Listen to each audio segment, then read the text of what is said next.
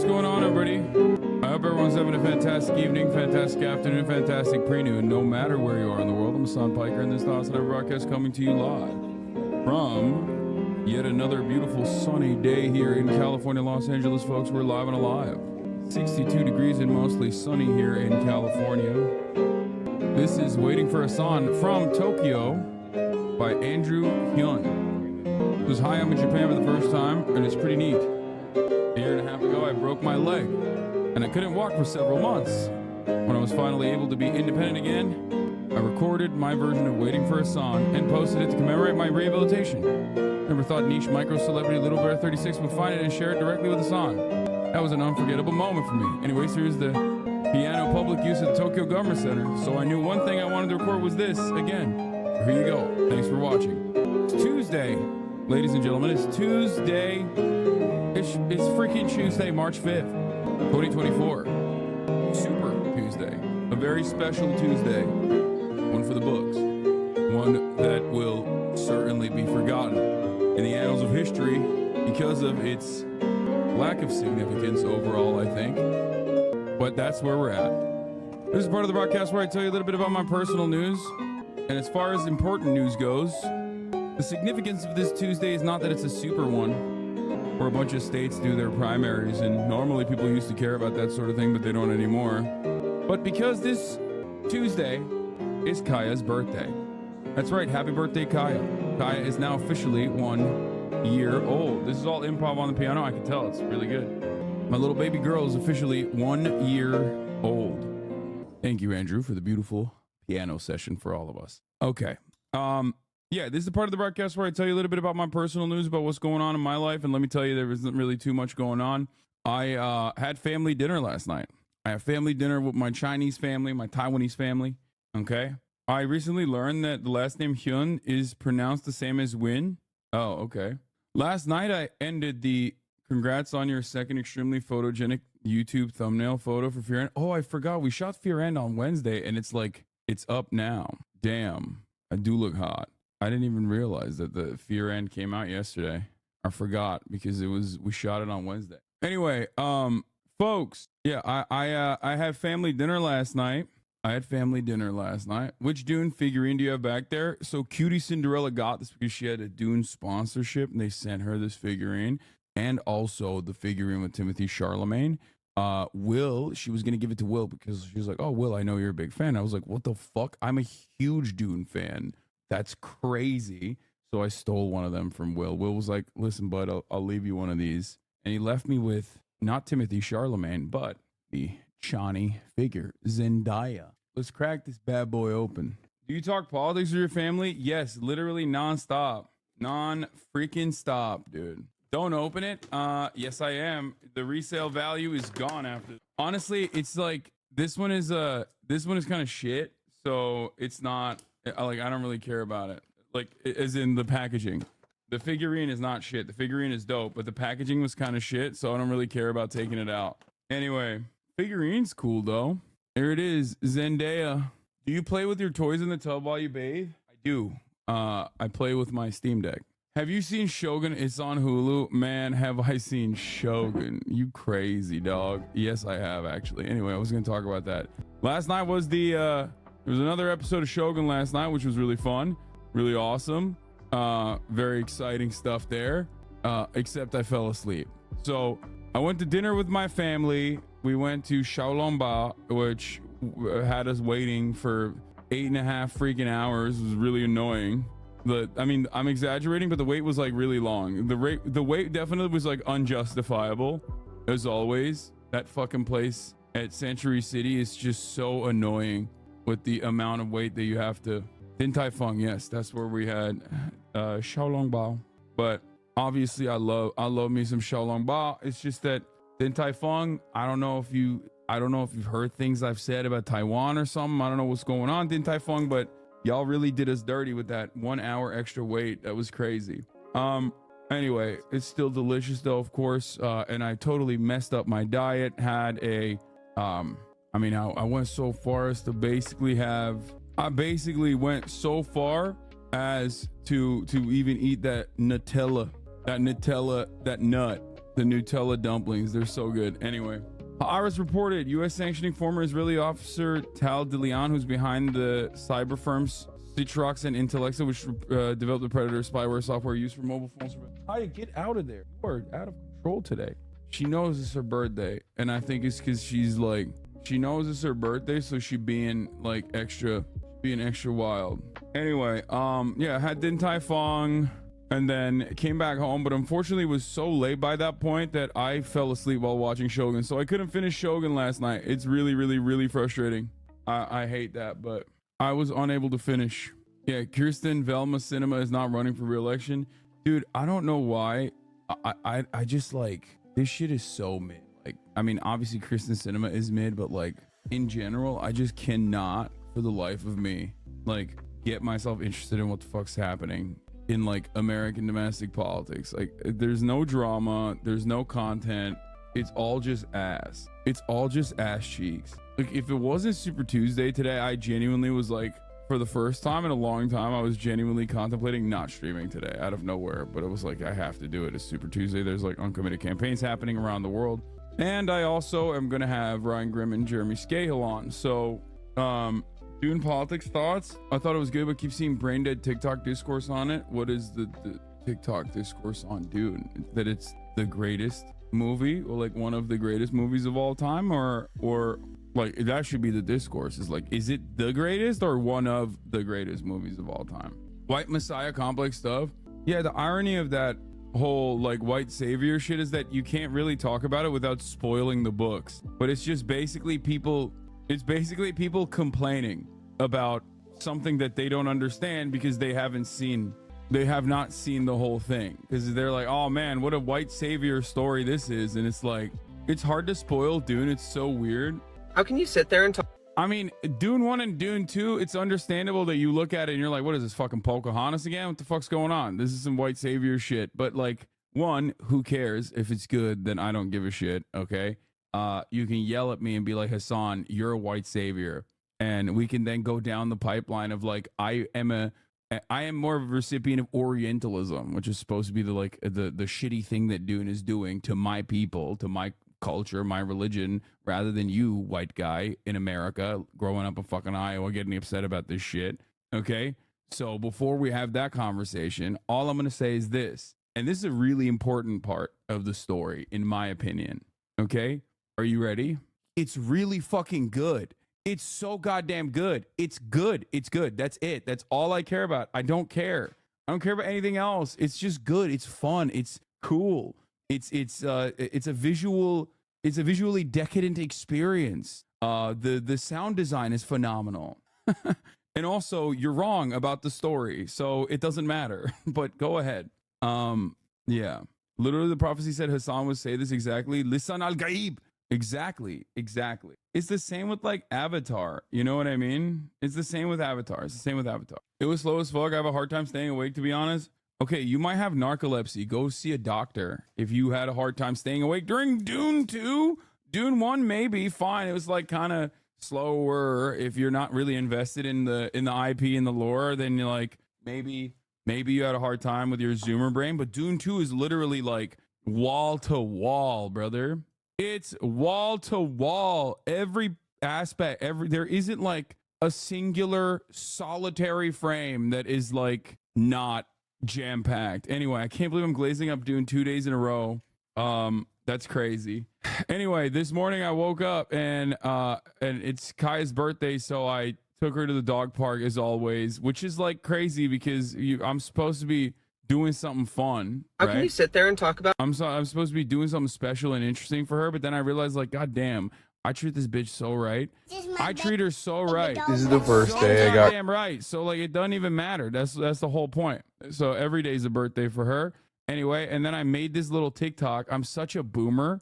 Okay, I'm such a goddamn boomer. I made her a little TikTok for all of you guys to see the growth spurt that my little girl went through. Here it is. This is from the first day. This is the first day I got Kaya. Look at how tiny she is. Can't believe it's been a year. She's a year old now. Big girl. So let's see what happened. This dummy still sleeps like this. I swear to God. Look at the way she's twitching over here. She's probably running around in her dream. And this is how the princess eats her food. Look at this. Oh my God. She is such a lady. She pauses and lets the food settle a little bit before she goes back in for seconds. You know what I'm saying? This is the first time I brought her to the vet. And of course, she the little dookie. She did her thing, you know? Queen shit. And then one day, she just grew and didn't really stop growing. One day morning,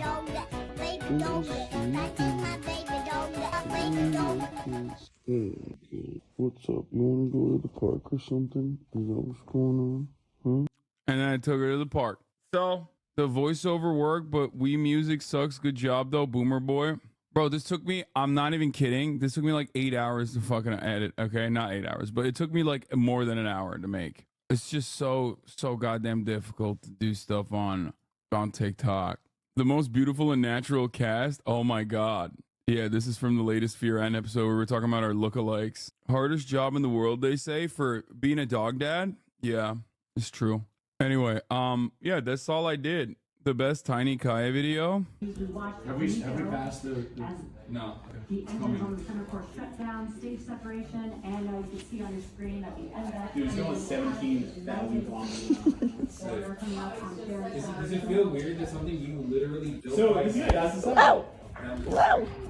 Like, everything you see on the screen, I work on. Do you want this? Does it get faster? I called it. Leading Hollywood agency CA has signed Tisa Johnson, the creator of the Who the Fuck Did I Marry 50-part series on TikTok. She's selling that. She's selling it. That's the script. She's selling that shit. I'm telling you. Doing characters if they were Twitch streamers, a thread. Seer as Fade Rautha. Tectone as Baron Vladimir Harkonnen. Knut as Glosu Raban. Squeaks as Paul Atreides. Jerma as Leto Atreides, the God Emperor. Valkyrie as Chani. Iron Mouse as Stilgar.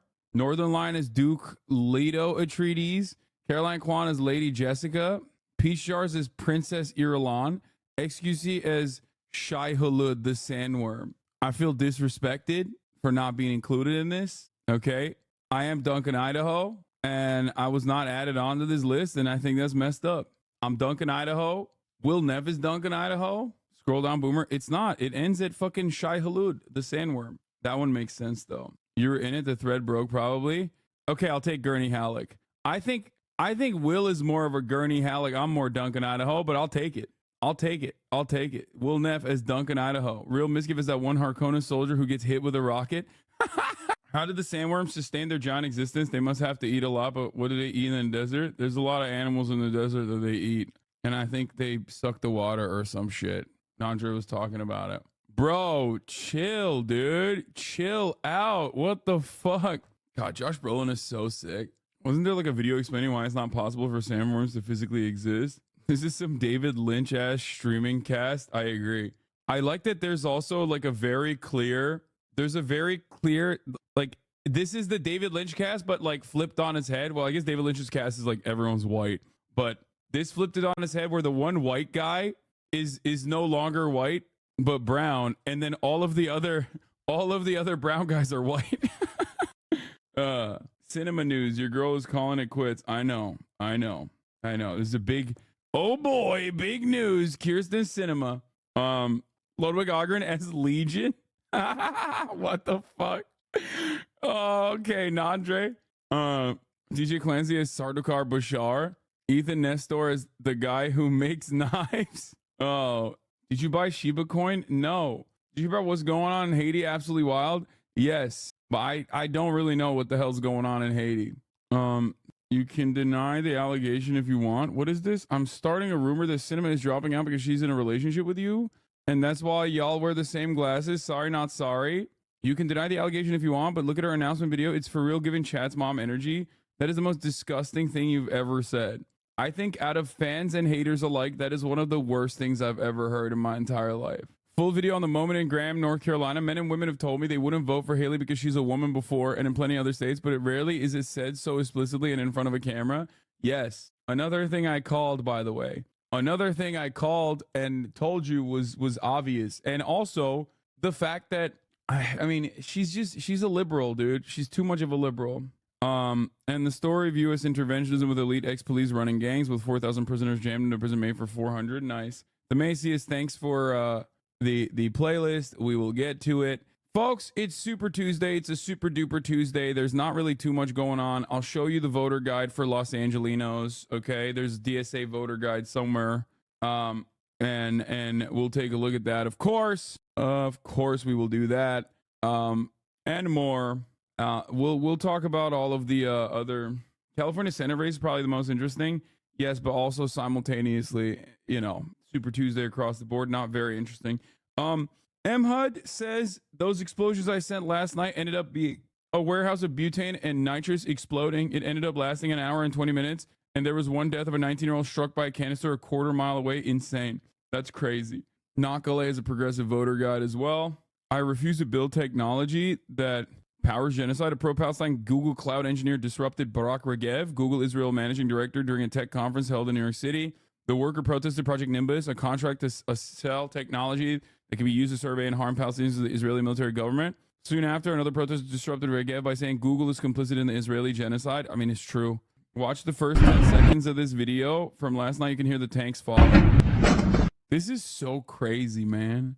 So what is it? It's still like a warehouse that wasn't sanctioned or something, I suspect. It's got to be like a illegal warehouse or some shit with too many gas tanks. A vape warehouse that just had butane delivered. Poor storage decisions, I think. This place was 3 miles from me and we shook for nearly 2 hours from it. That's crazy. You dropped this drawing, King. I'm not clicking on a Google Drive. I'm sorry. Anyway, Arizona governor announces to cancel $2 billion in medical debt for up to 1 million residents. Good idea. When you get the news, you're actually hurting the GOP's chances by running. That's a funny way to take it. I assume that's what's going on. God, I hate her so much. Why couldn't she just announce that she's no longer running and also announce that she's no longer interested in living and being around and being in public? That's all anyway, in a video game. She's just I just don't want to see her in public at all. That's what it's not even, I didn't even say anything wrong. I'm just saying I wish that she would announce that she is no longer going to be around and in public and just fucking go away. But to be honest, I despise her, and so does everyone else, and so does everyone in fucking Arizona. But I think that her announcement, I'm dead. No, that's not what I meant. I think that one of her worst qualities, she's just such a bad person. She's such a stupid person. But she still did it. She got the bag. She fucked the Democratic Party's entire legislative agenda. And the Democratic Party let it happen. They're very, very, very bad. The Democratic Party is very, very, very bad. Okay? It's just crazy that they just sat there and took it and ate it from one of the dumbest motherfuckers alive. God damn. Not even smart. Not a single thought in that fucking brain, Oh, yeah. Here was her girl boss feminism moment. I mean, we'll do Kristen Cinema in a second. Hold up. Let me blast off real quick. She has 3 PhDs. No, she doesn't matter. Okay. You can get a fucking PhD in finger painting and then sit around and get honorary fucking degrees all day, every day. She's an absolute dumbass. One, if she was actually even remotely intelligent, she would have just not disrupted the bag so aggressively. She could have had an entire career in Congress as the Perma Joe Manchin of Arizona. Okay. She fucked it up. She literally got a sweetheart deal as a green senator that no one has ever gotten. Okay. No one. I mean, no one gets a signature legislative bipartisan deal as a green senator. First season out the gate, you're out of your goddamn mind. They gift wrapped it for her. That would have solidified her as a permanent fixture in the Democratic Party, as the Joe Manchin, as the revolving, rotating villain. Sorry, forever. You know how much money you can make doing that? You know how much money you can make doing that? Being just the disruptor And she just literally made the worst decisions overall and just threw it. Can we move on? No, we're not going to move on from Kirsten Sinema fucking quitting, okay? We're going to talk about that for sure because this is a big story. KKK, Kirsten, SS, hold on. KKK, Kirsten, SS Cinema, quits, America, Congress. Chatters, this is a political stream, Lamau. It's true. Risa thesis on with CA, Legion movie soon. Yeah, I know. Yeah, she wants to be in the middle again so that both the GOP and DNC give her deals so that she votes for them. She misses. Wait, it's just dumb. It's dumb as hell. There's nothing smart that she did in her situation. She was gifted a position and she boofed it. She fucked it. Okay. Kaya turned 1 today. It's Super Tuesday. And I got Jeremy Scahill plus Ryan Grimm coming on later to talk about New York Times coverage of 7 and the new report. Get in now. AmeriClan KKK Angra says, oh, that's good. That's even better. My Maoist standard English is like slacking. I'm an old school Maoist third worldist, so I don't have like that new vernacular ready to go. You know what I mean? New Jon Stewart today. Yes, of course, as always, we will do that. Does anyone have a good blast off for me, ladies and gentlemen, folks? New Jon Stewart, as always, we will always look at it. She had a Congress job and then she freaked it. German leftists burnt down a transformer station to fuck over Musk's gigafactory. Damn. German leftists are no longer doing hate crimes to Muslims and instead actually doing like leftist shit. That's crazy. That's interesting. Wow. That's unique. That's new. You're not used to that.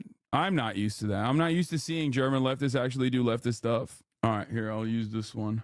Okay, here it is. Here it is. We blast it off, folks. KKK Erston's SS Cinema quits America Congress. Says, for those of you who don't know what that is, that's Maoist Standard English. Now, why am I using Maoist Standard Vernacular English? That's because Kirsten Sinema used to be one of those motherfuckers, okay?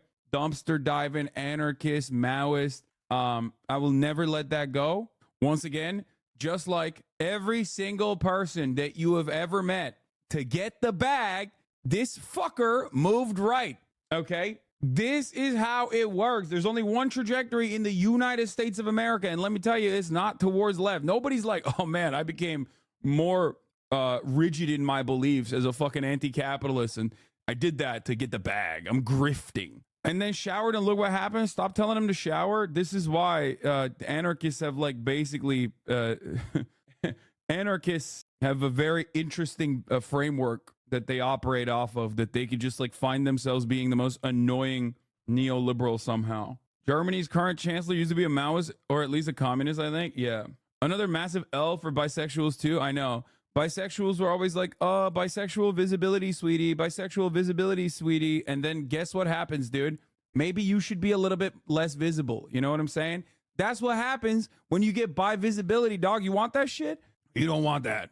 You don't want that shit. Trust. You do not want that. Okay?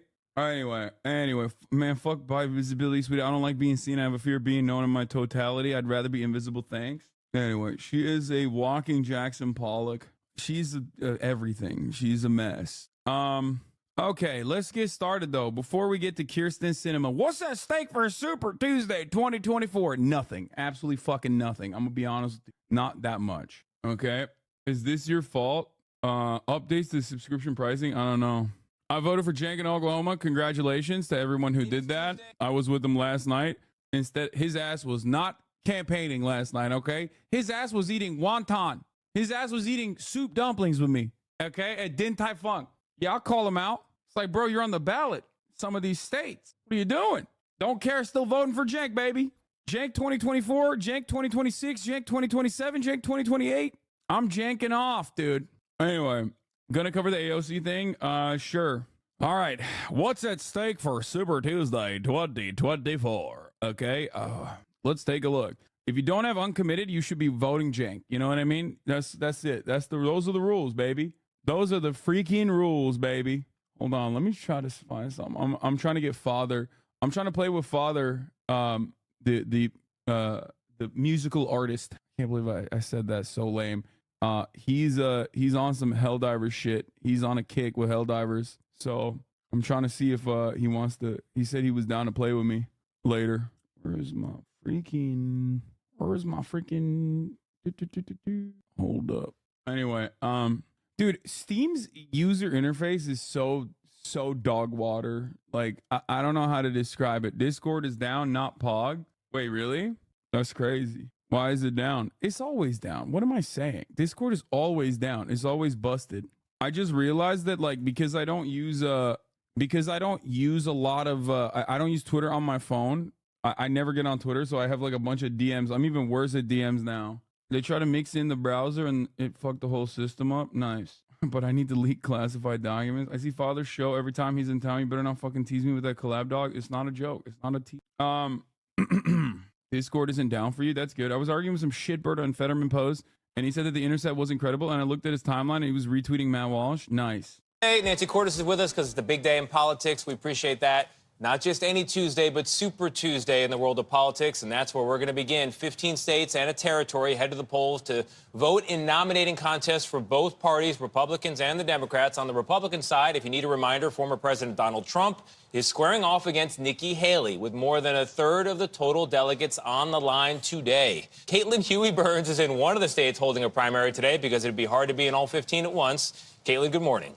Good morning to you, Tony. It's always a good morning when voters are voting. And Donald Trump actually... No, it's not. It's like not objectively not a good morning when voters are voting. What the fuck? It's always a good morning when voters are voting. That's a silly thing you just said. You're silly, Caitlin Huey Burns. You're silly Billy. Dude, I'm telling you, this is the most mid-election cycle in my professional career. Okay? I've been doing this for 10 years. I'm straight up telling you right now, I have never encountered in all of my many years of being interested in politics, okay? This is straight up the most mid one.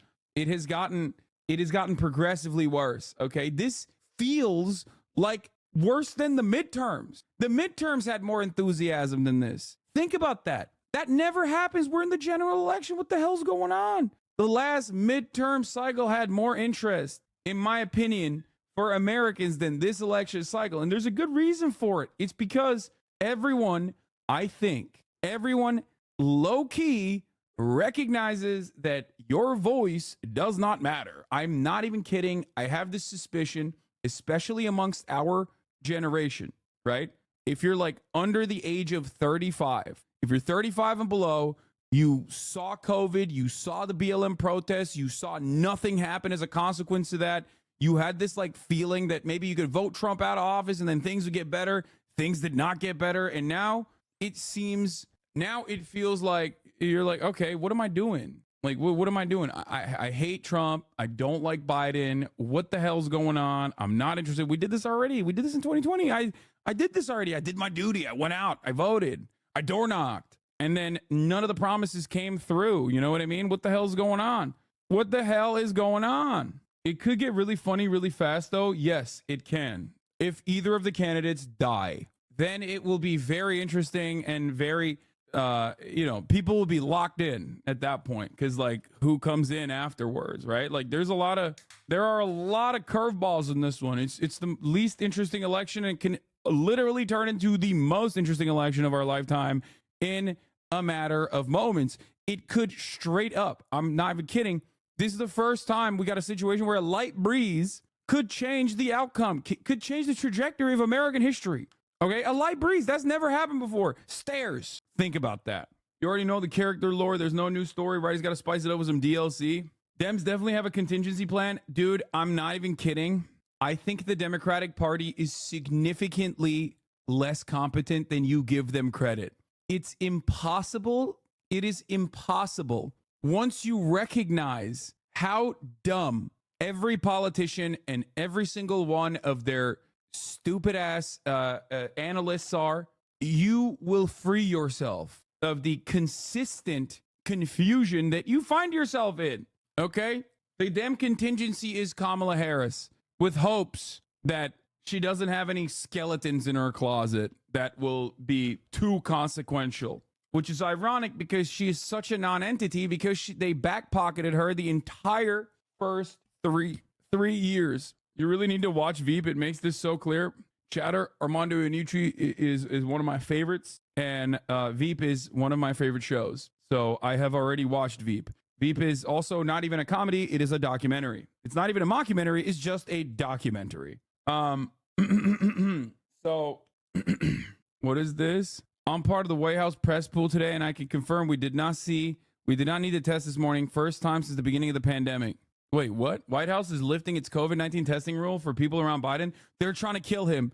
Oh my God. Oh my God. Things are getting interesting.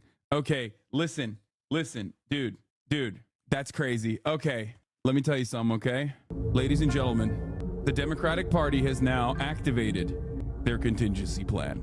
I was wrong. Earlier I said, all but a brief moment ago, I just said the Democratic Party does not have a contingency plan. Turns out they do. It's called killing Joe Biden with COVID. That's right. Their original plan was to tell the world that he fucks hard and fucks often. That didn't work because everyone was like, it doesn't matter. He's 800 years old. I don't care about his dick game. Then they were like, all right, let's put him in the hyperbaric chamber again and let him fizzle out. Turns out now they're going in the exact opposite direction. They're putting Biden in contact with people who are COVID positive to see what happens. Oh my God. I was playing a deep cut, by the way. That's Splinter Cell 1 OST. Stop licking your elbow, ma'am.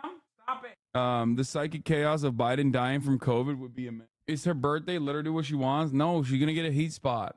She's gonna, if she keeps licking. Enough. Can you lick your elbow? Yes. I'm not going to right now, but I can. Trust me. Take my word for it. Come on, spoiler her a little for just today. You missed your opportunity to play this. They're gonna kill him, dog. That's it. Anyway, where was I? All right, let's get back to Super Tuesday. Actually added to that delegate count you mentioned last night with a victory in the North Dakota caucuses. But now all attention turns to Super Tuesday, which the results could signal the end of Nikki Haley's campaign. I'm sick of the both sides of the same horseshit, to be honest. Mind Drive, you are always the guy who does this every election cycle for every single election cycle that you have been here for, and you've been here for 46 months as a subscriber, and you've been following since 2019. You are a lifelong Democrat. I don't know why you act like this is like a new thing you arrived at every single fucking time. You have done this every single time. You've done this in the midterms. You've done this in two generals. Like, come on now. Oh, I'm so sick of the both sides of the same horseshit, to be honest. Biden fucking sucks on Gaza, but he's a hell of a lot better on a bunch of other issues. First of all, he's not. He's not a hell of a lot better on other issues. Okay? He's not. There are areas where this administration is far and beyond better than every other prior administration, including the Obama administration. Labor being one of them, the FTC being another one. It's the agencies that have done a really good job. Okay? They have. But on issues that matter, on issues, and labor certainly matters as well, but on issues that are in your face, like issues that drive the conversation, issues that create single issue voters, like immigration, Brandon took the previous 12 to 18 year cycle that it took for Democrats to arrive at the Republican position and greatly accelerated to a 4 to 3 year period. Back in the day, it would take at least like 14 years for the Democratic Party to be like, that's our position now, to a prior Republican Party position. Nowadays, it's 3. Brandon ran against Trump's immigration policies, and now Brandon is running towards Trump's immigration policies and saying he's the guy to do it. It is unimaginably stupid. He's posting a State of the Union address. It's on 40-point font. Good evening, my fellow Americans, Mr. Speaker, Madam Vice President. The only area where the Democratic Party, or at least the Brandon administration, has excelled is that they have kept the 3-minute ad breaks at the top of the hour the same. Okay? Yep. See? Mind Drive. Republicans and Democrats will 100% vote 100% opposite on many major issues. I'm sick of the both sides argument. Both sides, dear God, when will this end? Fucking smoke, dude. I know my chatters, baby. Mind Drive and his inability to recognize the truth that the Democratic Party constantly uses his best intentions against him to consistently move further and further right every election cycle, causing him to basically advocate for the Republican Party positions that he voted against last election cycle is hilarious. Okay. Anyway, like I said, though, don't worry. Obviously, the Brandon regime has kept the top of the hour ad breaks at 3 minutes, okay, in length. And you can still subscribe for $5 or for free with a Twitch Prime. That's still readily available to you. So those are pretty good, I would say. Those are pretty good ways that this administration is still got your back. Here's the 3-minute ad break now. Gift subs are coming in. Sakura Gore, thank you for the 10 gifted. Masuzi B, thank you for the 10 gifted. Can you apologize to Mind Drive for being such a meanie? I'm not being a meanie at all. Listen, I love my chatters. You guys know this. If I was a meanie, I just wouldn't even respond to takes like that. I'm getting the impression that a lot of mega leftists are so fed up they're ready to vote for Trump. If you vote for Donald Trump, you are not a leftist. That's it. Straight up. If you vote for Donald Trump, you are not a leftist. You are not a socialist. You are not a progressive. It is ridiculous. Like, vote for whoever you want is what I say all the time. But, like, let's be real, okay? I am never, ever in a million fucking years voting for Donald Trump. There's no accelerationism that is not, like, valid.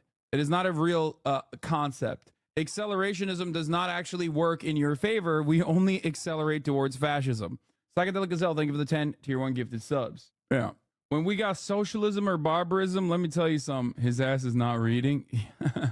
When you got socialism or barbarism, accelerationists don't realize that without any sort of serious, solid fundamentals, no mechanism of pushback, no real, genuine class momentum, no actual acknowledgement of your class position, no class consciousness in this country, we are accelerating towards barbarism.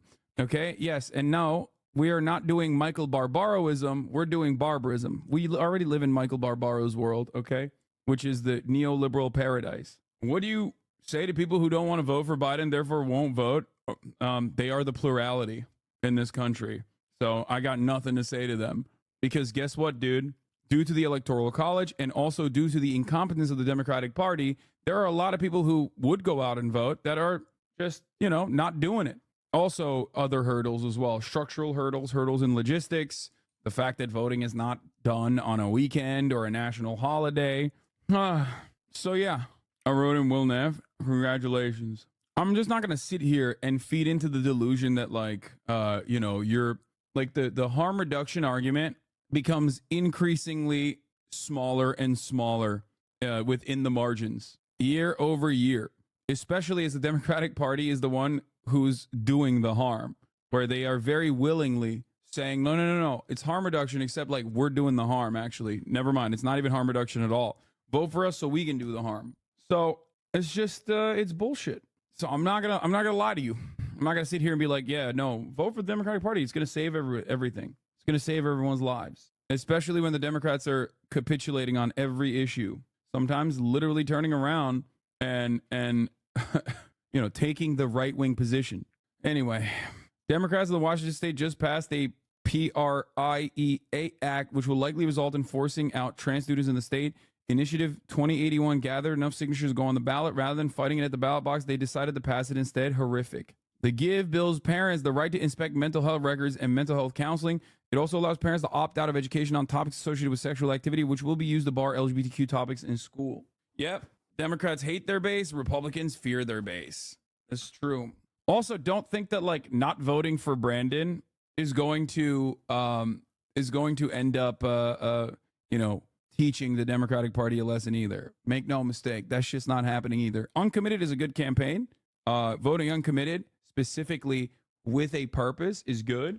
But over in the primaries is good. But if you think that we made him lose and now they're going to learn their lesson, no, they're not. They didn't learn their lesson after 2016. They did not. I often don't like talking about electoralism of this sort because it is very, very depressing. Because everyone wants to feel like their vote matters and everyone wants to feel like they're making a change, and voting is making the change, right? It's the least important, most important thing you can do, because it's not supposed to be that hard. You just take some time out and you do it. The consequences are going to be dire. Anyway, let's continue on the what's at stake for Super Tuesday 2024. Nikki Haley finished a multi-state tour in Texas with a campaign rally that could be her last. At some point, maybe we should say the reason that America keeps losing is because of Donald Trump. But in one point of agreement with her Republican rival, I want him on that ballot. Haley supported a unanimous Supreme Court ruling Monday that Colorado cannot remove former President Donald. If they lose, Dems won't realize they need to push more progressive policy. If they lose, they will think they need to shift more fascist policy to win the moderates. Yeah, no, they're at a certain point you have to realize like the internal structure of the Democratic Party is just so busted, so flawed. They are not listening to you, and they will not listen to you until you have enough organizational power. That's it. Until you have unions, until you have labor power, until you have other organizations like the DSA and the like that are genuinely trying to push for progress and have enough of a sizable audience that they have to reckon with, that you can use the normal protocols of communication that other interest groups utilize, oftentimes with a shit ton of wealth backing them, of course. The Democratic Party is never, ever, ever going to turn around and be like, yeah, maybe we should listen to these dudes. Yeah, it's not going to happen. PSL option, dude, look, I love the PSL guys, okay, but like every fucking 4 years, you motherfuckers come in here and you're like, dude, Gloria Riva, every 4 years, man, shut up. Great on the activism front, but you just demonstrably don't understand how like the election process works. If you're literally like, oh, dude, what do you mean vote third party? If everybody votes third party, then they'll win. Like every fucking year, dog. What the hell? Every year. That's not how that works. I love the PSL people that do this in this community because like it's no different than the Democratic Party saying like, if you vote for her, she'll win. Even the gender is the same. You know what I mean? It's like 2016 Democratic Party attitude. If you vote for her, she'll win. Instead of Hillary Clinton, you're saying it for fucking PSL, and it's like, yeah, dude, really? What are we winning here? What can we win here in the Electoral College? Anyway, we do this every election, and the answer is still the same. Democrats win, and they think they can win without the left and continue to move right. Democrats lose and still continue to move the right because they lost. Exactly. Nah, they know you'll vote for them when the time comes to it. Yeah, this is from the New Yorker magazine. Back in the Oval Office, where winter sun shone through glass doors, I asked Biden if it was possible for him to reach voters who had those beliefs. He treated the question as a provocation. Well, first of all, remember in 2020, you guys told me how I wasn't going to win, and then he told me in 2022 how it was going to be a red wave. He flashed a tense smile, and I told you there wasn't going to be any red wave. And in 2023, he told me we're going to get our ass kicked again, and we won every contested race out there. He let that sink in for an instant and said, in 2024, I think you're going to see the same thing. It's great. One race where you barely won and 2 cycles where you weren't on the ballot doesn't allow you to dismiss every single possible critique. This awful, insecure desire to feel like they are backed by some silent majority is blinding them from the most basic political realities. Class consciousness will not happen without natural downfall of our society. You're crazy. You're just, first of all, you're on Twitch, okay? When you say the natural downfall of society, you're getting no treats, okay? You're a treat boy. You're on here. You love treats. This is your treat. People are so callous in the way that they talk about societal collapse. It's crazy. Once again, people can predict the downfall of the planet before they can predict the downfall of capitalism. It's crazy. Society will collapse before capitalism does. It's like, all right, but you said you were voting for him, so is he really wrong? Did I say that? Also, it doesn't matter. 1, I'm in California. 2, even if I wasn't a fucking swing state, it still doesn't matter. Okay? I'm an advocate for voting. I'm always going to tell you to vote. Okay? Voting is good. It's great. Ballot measures are important. Local elections are important. As far as the president goes, it's the least important thing on that fucking ticket. Okay? If you're there and you feel like you want to vote for the Democratic Party, if you want to do harm reduction, if you believe that this is truly going to work, go off kings and queens. Just don't think that this is like a legitimate act of protest or anything in either direction. It doesn't fucking matter. It does not matter. It doesn't matter. Just straight up doesn't matter. We have a uniparty structure, and ultimately it's a matter of like, do you want the bad stuff 4 years later, or do you want the bad stuff now? That's it. That's what harm reduction has turned into. It's not like, let's roll back the bad stuff and maybe do a little bit of good stuff. It's literally, do you want it now?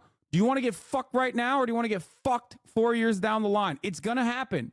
It's going to happen no matter what. You're going to get fucked. And I think a lot of people recognize that, so they fucking put their heads down and they're like, all right, well, I'm preparing my asshole. Okay, I'm doing booty boot camp. I'm out there doing booty boot camp because I'm going to get ass fucked no matter what. Sorry, so I'm voting for the guy who hasn't said he's going to persecute leftists. Seems like it's going to be worth it. I like my life and I'm cool with getting fucked. Or go off. Great. I'm not going to tell you not to vote. I don't give a shit. Go off. Yes. Go vote. Go vote. Vote hard. I'll be there. You know what I mean? Vote harder. Vote harder than you ever have. I'm fine with that. You know, do it. It's just that, like, if that was seriously what Trump was going to do, right? If Trump was like, yeah, we're going to literally throw leftists in prison, myself included, okay? With the way things are going with the Brandon camp, the Democratic Party is going to be advocating for that 4 years down the line anyway. So yeah, you're voting to basically put an end to you're voting to like push back the leftist getting thrown in jail policy 4 years down the line. Maybe he will just put you in jail, take one for the team. Yeah, maybe. All right, let's finish this. Trump from the primary ballot for his conduct around the January 6th insurrection, instead ruling states may disqualify persons attempting to hold state office, not the presidency. Now, Maine and Illinois will have to follow suit after similar challenges. You cannot take somebody out of a race. The voters can take the person out of the race very quickly, but a court shouldn't be doing that. Trump said he hoped the high court would also rule in his favor on presidential immunity in his federal election interference case, a question the justices will take up next month. If a president doesn't have full immunity, you really don't have a president. Trump's legal battles have become a rallying cry for his campaign and have helped to fuel support among Republicans. I feel like that all the states that are going after him are it's all political. It makes me feel stronger to back him.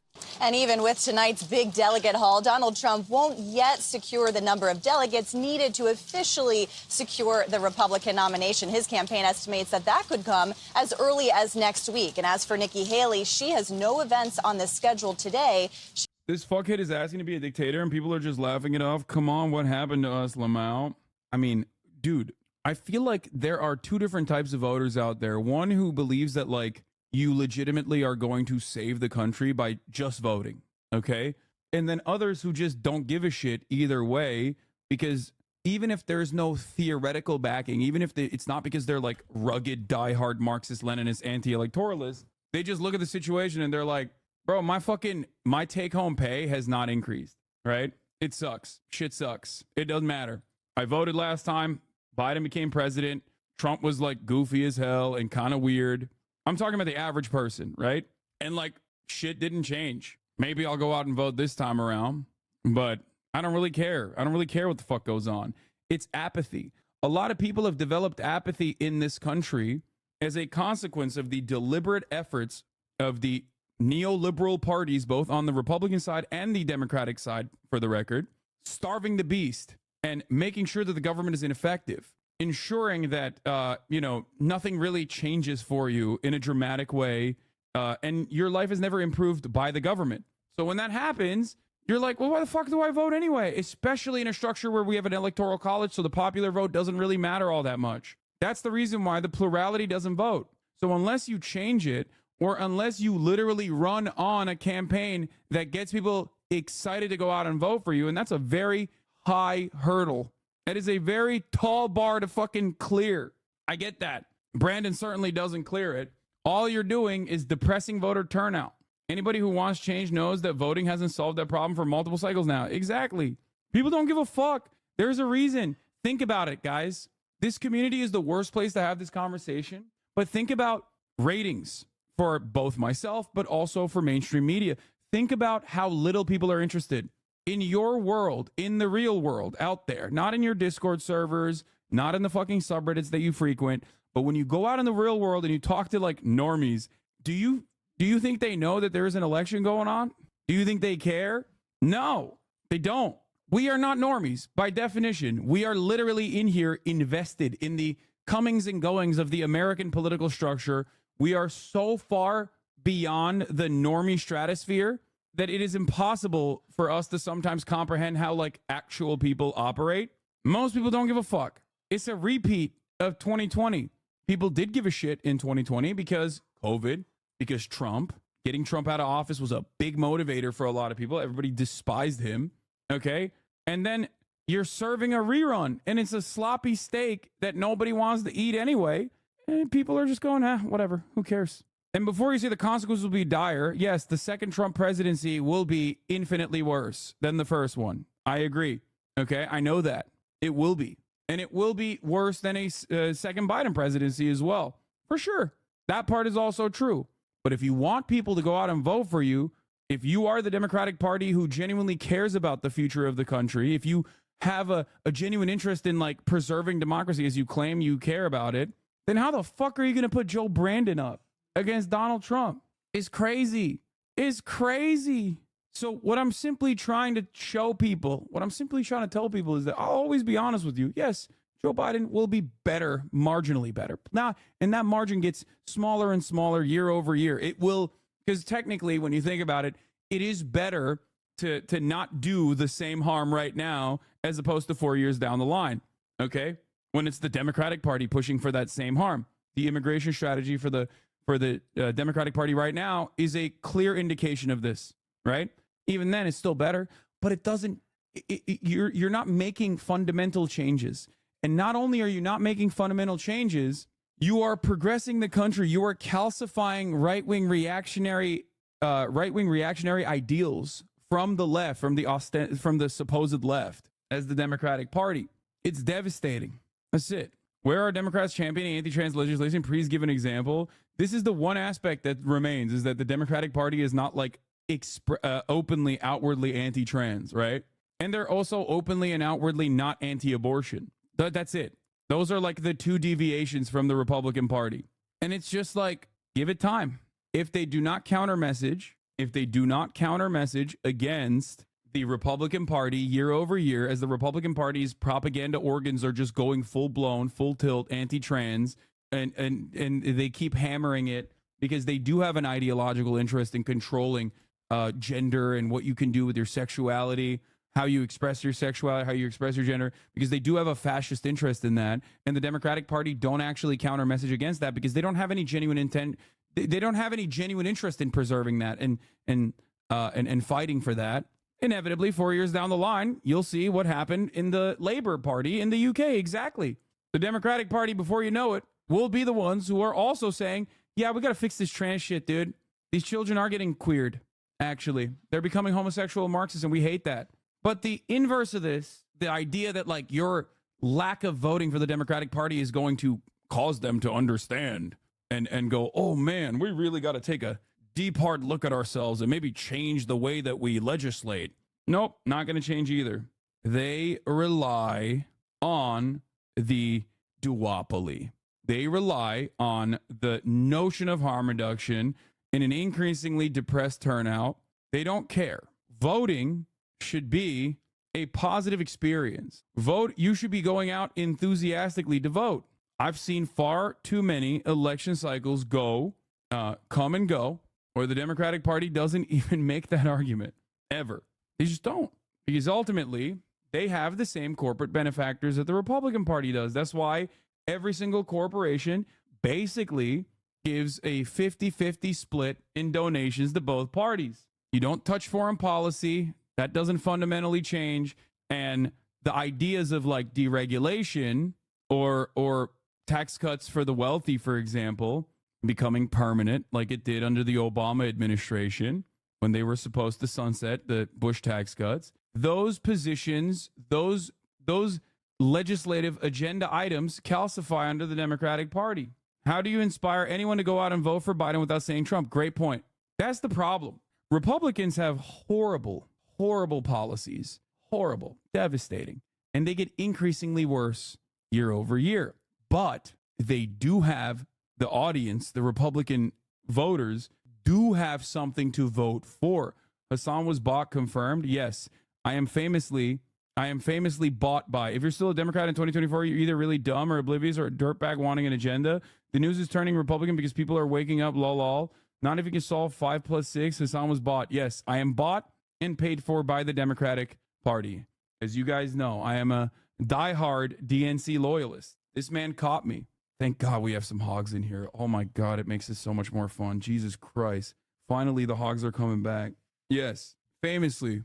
Be nice to the hog, please. We want them. We want them in here. We miss them. I miss them so much. How is something like the NLRB affected by Biden not being in the office? Would they continue their vanguard action or will they dissipate under Trump? No, they will definitely be crippled under Donald Trump. 1,000,000%. Dude, think about what Trump did last time. He had a policy of just not filling the agencies. Like he just realized like it don't matter. We could just we could just make sure that fucking we don't fill the agency roles and that's it. Unban AK212. He's a hog from my chat who's unbelievably good content. He once tried to argue Republicans have bigger dicks and that's why I should vote for Trump. Let's see what we banned him for. He probably said some transphobic shit. What? Dude, their account has been lasered off the platform, sir. They're gone. They've been gigabanned. Anyway, speaking of Trump W's as always, because you guys know I'm the #1 Trump defender, Trump loyalist in here. In the building, okay? Here is Donalde posting a dub. Let's bring him in. Joining us now is the 45th President of the United States, GOP presidential frontrunner, Donald Trump. Mr. President, thanks so much for joining us this morning. I got to pee real quick. Good morning. So, Mr. President, let's talk about the reaction from the Supreme Court. You got both a unanimous decision from the liberal wing, the conservative wing. They said that you deserve to be on the ballot and voters get the right to decide. What's your reaction to that? Well, I think having a unanimous vote was really great, and they were hoping for it. People were hoping for it because there should be no question. If you're going to win or lose, you have to win or lose at the ballot box, not in a courtroom. And it was a really well-crafted decision. People were very happy about it. Actually, all sides pretty much were respectful of it. Right. And then Jamie Raskin took about a 3-second break and then says, I'm moving on legislation. Listen to what the congressman said. I am working with a number of my colleagues, including Debbie Wasserman Schultz and Eric Swalwell, to revive legislation that we had to set up a process by which we could determine that someone who committed insurrection is disqualified by Section 3 of the 14th Amendment. What do you think about this left-wing movement? Well, it's the same losers. They're real losers. If they spent their time focusing on the country and making America great again, that would be a lot better than just wasting their time. I've been going through it for years, beating them for years, and it's the same voices, the same faces. They never stop. They don't care about our country. I don't think they love our country, frankly. They love themselves or their movement, and it's a sick movement. And I'm just focused on winning an election. We have to beat Biden. He's the worst president in history. There's never been a worse president. Our borders are an embarrassment all over the world. We have millions and millions of people coming in from jails, from mental institutions. Nobody's ever seen it. Nobody's ever seen anything like this. They're coming in from jails and prisons and mental institutions. As we talked about yesterday, we literally did that to El Salvador. Insane asylums. They're terrorists. I mean, you have terrorists pouring in at a level that we have not seen maybe ever. And what they're doing to our country is incredible. They're poisoning our country. And we're going to close up our border and we're going to deport the people. We're going to get them out because no country can sustain what we're going through right now. Mr. President, you know I know all too well about that. It's my home state of Texas is the epicenter. But I want to get your reactions to Super Tuesday. You're going to be competing in a lot of states. A lot of folks say you will get close if you win, like the polling suggests tonight, to getting the nomination. But the question is, how are you going to unify your party and then unify the country after that? Is there a peace deal between you and Nikki Haley to move forward as a party? Well, my focus is really, at this point, it's on Biden. We should win almost every state today. I think every state. Last night, as you know, we won with 87% of the vote. We won North Dakota, a great state with a great governor, by the way. But we really look at it, Biden. We think we're going to be very well unified. I've never seen enthusiasm. Look, I did great in the first one. I did great in the second one. I got millions and millions of more votes in 2020 than I did in 2016. We're going to do, and a lot of... Sick. Sick. Elon Musk doing VDARE propaganda again. This administration is both importing voters and creating a national security threat from unvetted illegal immigrants. It is highly probable that the groundwork is being laid for something far worse than 9/11, just a matter of time. 281,000 likes on this. We are so cooked.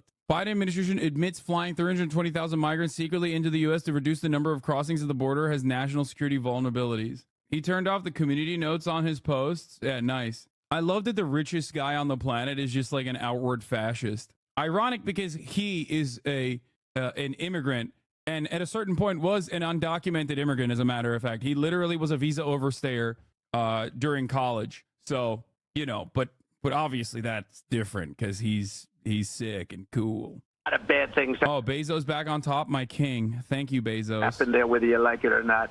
And we're going to do phenomenal this one. We have a secure election. We're going to make it secure. It's going to be more secure. That's the biggest threat we have. And we have more enthusiasm now than we had in 2020 or 2016, and that's a lot. Here's what Nikki Haley said about her chances, because in the polls, as you know, she seems...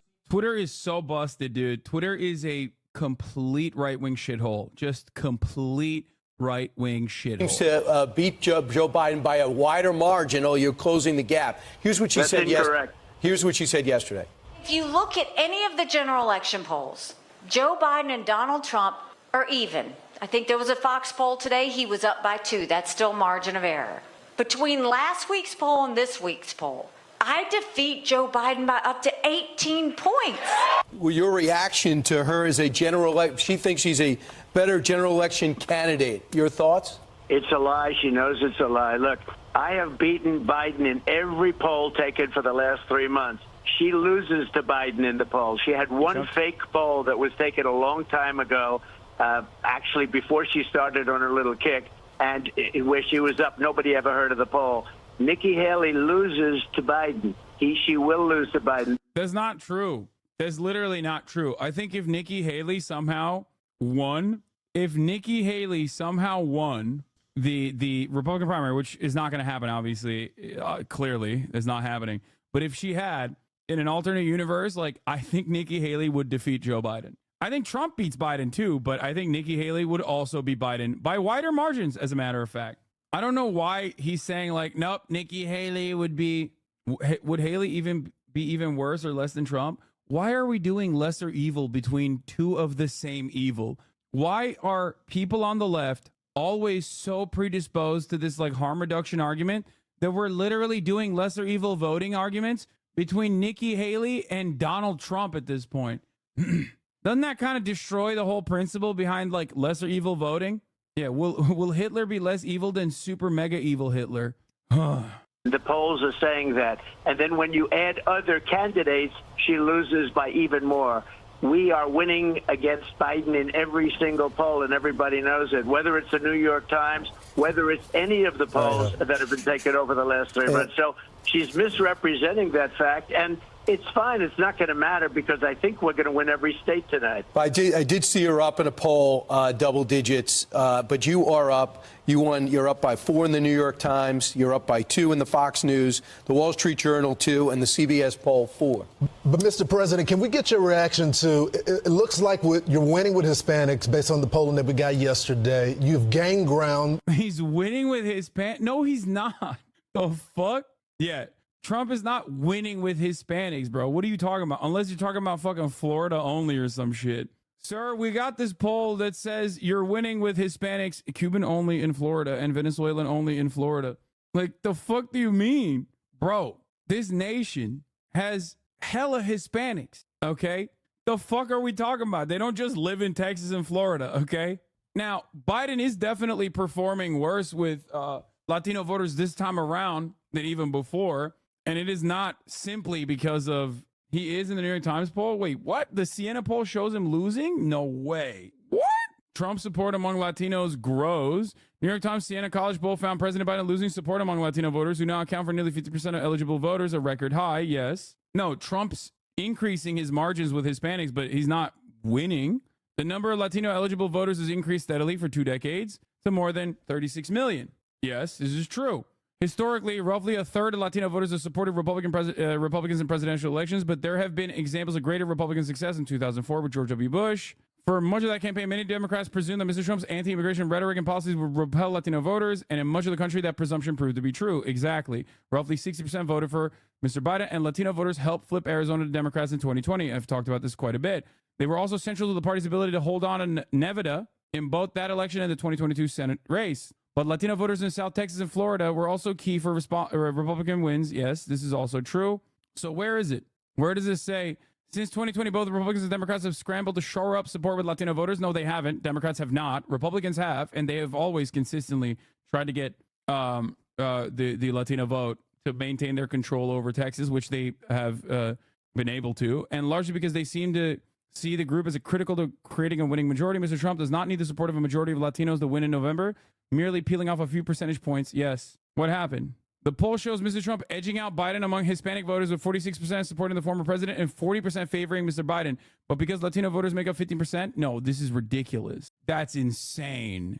This is due to young Latino voters not voting or not showing up in the polls and will most likely not vote. That's it.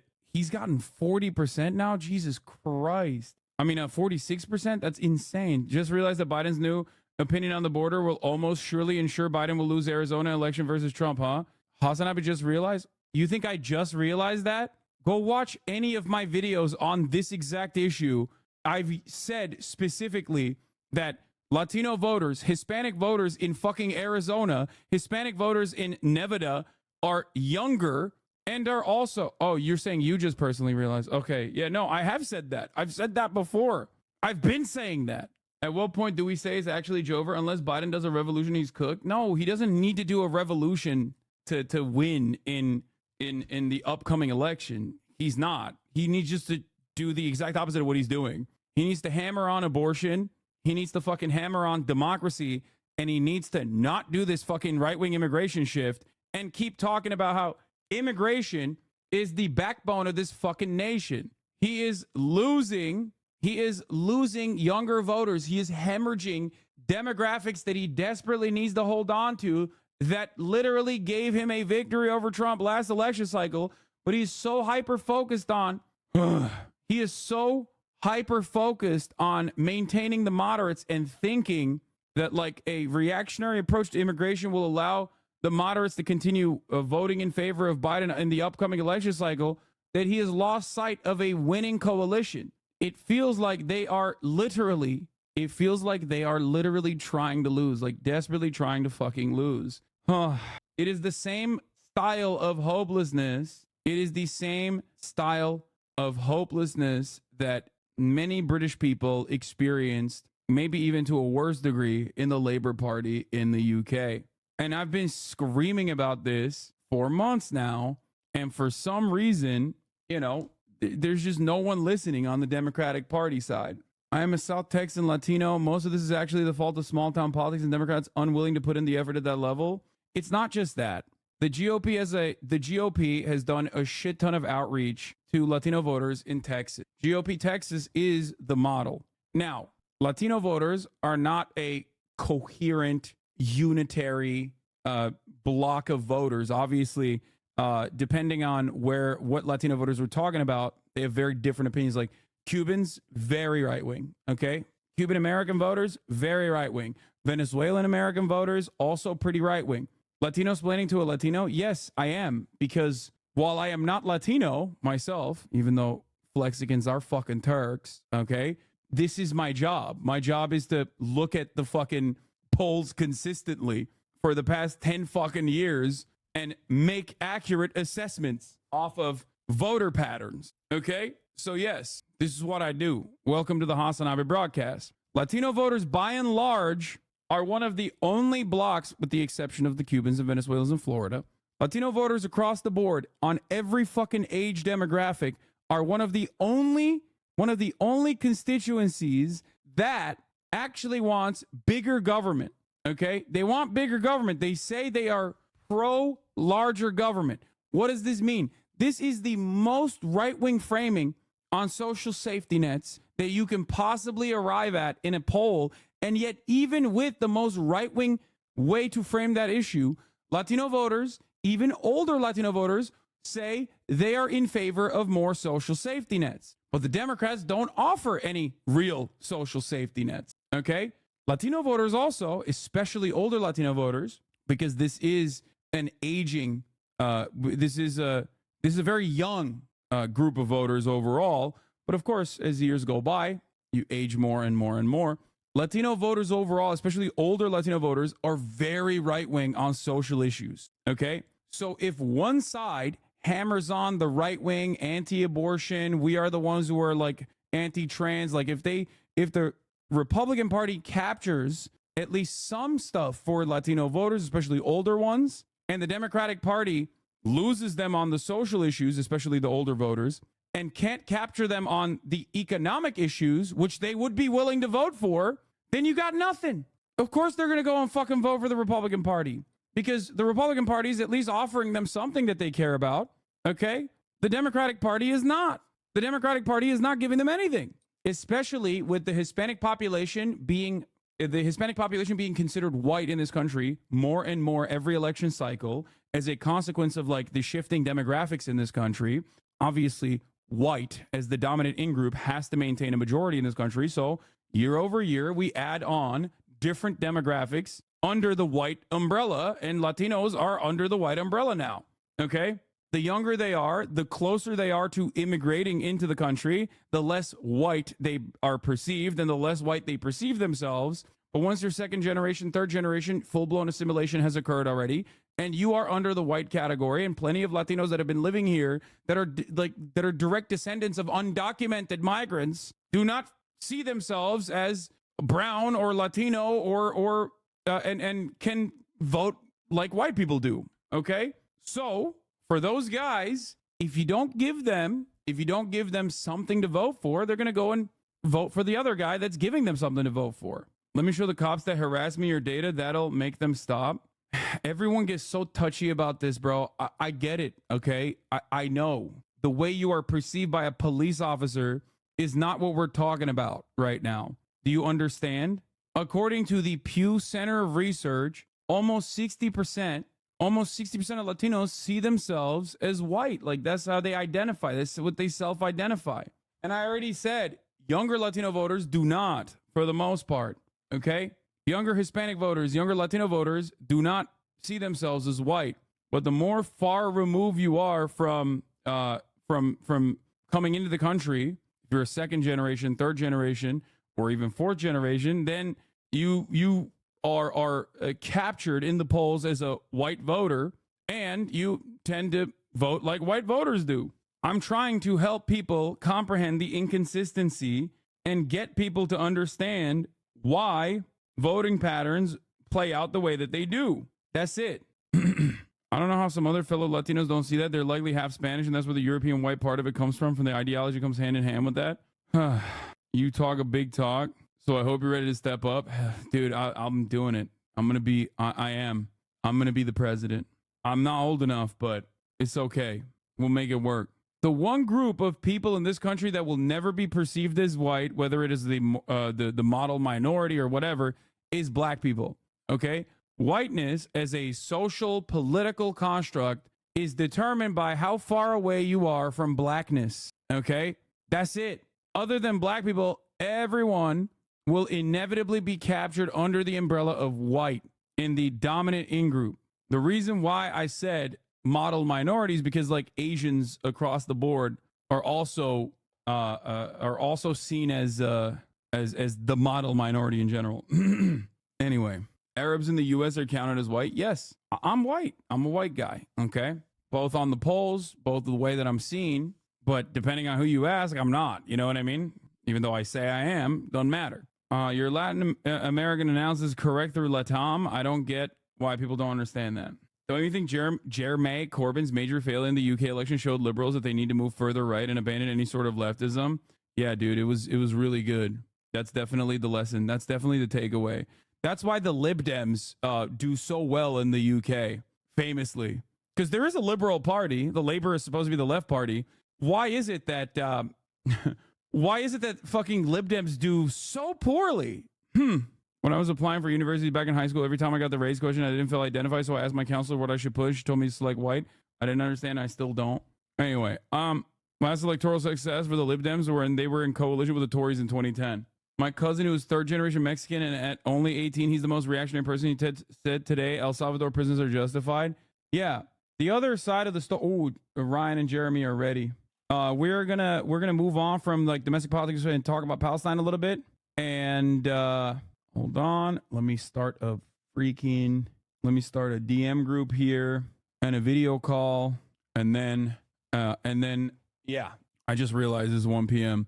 Hello, guys. Can you guys Happy hear me? birthday, Kaya. Oh wow, thank you. See, I'm now young again, man.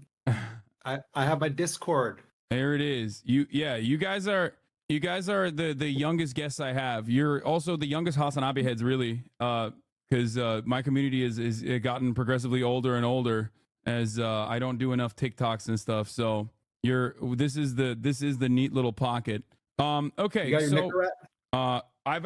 I have my Nicorette, but I've also started zinning, which is apparently very right wing to do. But that's my new thing is the nicotine pouches, Zyn.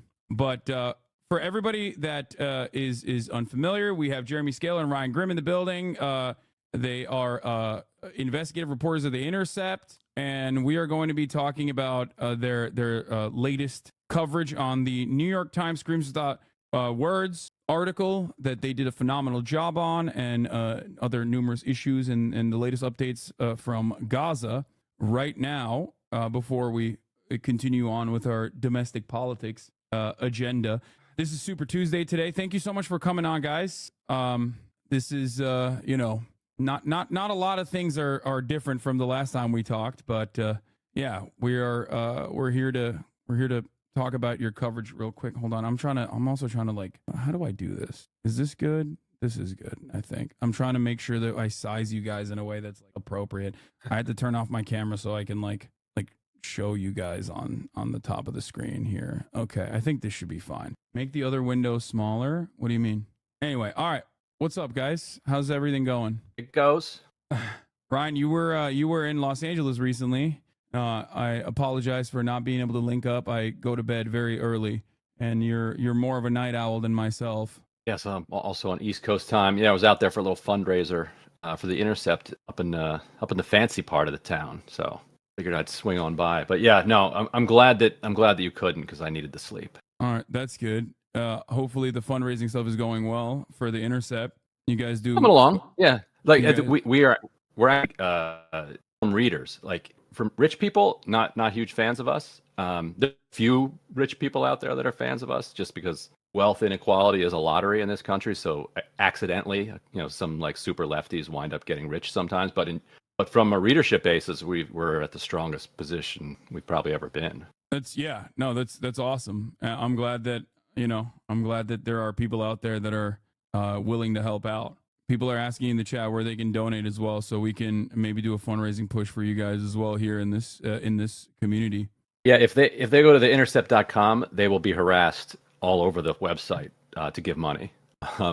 We'll beg you to give us your email, and then we will email you and ask you for more money. And you should give every single time we ask, is what I would say. Okay. They can sign up for my newsletter. I think it's theintercept.com/grim. I'm pretty sure. Let me make sure I said that right. All right. Good newsletter. And it's free, but you should give to The Intercept anyway. Yes, that worked. Theintercept.com/grim. Yeah, you're get you there to the your link on your Twitter actually goes to my website somehow. Your email link. I know. How did that happen? Do you have any idea? I have no idea. I don't know who did that. Yeah. Somebody saw that I put Ryan Grimm. A lot of little tricksters out here. It's been like that for years. I'm just like too lazy to fix it. Yeah, it's all good. Yeah, literally, if you click on Ryan Grimm at gmail.com on my Twitter bio, it goes here. Yeah, well, that's great because you're here today. So, there you go. Perfect. So, you guys, what we're going to be talking about today is the New York Times piece that came out a while back that was titled "Screams Without Words." And when I actually Google New York Times Screams Without Words, your article comes up first from 6 days ago, which is interesting. That's pretty good. NPR even did a piece on it, saying an investigation into the New York Times story is causing chaos. But here was your article that you both of you guys wrote alongside Daniel Boguslaw, where, in my opinion, you did a pretty scathing analysis of the failure of the New York Times to uphold their own rigorous standards in their own reporting in one of the most consequential pieces of reporting surrounding the ethnic cleansing campaign in Gaza, where the New York Times tapped into Anat Schwartz, who was a freelancer with no prior experience almost. And as far as I understand, maybe even some experience in the other direction, working with the IDF, right? Mm-hmm. And Intelligence the unit. with their intelligence unit. And we found out that while the original title, Screams Without Words, How Hamas Weaponized Sexual Violence on October 7, was a pretty damning title for a pretty serious accusation, the article itself had not met the rigorous journalistic standards that the New York Times is supposed to apply, and that it was devoid of any sort of real evidence. No two witnesses, a lot of witnesses that Anat Schwartz went to that had actually been disproven, with a lot of fabulous claims, a lot of exaggerations, and it turned into borderline atrocity propaganda.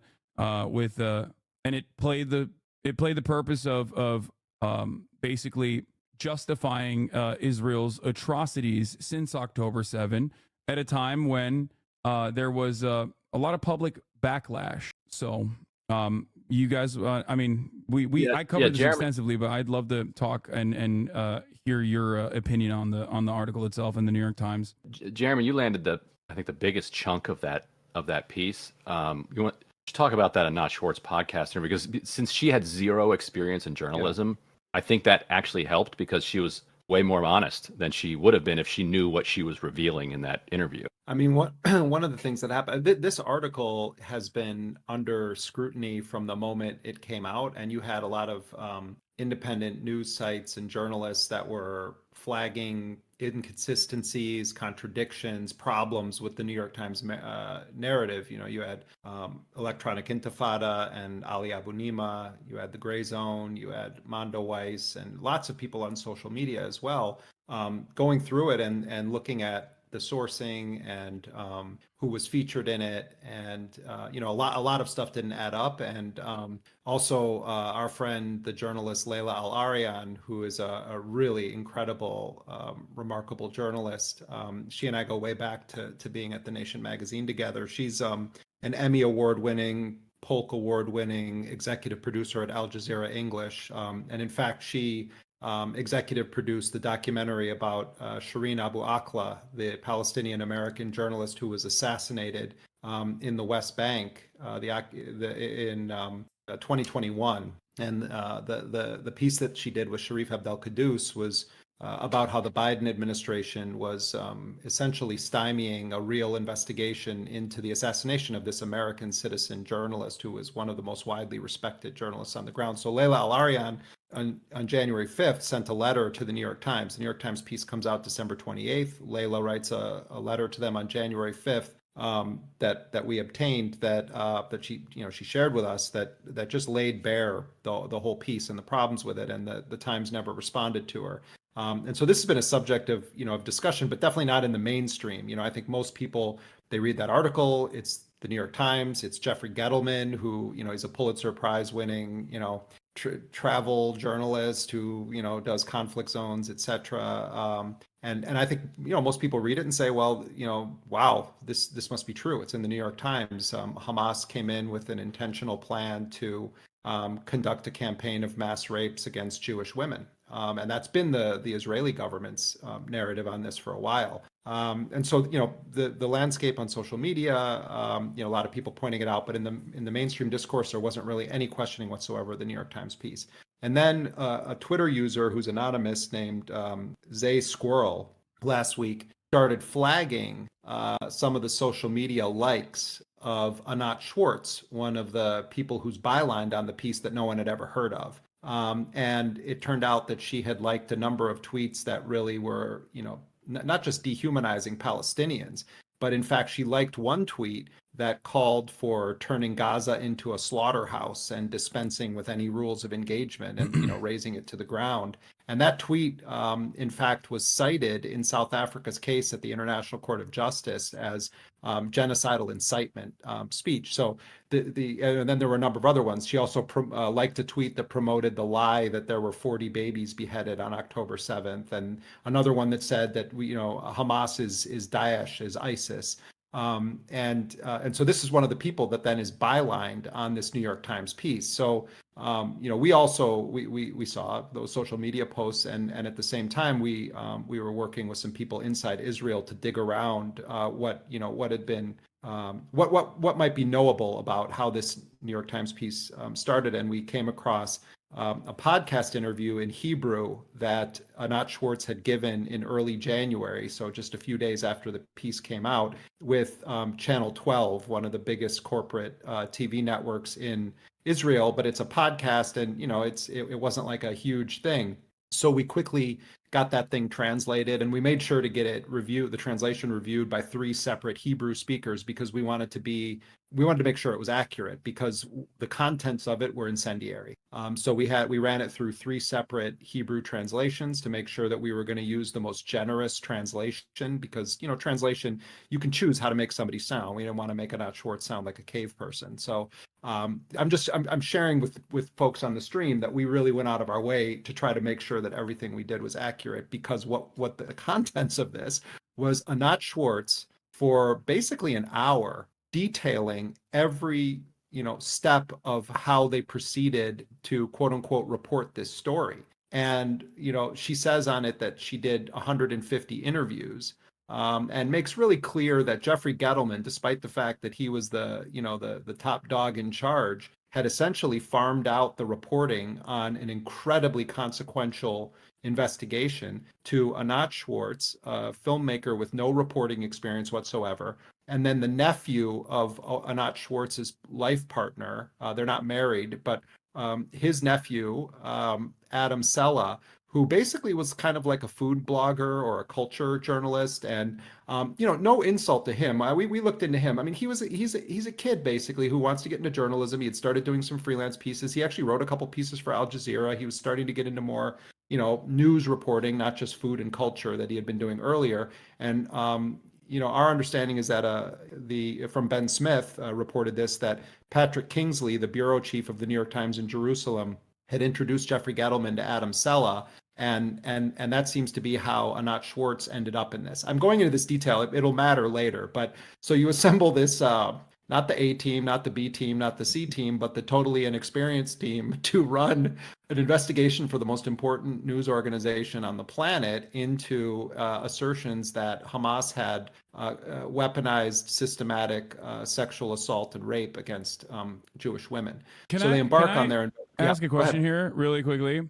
Under other circumstances, under normal circumstances, if I'm being as charitable as possible to the paper of record, would they not have been able to tap into actual Israeli journalists who do a phenomenal job in investigative reporting? Because you have, I think it's Plus 972 Mag, you have reporters at Haaretz, you have reporters at Ynet who are not even ideologically aligned with anti-Zionism even at all, and yet have done pretty solid work on even exposing Zakah, for example. Both Ynet and Haaretz have written articles, numerous articles at this point, basically talking about the exaggerated claims from Zakah members and how they lacked any kind of forensic criminology, forensic pathology experience, where they basically discarded some of these bodies without doing proper investigative work that was an absolute necessity. There are other journalists out there, right, that they could have basically utilized as freelancers that would have loved to get a New York Times byline. I'm certain. There's 2 ways. Yeah, I mean, as somebody who's done a lot of international reporting and reporting on really sensitive issues, I mean, back in Afghanistan, I did an investigation into a U.S. military special operations raid where 2 pregnant women were killed along with other people in a raid by the Joint Special Operations Command, where the U.S. soldiers dug the bullets out of the bodies of the pregnant women to try to cover up that it was American munitions. And of course, I don't speak any of the languages indigenous to Afghanistan, so I also had to work with local people. But there's 2 ways you can approach this as a journalist, and the Times chose neither of them. One is you can work with experienced local journalists, and you're working with them, and you're a team. Or you can work with people that are less experienced, or people that are sort of called, sometimes called fixers. There are people that help facilitate the gathering of news and information. And if you're going down that path where you're not working with another experienced journalist, the correspondent who is experienced has to oversee the whole thing. They have to make sure that the standards are in place. They have to ensure the accuracy. They have to make sure that people are aware of the rules of journalism. And so it's not unheard of or even unethical to work with inexperienced people if there's a sufficient oversight of the process, and that happens all the time. So I wouldn't necessarily ding them on that. But the New York Times has endless resources. They could have brought in they couldn't have, like you're suggesting, they could have hired local stringers who were very experienced, connected, would have known how to do this, and already had a base familiarity with some of the problems of some of the narratives. And you're right to flag that. Or they could have brought in a reporter that was really experienced in investigating, sexual violence crimes in war. And so neither of those things happened. But what's kind of wild is they start this thing, and according to the podcast interview, Anat Schwartz says that she initially didn't want to do it, that she didn't want to look at images of it, and that's completely understandable. I think she was probably assuming she was going to be having to sit face to face with people who had been the actual victims of sexual violence or rape, or to talk to witnesses who were going to be describing really horrifying events. But eventually, she says the Times convinced her to do it. And she starts off by calling all of the hospitals in Israel. She says she calls 11 hospitals in Israel that each have what are called Room 4. Room 4 are specially designated facilities and hospitals for victims of sexual violence or rape, and is calling other rape crisis hotlines, etc., and is kind of astonished that all of them are saying they had no recorded cases of sexual assault from October 7th that came in. And at one point, she says she describes her conversation with the manager of a sexual violence hotline. And it almost sounds like she's just kind of like not berating him, but just like exasperated and saying, "How is this possible? What are you talking about? What do you mean, no one?" And then she comes across this interview that was given on to a person who gave an interview to a number of television networks in the U.S. and around the world, who was identified as a Israeli Special Forces paramedic known as G, and he did interviews with his back turned, and he described encountering a scene in a kibbutz where there were 2 teenage girls that he encountered that appeared to have been raped. He, in fact, said that they were raped. I don't know how he would have necessarily known that just by walking in, but he said that they were raped. The New York Times, when they reported on it, did not say that they were raped. They just described the scene, the condition he found them in, which was one of them had her pants pulled down, and he said that she had semen on her back. And that the other one had her boxer shorts ripped. Remember, this happened very early in the morning. A lot of people were in their pajamas that day. And that she had bruising around her groin. And Schwartz becomes, according to her own words, sort of instantly convinced that this is indicative of a pattern of sexual assault because there were 2 women and they were in a room. It was almost an incomprehensible thing that she was saying on the podcast, how you would all of a sudden jump to that conclusion, but it's her words, not mine. And eventually she tracks this guy down and she tries to validate the story and says she's calling around, but no one has seen anything. And in fact, in that whole course of that interview, she never, she talks about how difficult it is to get a second source, but she never describes actually getting a second source. And when it appeared then in the New York Times, if you read it, it's, journalists can read this stuff, and I think just even reasonably smart people can understand the trick that's going on. There's an attempt to present it as having a second source because they say neighbors said that the girls were found separated from their families. Now, our subsequent reporting has indicated that that's not true. They actually, according to the family, the girls died in the arms of their mother, and they were also dual citizens of Britain, so the story received quite a bit of coverage. But to just generally sum this up, what it appears is that the New York Times, generally speaking, relied on Zaka, the ultra-Orthodox rescue organization that Haaretz itself exposed as contaminating the crime scenes, putting out incendiary allegations of atrocities that it turned out had not taken place. I mean, the atrocities that took place that are documentable and known are bad enough. And Zaka was running around then talking about Zaka and another organization, babies put in ovens, babies cut out of pregnant, fetuses cut out of pregnant women's bodies, 40 babies, beheaded, all these things. So can I just jump in real quick? As far as the babies cut out of a baby cut out of a pregnant mother's stomach, that is an atrocity that had happened in the past in Sabra and Shatila, as far as I understand, which was in Lebanon, and it was a IDF-backed operation of phalangists that moved into the Lebanese-Palestinian camps and had done untold amounts of atrocities. And as far as the a child being thrown into an oven or a baby being thrown into an oven, that also happened in 1948 in Deir Yassin, leading up to the Nakba, before the Nakba, but as a part of the planned Dalit acts of terror that were perpetrated by Irgun and Lihi, also known as Stern Gang, the terrorist militias that inevitably formed, that ultimately ended up forming the organization that we know as the IDF. So it was 100% a case of projection as well. So that's another interesting framework to operate off of. I mean, a lot of people have been saying for a long time that that the accusation is the confession in when it comes to a lot of Israeli actions. But overall, and I promise to let Ryan speak too, but just to close the loop on this, there were a couple of specific cases that were identified by the New York Times in terms of a description of an individual victim rather than people who claim to be witnesses saying, "Oh, I saw this rape occur," or "I saw these things happen," or "We saw genitalia that appeared to have been mutilated or damaged or attacked in a violent manner." And one case was this case in the kibbutz with the two teenage girls, and the other was the story of Gal Abdush, known as the woman in the black dress, whose own family members, some of them, have challenged the New York Times characterization and also said that they were approached under false pretenses to cooperate in the interview and the story. And Ryan knows more about that than I do. But what we sent last night, Hassan, the New York Times, a quite lengthy letter laying out some of the problems, and we did this last week with the other story too.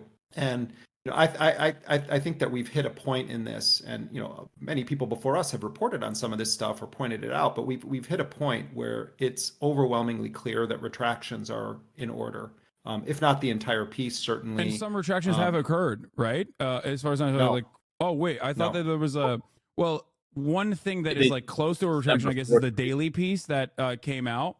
Oh, that's different though than the print piece. The print piece has a correction on it, and it's only to correct the age of one of the so-called witnesses identified in the piece. But they've issued no correction, no retraction to that actual marquee piece. The Daily Show, the Daily podcast thing. That's in Ryan's lane, and that's a remarkable story. So this trio of Adam, Anat, and Jeffrey also published a piece together on December 4th, which is key to this entire thing, because December 4th is the day that Kirsten Gillibrand, Sheryl Sandberg, and the Israeli ambassador to the United Nations went to the UN and launched this PR campaign, basically attacking feminist organizations for not condemning Hamas for a systematic campaign of rape.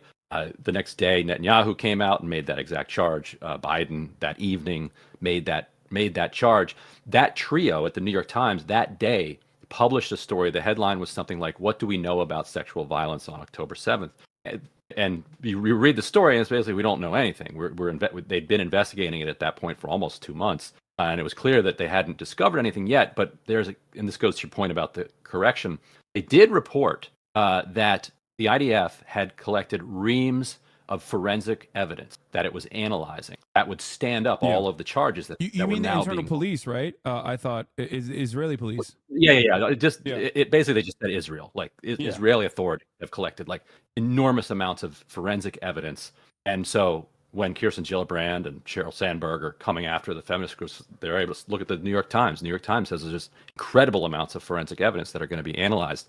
December 8th or 9th, 4 or 5 days later, and people can go look at the story now. There's this correction appended at the bottom of it that says an earlier version of this story said that Israel had collected enormous amounts of forensic evidence. In fact, Israel has eyewitness evidence that will be rolling out in the future.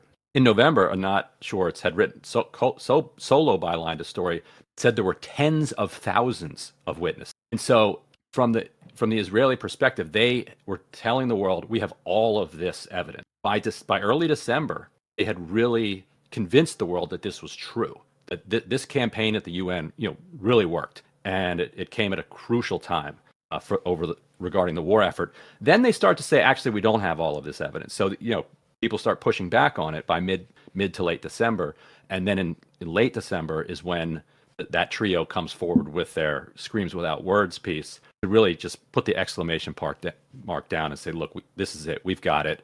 Anybody else who's still asking for evidence is just a rape denialist at this point. Yeah. So beyond the New York Times, something happened yesterday where the United Nations sent a team of 9 specialists alongside her name is Prima Patel, I believe, to go on a mission to investigate the sexual violence and sexual assault allegations that were made by the Israeli government. And I looked through it. I also relied on other journalists like Evan Hill looking through it as well, and their summarization of it. And the way that originally this report was presented in the media with the headlines, I fear was very different than what the report actually had suggested. There was an air that it was like presented as though this was an investigation, which it was not. The report itself clearly indicated that it was not an investigation whatsoever, and that an investigation actually should occur, that they were demanding that the Israeli authorities open or conduct an investigation alongside the Office of Human Rights from the UN, something that the Israeli government has obviously been reluctant to do, and as a matter of fact, considered the UN to be outwardly hostile to Israel and anti-Semitic for even suggesting such an investigation occur. And yet the report itself, from what I saw, was almost a rehashing, with one exception, but almost a complete reiteration of the New York Times Screams Without Words article. They went to the same exact sources. They actually openly state in the report itself that like a lot of those sources had also made erroneous claims, and yet they still went to those sources. There was some open source there was one open source investigator that looked through thousands of pieces of imagery and found that there was at least circumstantial evidence to imply potentially that sexual assault had occurred, which was, again, this is, as far as I understand, almost identical to the New York Times reporting on the matter, that like, no, there is no hard evidence. There's no like actual 2 eyewitnesses corroborating the information at all, or any kind of eyewitness testimony was basically coming from parties that had shown that they had lied on the events of October 7 originally, with one exception, and that was that they said. Remember though. Oh, go ahead. Sorry, finish. It's important. The one exception is that they said that there was different clarifications, or they basically laid out in the report that there were there was a different classification for claims that they were making. Circumstantial implied that they did not have like hard evidence. It was not beyond a reasonable doubt to convict anyone, but it was, it was still, in their opinion, severe enough to make these assertions, with one exception, which was where they had firsthand eyewitness or firsthand testimony, they said, from hostages that were released that sexual violence and sexual assault had occurred on Israeli hostages in the hands of their captives or their captors. And this led them to also make the allegation or make the assertion that that more of that could be happening currently, both towards women and children. So that was the only new information I saw in that report that I had not seen thus far. I mean, let's remember though the context of this, why Pramila Patten was doing this versus, you know, actual investigators who would be in a position to gather evidence, interview witnesses, would approach this in a forensic criminal manner. Is that when the UN was initially going to send a team to do such an investigation, the Israeli government said, no way, they can't come. They raised objections. They implied that there were anti-Semites on the panel and people with sympathies to Hamas. And then the Israeli government issued an edict to medical personnel at all medical facilities in Israel that they were not to cooperate with the United Nations investigation. And so there was this big blow up between Israel and the office of the UN Secretary General, and it resulted in Israel basically getting its way. And then they send this other team in that doesn't actually have a full, investigative mandate in any meaningful way. And so you have to understand the political context in order to understand what came out of this body, that Israel manipulated the process so that this group of people would be the ones in charge rather than the initial team that was supposed to deploy to the ground. And what's interesting in this report, I mean, there's many interesting things, is that they make clear very early on in the report that they weren't really able to do an independent investigation at all on the ground, and that they didn't have access to almost anything, that everything that was being fed to them was coming through Israeli state institutions. And in fact, they don't really use the word evidence in there, except in cases when they're describing why they don't have information. They call it information. Yeah. That they have information to suggest. Now, all over the internet and the headlines and everything. I mean, the way it's the way this has been interpreted by many news organizations and just online people would fail a basic book report in fourth grade. It fails basic test of reading comprehension. Most of, as you point out, most of what is contained in this 24-page report is it's like a list of all the Israeli government's allegations that it's made over the course of the months, all of which were sort of distilled into the New York Times piece by Gettleman, Schwartz, and Sella. There are a couple of cases though, and I think this is interesting, where the UN said that it looked into it and it can find no basis or evidence yet to prove that any sexual violence occurred in places where it had been alleged. That doesn't mean it didn't, but what the UN is saying is that they looked into it, even in the peripheral way we're talking about, and they've determined that there isn't sufficient grounds to say definitively that these things occurred. And they do mention the they don't call it lack of credibility, but the erroneous statements that were made by certain individuals. But overall, what this was a great victory for Israel, because they were able to launder the narrative and to put the stamp of the United Nations on it, and then to weaponize that. I mean, I've been blasted all day long, Ryan and I, rape deniers. A prominent documentary filmmaker sent me a note. Are you going to apologize? It doesn't matter. Facts don't actually matter. The narrative matters. And that's the whole point of Hasbara, the Israeli propaganda doctrine. It's not about the facts. It's about convincing external audiences to buy your lies. Yeah. And the irony is that the story that we did just recently is about Kibbutz Beret, where a spokesperson for that kibbutz said that, hey, good for the New York Times for uncovering what they did, when it comes to sexual violence around the country. But in this kibbutz, their story is inaccurate. That was incorrect. And they told us that on the record, and that's the story about the one that Jeremy was talking about earlier with the two girls who were killed. And interestingly, the UN report says that two very high-profile incidents in Kibbutz Beret were found to be unfounded. So they went further than just like we couldn't establish them. They pretty effectively just dismissed them as possible. One of them is the this hoax about the pregnant woman with the fetus, and the fetus is beheaded and the mom's beheaded. Like that didn't happen. And then another one they describe as a girl who had been thought to have been a victim of sexual assault, but it turns out that a bomb squad had moved her body away from her family.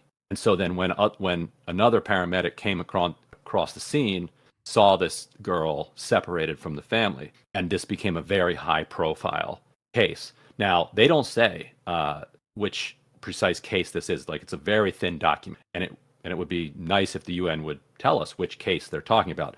New York Times, very interestingly, in their write-up of the report, mentioned that two high-profile incidents in Kibbutz Be'eri were deemed to be unfounded by the UN. But then they added, the Times wasn't referring to either of those. But it's completely unclear like how the Times can make that claim, and we don't know yet, and this requires more investigation. But they also said, the UN also said, we could not substantiate any sexual assault in Kibbutz Be'eri. And the New York Times, like we said, had 3 victims that they identified, that they elevated as victims of sexual violence to establish their claim of a pattern. And 2 of them were in Kibbutz Be'eri. And the UN report seems to align with what the kibbutz spokesperson told us. Ryan, let me throw something else in there. I mean, Hassan, just to give you a sense of like how meticulous we were when we were approaching this, we went and we put together an Excel spreadsheet where we cross-referenced data on every single minor 18 and under. And in fact, in some cases, we went up to the age of 20 just in the interest of fairness, because, just to try to cast a wider net. And we looked at, we created entries for each victim that day, and anything that we knew about the circumstances of their death, their age, their gender. And then we cross-referenced it with the Israeli government's official list of the dead on October 7th, with then the National Social Security Agency in Israel's list of the dead. Then there is each of the kibbutzes, or many of the kibbutzes that were attacked that day, have their own memorial pages. And then we also cross-referenced it with the lists of Haaretz and other major Israeli news organizations, just to ensure that we didn't miss anything. And in looking at this case that Ryan is talking about, we can't really identify any other child that would remotely fit that description that the Times mentioned in this piece. So, it may sound like this stuff is in the weeds, and people would say, well, why are you focusing on just this? Look at all of these other horrifying atrocities that happened. Well, we're talking about the most important news organization on the planet. We're talking about the most consequential article that news organization published during the course of the Scorched Earth genocidal bombing campaign and attacks against Gaza. We're talking about a news organization that played a key role in getting the United States into the war in Iraq, that has had played a role in multiple U.S. wars. And this article came out, remember, right in the sort of aftermath of the exchange of captives between Hamas and the Israeli government. And it came out at a time when Israel was under pressure, even from some of its own allies, because of the massive civilian death toll, where you had, that leaders of France and Canada openly saying, stop killing babies. And so, this story was like a shot of, it was a boost in the arm for the Israeli war narrative. And that's why it matters. It matters because this paper has the ability to take lives with its reporting and to influence policy. This isn't just about, 2 individual people and whether or not this or that happened to them. It's about the New York Times. And this story that we're talking about came to the New York Times and other news outlets via the Israeli government. The Israeli government spokesperson, Elan Levy, set up these interviews with this paramedic, so-called paramedic. And in fact, this is, I'm sure there's, because you have an interesting audience, I'm sure there are people that have been following this, but just quickly, when the first interview this paramedic did that we can find is on a right-wing Indian television network, Republic, and his back is turned and he's describing the scene. And the first thing he says, he talks about how he was at his fiance's house, and then all of this started going down on October 7th.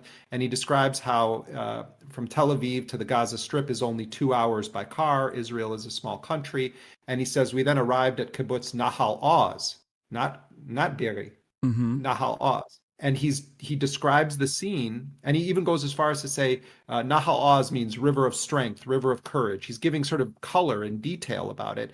And then he tells the story of encountering these two girls, and he says that they had been raped. Well, the Israeli government spokesperson then puts this up on Twitter, except he changes it. It's no longer Nahal Oz. Now it's Kibbutz Be'eri. And one possibility here is that they realized there's a problem with the narrative because they really couldn't fit the description of the victims to Nahal Oz. There are two sisters that were 20 and 18 years old that are the closest you could, maybe think. But it seems clear that they either he misspoke, even though he gave this description of Nahal Oz. Right. Or they realized they had a problem with the narrative, and so they put it out, and he clips that part of it out, puts it online, and says it happened in Kibbutz Be'eri. And by the time he's then on CNN and interviewed elsewhere, Kibbutz Be'eri becomes the story. And by the time Anat Schwartz comes across it and meets with this guy for the New York Times piece, it is firmly rooted in Kibbutz Be'eri. Okay. So one thing that I think we all agree on this as well, that we should mention here is the fact that sexual violence is a common occurrence in war and in situations like what happened on October 7, and that there is a likelihood that sexual violence did occur on October 7.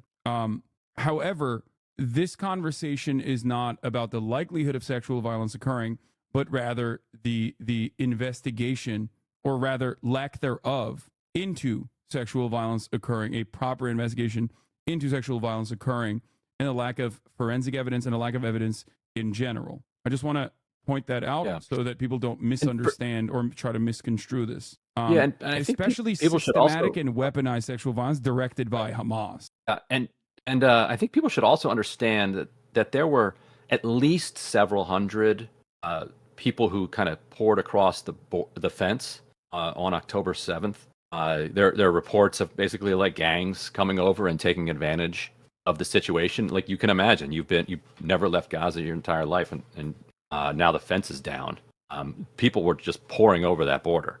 And so I don't think people should be dismissive of the idea that in the context of that mayhem and violence, that there could have been some sexual violence. In fact, it's interesting. If you look at the UN report that the media kind of spun up to semi-agree with this like Hamas weaponized rape as a weapon of war claim, you look at the way they actually phrased it. They said something like, in the context of the violence on October 7th, it is reasonable to believe that sexual violence may have occurred. And that framing of it, I think that's reasonable to believe. And the next question is what investigations have been done? What is the evidence that we have so far? And so you got to kind of separate those two things. And then the third thing being a deliberate Israeli-run PR campaign to persuade the world that there was a systematic weaponization of sexual violence on October 7th, and then they kind of make that presentation to the world, and then they just slowly back away. That anybody who asks them for evidence to back up their claims is told that they're an anti-Semite and a rape denier. Part of the problem with this, and I appreciate you bringing this up, Hassan. I mean, and Ryan and I both have been very clear from the beginning in making the same point as you, and as someone who's covered multiple wars. I know very well how prevalent sexual violence is. I mean, women get targeted. Look at what happened also, like in the Arab Spring uprising in Egypt. You had women being assaulted. In protests in the United States, you have women being assaulted. The UN just did a report about the Israelis assaulting Palestinians in their prisons. And there are first-hand accounts for that one, by the way, and evidence. Right. There's a higher, Palestinians are going to be held to a much higher standard of evidence than the Israeli government when they're making these kinds of allegations. But I also think that one of the factors we need to really recognize here is that when a nation state organizes a propaganda campaign, and they make these kinds of allegations in the absence of concrete evidence, and they're doing it in an attempt to dehumanize an entire population to justify killing them. They are also simultaneously doing a disservice to any potential real victims of sexual violence, because they are using this as a political cudgel. They're using it as a genocidal cudgel rather than treating it as a criminal investigation that needs to be pursued. One thing I've noticed, and I think actually, Hassan, you and I talked about this last time we hung out here. If you look at the tone of the actual sex crimes investigators in Israel when they're interviewed, there is a much more sober, fact-oriented manner in which they talk about this. Because they're professional investigators of these types of crimes. They understand the complexity of it, the nuance of it. They understand the psychology, the horrors that set in with someone who has survived or witnessed a rape or a sexual assault. And the tone of those people who are professionals stands in stark contrast to the jingoistic propagandists of the Israeli regime. And I think it does a disservice to an actual inquiry into any of these kinds of acts that may have taken place that day. But the person whose words constitute the headline of the New York Times piece, Screams Without Words, Raz Cohen.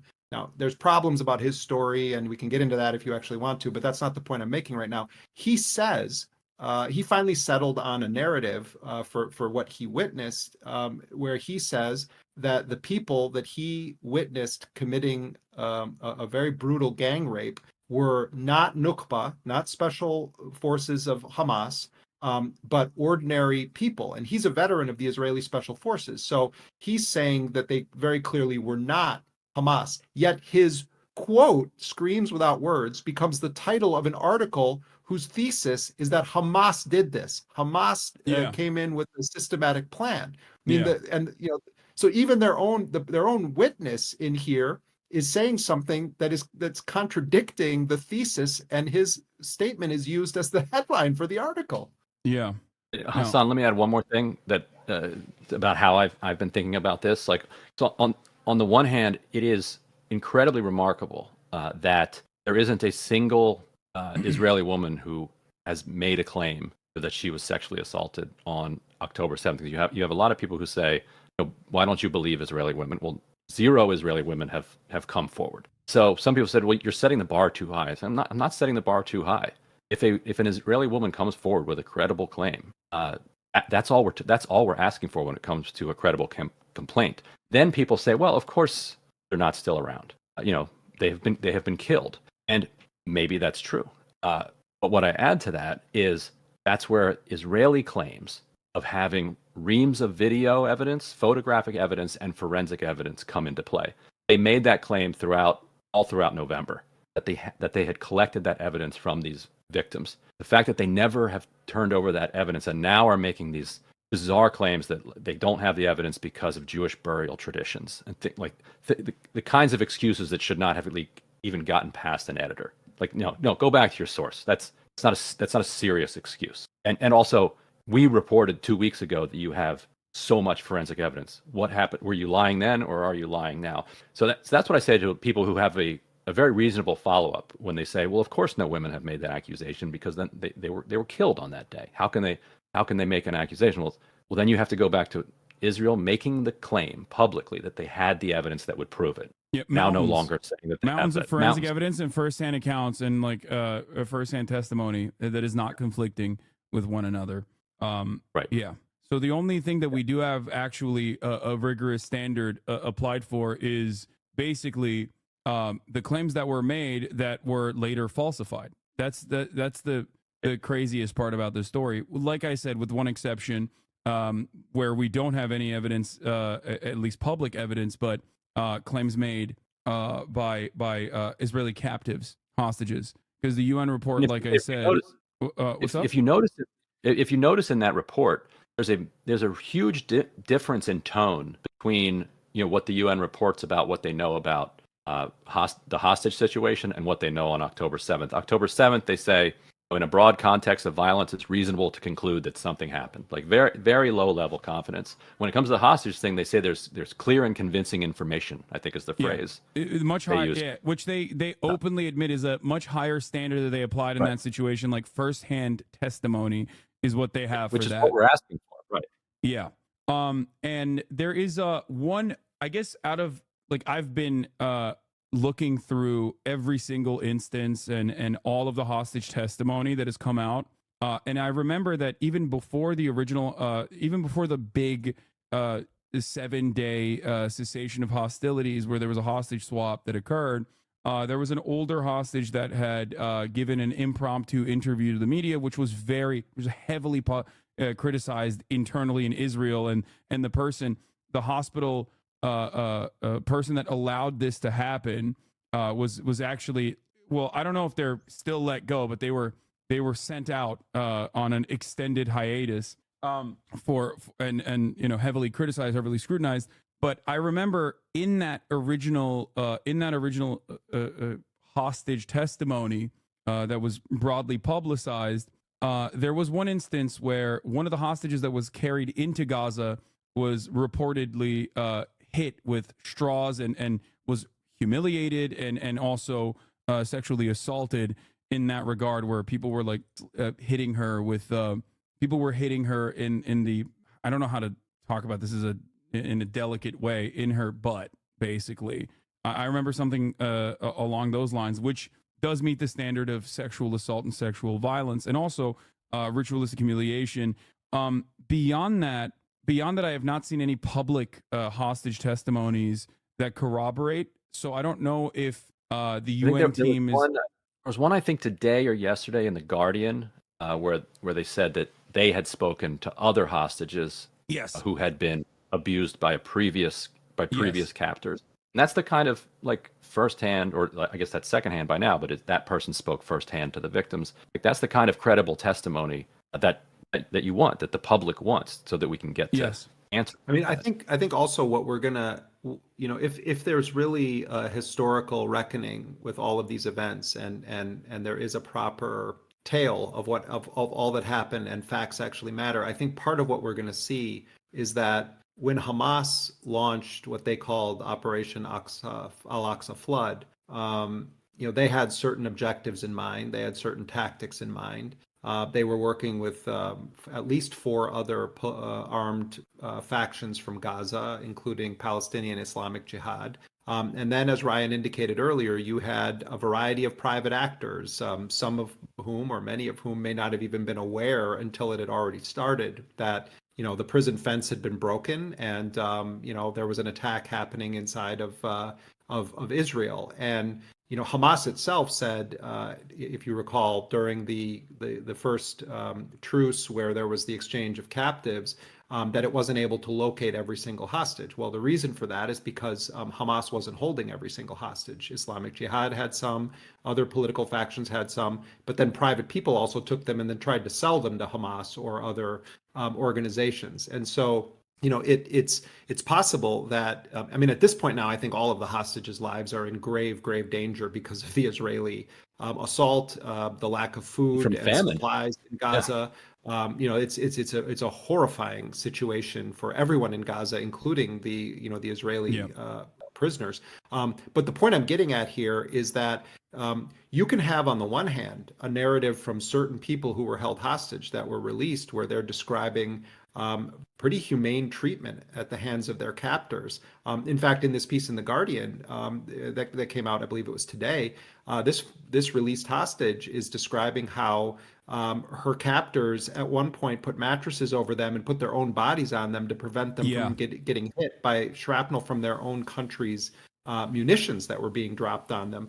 There have been many testimonials about being treated humanely, although it was difficult, and many hostages released said it was really terrifying when that the Israeli government was attacking. So I don't mean to babble on and on about this, but I think it's an important distinction if we care about facts, that there's not just Hamas. There are several different players here, and what I suspect is that if you were able to divide who was taken by whom, that you're going to hear different tales of how they were treated depending on who was holding. Yeah. One really important part that stood out to me in the Guardian article that you guys are referencing is actually the hostages that said that they had heard of accounts of sexual violence that some of the other captives were subjected to.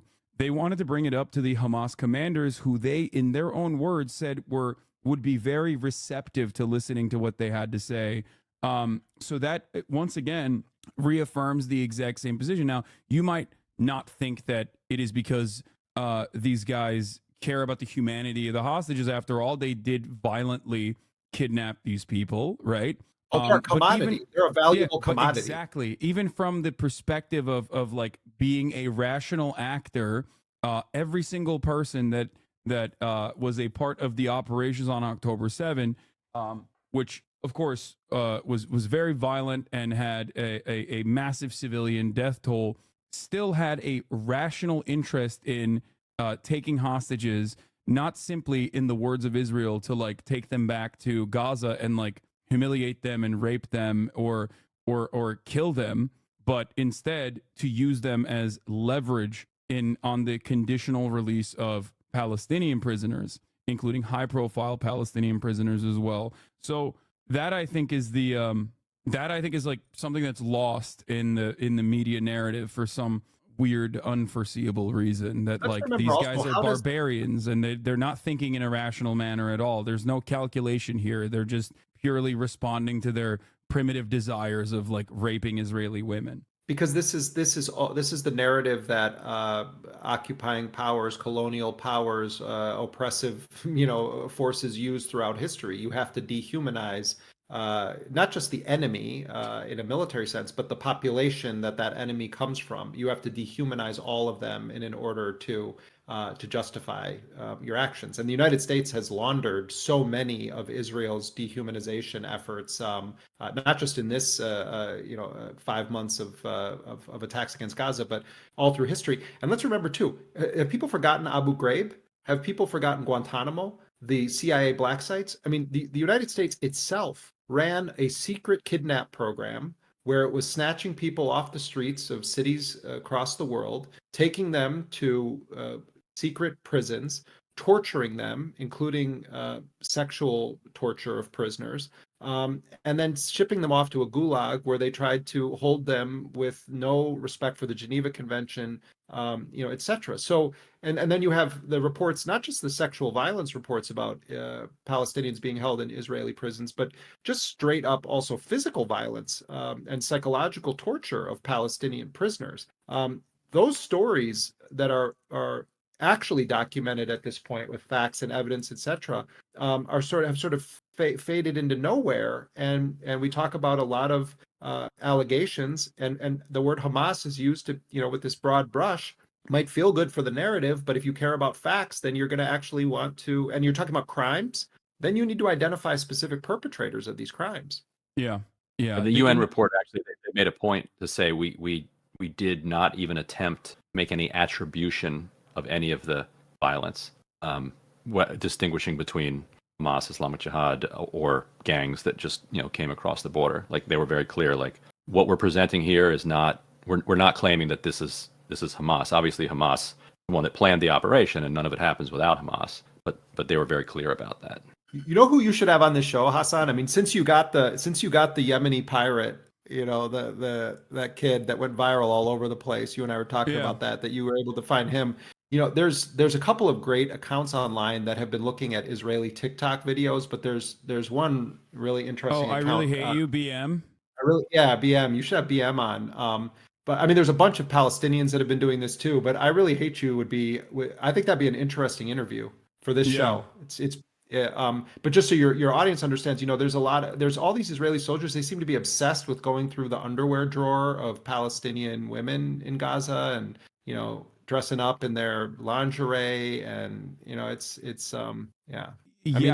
don't know what happens there. I don't know what is like the mentality there, but that is there are a lot of there's a lot of that. I feel like I feel like there's been less. I think that I remember reading a report from IDF Command saying that they need to like clamp down on the social media activity of the soldiers on the ground, considering that it was becoming more and more of a problem. You also had, on the other hand, the IDF's very own Telegram channel that was engaging in atrocity propaganda for a not insignificant number of people. It was a version of a much more popular Telegram that's like owned and operated by other Israeli people and not directly linked to the government. But what was it called? 72 Virgins, I think. Yeah. So I think that the IDF at least originally saw a lot of value in the horror that they were committing, the horrible acts of inhumane violence they were committing in the Gaza Strip, from the perspective of like galvanizing the Israeli public. So much so that they basically made their own Telegram channel after seeing the success of the other one. But now it does seem like there are less and less Israeli occupying force members in gear openly showcasing their endless untold cruelty. It's less violent in the sense that, like, for a long time you were seeing a lot of like buildings blown up and violence against other human beings, and maybe the order came down that's like, look, you gotta cool it, and so cooling it means, well, I'm just putting on some lingerie. Like, I'm not hurting anybody here. Yeah. You get the picture of the kid and the guy in laying in a baby crib. Like, he's not like blowing the house up. So maybe that's or riding like children's bicycles. Right. Riding children's tricycles. Yeah, like things like that. But it's mocking Palestinians rather than actual like video of either destroying their homes or like killing them. Though that one of the characters in the New York Times piece is a guy named Shoam Gueta, and he was with that guy Raz Cohen at the Nova Festival, and in the New York Times piece, he's describing himself as having witnessed these events. On the Anat Schwartz podcast that we translated and transcribed, she says that Raz Cohen witnessed this, but that everyone else who was with him was looking in a different direction. But then in the piece, he's presented as a corroborating witness to Raz Cohen. Yeah. But that guy, Shoam Gueta, then deployed with the IDF to Gaza. And you can go and you could pull it up right now, look up his TikTok account. And he's a fashion designer in Israel. And he posted all these videos on, if you go in our story on if you search his name, I mentioned this, but he's rummaging through Palestinian houses in Gaza. And one of them he has. How do you spell his first name? I remember. SHOAM. Some of his good ones are on Instagram. Wait, say it again. SHOAM. Oh, Shoam. Yeah. If you look at him if you look him up and you pull up his TikTok, this is one of the guys who is one of the witnesses in the New York Times piece, Screams Without Words. And then he, so like go to the bottom of that paragraph, there, and then you should be able to click on the link, because I mentioned that he's been rummaging through Palestinian homes. He might have deleted his TikToks of doing that. Oh, wait, never mind. There is some here still. So scroll down and see if there's any of him there. No, he's got peeing. He's peeing.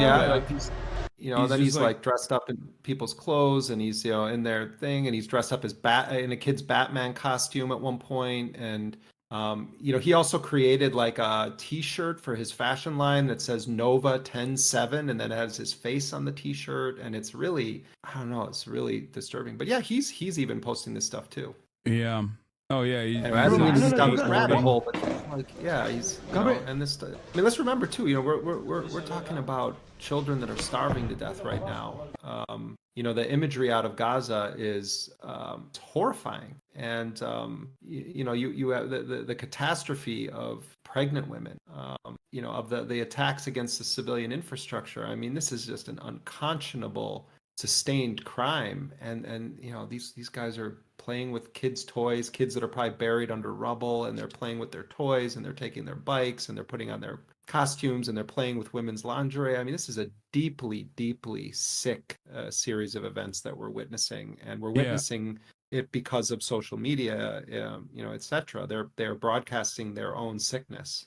Yeah, I think one of the most interesting parts about this isn't necessarily like the capacity of cruelty for an occupying force. That much is like obvious. Like American soldiers did similar things. They just didn't have the same tech access and the same mass availability of phone cameras and direct access to the internet. You can only get away with doing stuff like this, obviously, when you have air superiority and you're overwhelming a largely civilian population. It's going to be a little bit different if it were, if there was a role reversal, or rather if they were actually fighting an enemy that was evenly matched with their own weaponry, and not like an ascetic force that is forced to make, you know, bathtub rocket launchers and whatnot, and still sees tremendous success despite that asymmetry. But what I find to be really interesting about this is that, again, there's an audience for this. Like, there is a market for this, and clearly the Israeli government itself finds this to be valuable enough that they haven't genuinely put a stop, because this is something that would violate standards of almost every military internationally, because you are, one, giving away your position and maybe much more to potential enemy combatants, right? So on that front, I remember something happening in Ukraine that was similar, where I remember something happening similar in Ukraine, like with a foreign brigade, were actually like telegraphing their location and by posting, and then they got rocket striked. Yeah, they got rocket strike immediately after. So like, there's obviously that part that violates like the safety for the operatives, but then also, I think in spite of that, they still see a lot of value in it. Like the IDF sees a lot of value in it because this reinforces, I guess, some of the, I would say, sadistic desires from the population overall to enact vengeance and continue on with an ethnic cleansing campaign in Gaza. I think there's also a potential for a fracturing, not necessarily along Lebanese lines, but I think you're coming out of this war, you're going to have armed factions in Israel that are not as obedient to the central government as they have been over the years. I think the radicalizing that's gone on the last years and months, you know, could completely spin out of control. For you had settlers trying to go in, breaking through the border fence and try to settle forcibly inside of Gaza, as there are currently operations that, you know, I mean, ethnic cleansing going on in Gaza. This to me shows the bloodlust that many have inside of Israel to take matters into their own hands. Like, it's not enough that they're bombing them with American rockets, with Mark 84 rockets, you know, precision guided munitions, and a litany of dumb bombs as well, like artillery and even white phosphorus, that they have to sate their bloodlust by personally taking matters in their own hands. And as a matter of fact, putting themselves in harm's way, not by Palestinians, by Palestinian forces, but by potentially opening themselves up to Israeli rocket fire. Like the Israeli military has killed Israeli hostages that were begging in Hebrew to not be shot, that tried to escape, that were left behind. They killed them. So the fact that these settlers that are trying to go in there, in spite of that, is insane to me, and it shows that there are a lot of people that are increasingly more radical, that are willing to take matters in their own hands. But look at what opinion polls have consistently shown in Israel from the beginning of this, across political lines. You know, widespread support, you know, in Israel for this war, despite the fact that there's tens of thousands of civilians that have been killed. I mean, it's it's an unmasking moment in some ways, you know, in many ways, and you know, Israel really wanted to compare this to 9/11 at the beginning, and to extrapolate numbers and do a comparison to 9/11. You remember the reaction in the United States after 9/11. You had this this bloodlust that set in across so many sectors of the population. But you know, in the case of Israel right now, it could well be that what emerges from this is something in some ways more dangerous than Netanyahu. And certainly this war and the way the Palestinians have been treated and murdered en masse is almost certainly going to give rise to a force that's more radical than Hamas. Oh yeah, absolutely. And that's the pattern we saw, you know, with what gave rise to ISIS, etc. You know, big nation states or powerful nation states, they think that they can stamp out the resistance by wars of attrition and mass murder. But history shows that it just plants the seeds for even more ferocious armed resistance. No, absolutely. I mean, I think people understand that. There are so many former Shin Bet internal security people, like high-ranking officials in the Israeli FBI, openly stating that this is only going to cause radicalization, further radicalization, and yet no one seems to listen. And I think it's fueled by obviously years and years of propaganda, an interest in like developing an ethno state, a Judeo-supremacist ethno state, and the ethnic cleansing that must happen in order to ensure that. And now the population has found itself in the throes of straightforward fascism, while a ethnic cleansing campaign is currently unfolding right in front of their eyes, and they are championing it.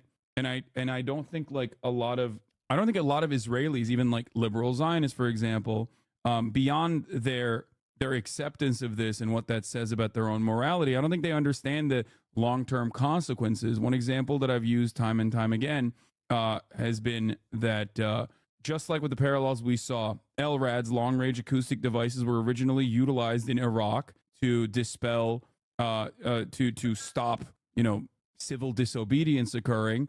And now those LRADs are equipped on regular patrol cars in the Beverly Hills Police Department, being used against American citizens. And the same parallels occur in Israel as well.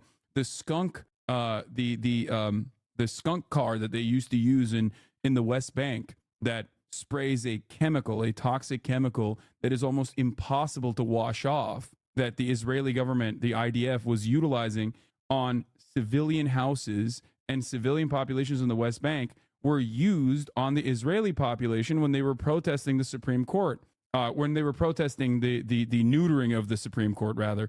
And what a lot of Israelis do not understand is that the things that you are advocating for will inevitably be used on you as your government becomes more and more right-wing. Post 9/11, we had the Patriot Act. Post 9/11, we had the DHS and ICE. These were agencies that these are agencies that now seem like a permanent fixture of American empire, and yet they did not exist. A much more neutered version of said agencies existed in the INS, and now we can't even see a world without BORTAC. BORTAC is operating inside of U.S. borders.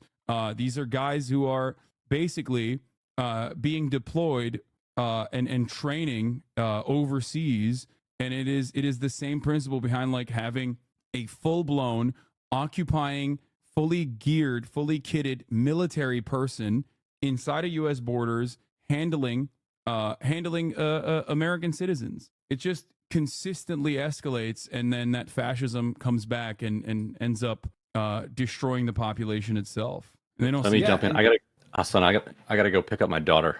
Yeah, no, this is this was wonderful. I don't want to take up more of your time anyway, guys. Thank you so much for coming on. Thank you, Ryan. Thank you, Jeremy, for coming on. This was wonderful. Unfortunately, we end up talking about some of the worst things that are happening in the world, but you guys are doing phenomenal work, and thank you so much for your continued work in the field. Thank you. Do that thing with BM though, man. Figure out if you can get that person on the show to talk about the scraping of all these videos. I think you'd be a great place to have that conversation. Yeah, I would love to. I'm gonna DM him right now. All right. Take care, Hassan. Nice to see you. Goodbye, everybody. Thank you for joining. Bye. That was Jeremy Scale and Ryan Grimm of The Intercept. Their latest reporting is very instructive. I covered it extensively on my YouTube page if you'd like to go watch that. We talked about the UN report that came out as well recently about the mass rape that occurred on October 7. Fuck. And now we are going to move away from Israel, Palestine, back to the United States of America, back to the election, back to the Supreme Court, and Donald Trump torching the Democratic losers for trying to remove him from the ballot. In a unanimous decision, the Supreme Court yesterday decided that Donald Trump cannot be taken off the ballot on 14th Amendment grounds, and that states cannot individually choose to take off a candidate from the ballot. Big W for Donald Trump. That was expected. 20 points with black voters. I mean, what's the operation going to look like in this general election? I hear from your advisors that there's going to be no city left behind. We're going after everything. Look, we have a different country than we had even 2 years ago. This whole migrant invasion of our country, destruction of our country. You look at what's happened to New York and Chicago. You look at what's happened to Los Angeles. We have a much different country. in many ways, but also from a voting standpoint. People that were modestly happy 3 years ago are devastated right now. Their country has been invaded. They can't go to hospitals. They can't go to schools. They can't use their playgrounds for their kids. They cancel out the little leagues. I read today where little leagues are being canceled out all over the country because you have migrants living all over the parks and the fields. Our country is a mess, and I think you have a much different country than you do. We're going to make a heavy play for New York. We're going to make a heavy play for Virginia, states that generally don't go Republican.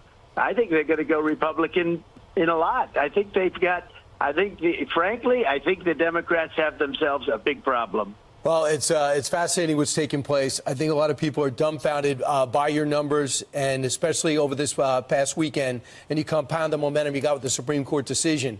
Can we talk about your policies for a second? As you know, this President of the United States, when it comes to Israel, is getting protested. Now he seems to be turning on Israel. But the non-committed vote that Biden's getting, they're not going to like you either, because you are firmly in Israel's camp, correct? Are you on board with the way the IDF is taking the fight in Gaza? You've got to finish the problem. You had a horrible invasion. It took place. It would have never happened if I was president, by the way. As you know, Iran was broke, Brian. They were broke. Dude, Donald Trump is almost directly, I would say directly responsible for October 7, like way more than Biden, okay? Straight up. Moving the embassy to Jerusalem, permanently recognizing the annexed lands in Golan Heights, and also the Abraham Accords completely writing out Palestinians from the equation is literally some of the major geopolitical reasons as to why October 7 happened. Okay? On top of that, casting aside the Iran denuclearization agreement that they were following the terms on, even after he tossed it aside and added sanctions, additional sanctions for no reason. The Iranian government kept following the protocol. Like he just lit the entire region on fire. Like this is the most expected outcome. Ridiculous. They had no money for Hamas, for Hezbollah. They were broke. This would have never happened. And for another reason, they wouldn't have done it to me. I guarantee you that. They did this because they have no respect for Biden. And frankly, they got soft. And what happened here is incredible. That should never have happened. Likewise, Russia would never have attacked Ukraine. Never. You know it. Everybody knows it. And that wouldn't have happened. This is all on Biden. Do you think the president's in the process of abandoning Israel? I do believe that, but I don't think he knows where he is, frankly. I think you could ask him a question right now, ask him the same question. I don't think he knows what to say about many subjects, actually. It's really the people that surround him. It's the fascists and the communists that surround him. They're making the calls. They're calling the shots. He's not calling the shots. Mr. President, what did you feel about Kamala Harris calling for a ceasefire in Gaza? Is that something that you support? Or is that something that is totally off the table right now for you? Look, I hate seeing what's happening. Again, it would have never happened. This attack on Israel and likewise Israel's counterattack, which is what it is, would never have happened if I was president. And you know that, Lawrence. This would have never happened. And it's so horrible to watch it because, you know, if things went right in 2020, which they should have. Dude, you know what's really funny? When Donald Trump says communists and fascists unite side by side, it is like a very Polish position. It is obviously ahistorical. Communism and fascism does not align. They are actually historical enemies. And yet, not only is this the position of like most Polish people and Donald Trump, it has now basically become the position of like a lot of liberals, a lot of Democrats as well that are permanently online. Not the average Democrat, of course, but like a lot of permanently online Reddit-pilled Democrats that you hear about are regularly talking about like the horseshoe between fascism and communism, like extremes on both sides. Like I think that's a testament to how much dumber we have become as a society. I would say we are getting progressively dumber and dumber and dumber as a society. That even like people who are outside of the mainstream media's stranglehold that get their news from independent resources. I think you're wrong if you talk to the average apolitical person. They think communism and fascism are the same, if not aligned, Lamau. fine. You're right about that. Yes, you are right about that. I'm talking about people who are like actively reading and fancy themselves to be more educated voters in general. These are not people that in the past, I think, would have adopted this position, adopted this framing that is like ahistorical. Yeah, but they didn't for some very bad and sinister reasons. All these people that are dead in Ukraine and Russia and Israel and all these people that are dead, all these areas that are destroyed, people would be leading great lives right now. All of these dead people, much more importantly than the physical, but cities that are just totally wiped out all over the place. We're going to end up in World War III. This is the worst president. I like that he's like also trying to say this is a way for him to like, because he's constantly reading the room. No. He's literally talking about Gaza, right? He's saying we're going to have World War III because of Biden, while simultaneously saying he would do what Biden is doing, but worse. Okay. But because he has the ability to read the room better than Biden does, he's basically saying like what happened on October 7 is bad. What has happened since then is also bad, and it would not have happened under my watch. That doesn't mean that he's being truthful or honest. It's just interesting to see his messaging on the matter, trying to triangulate a position where he's stating that like, he comes with the recognition that like what Israel's doing is also like kind of crazy, kind of fucked up, but without actually saying it, because God forbid he come across anti-Israel in any way. President in history. He makes Jimmy Carter look phenomenal. Makes Jimmy Carter look brilliant. Well, the foreign policy. Let's bring it to the ethnic cleansing in air quotes. Oh, come on. We had a little hog. You don't have to block them immediately. You don't have to ban them immediately. He said in air quotes, the ethnic cleansing would end tomorrow if Hamas would release the hostages and surrender. That's crazy. Jay Gutman won because, oh my God, is this actually what you look like? Jesus Christ. I don't even want to. It has to be a bait account. There's no way. No, I'm not going to put it on screen. But anyway, the ethnic cleansing, he said in air quotes, would end tomorrow if Hamas would release the hostages and surrender.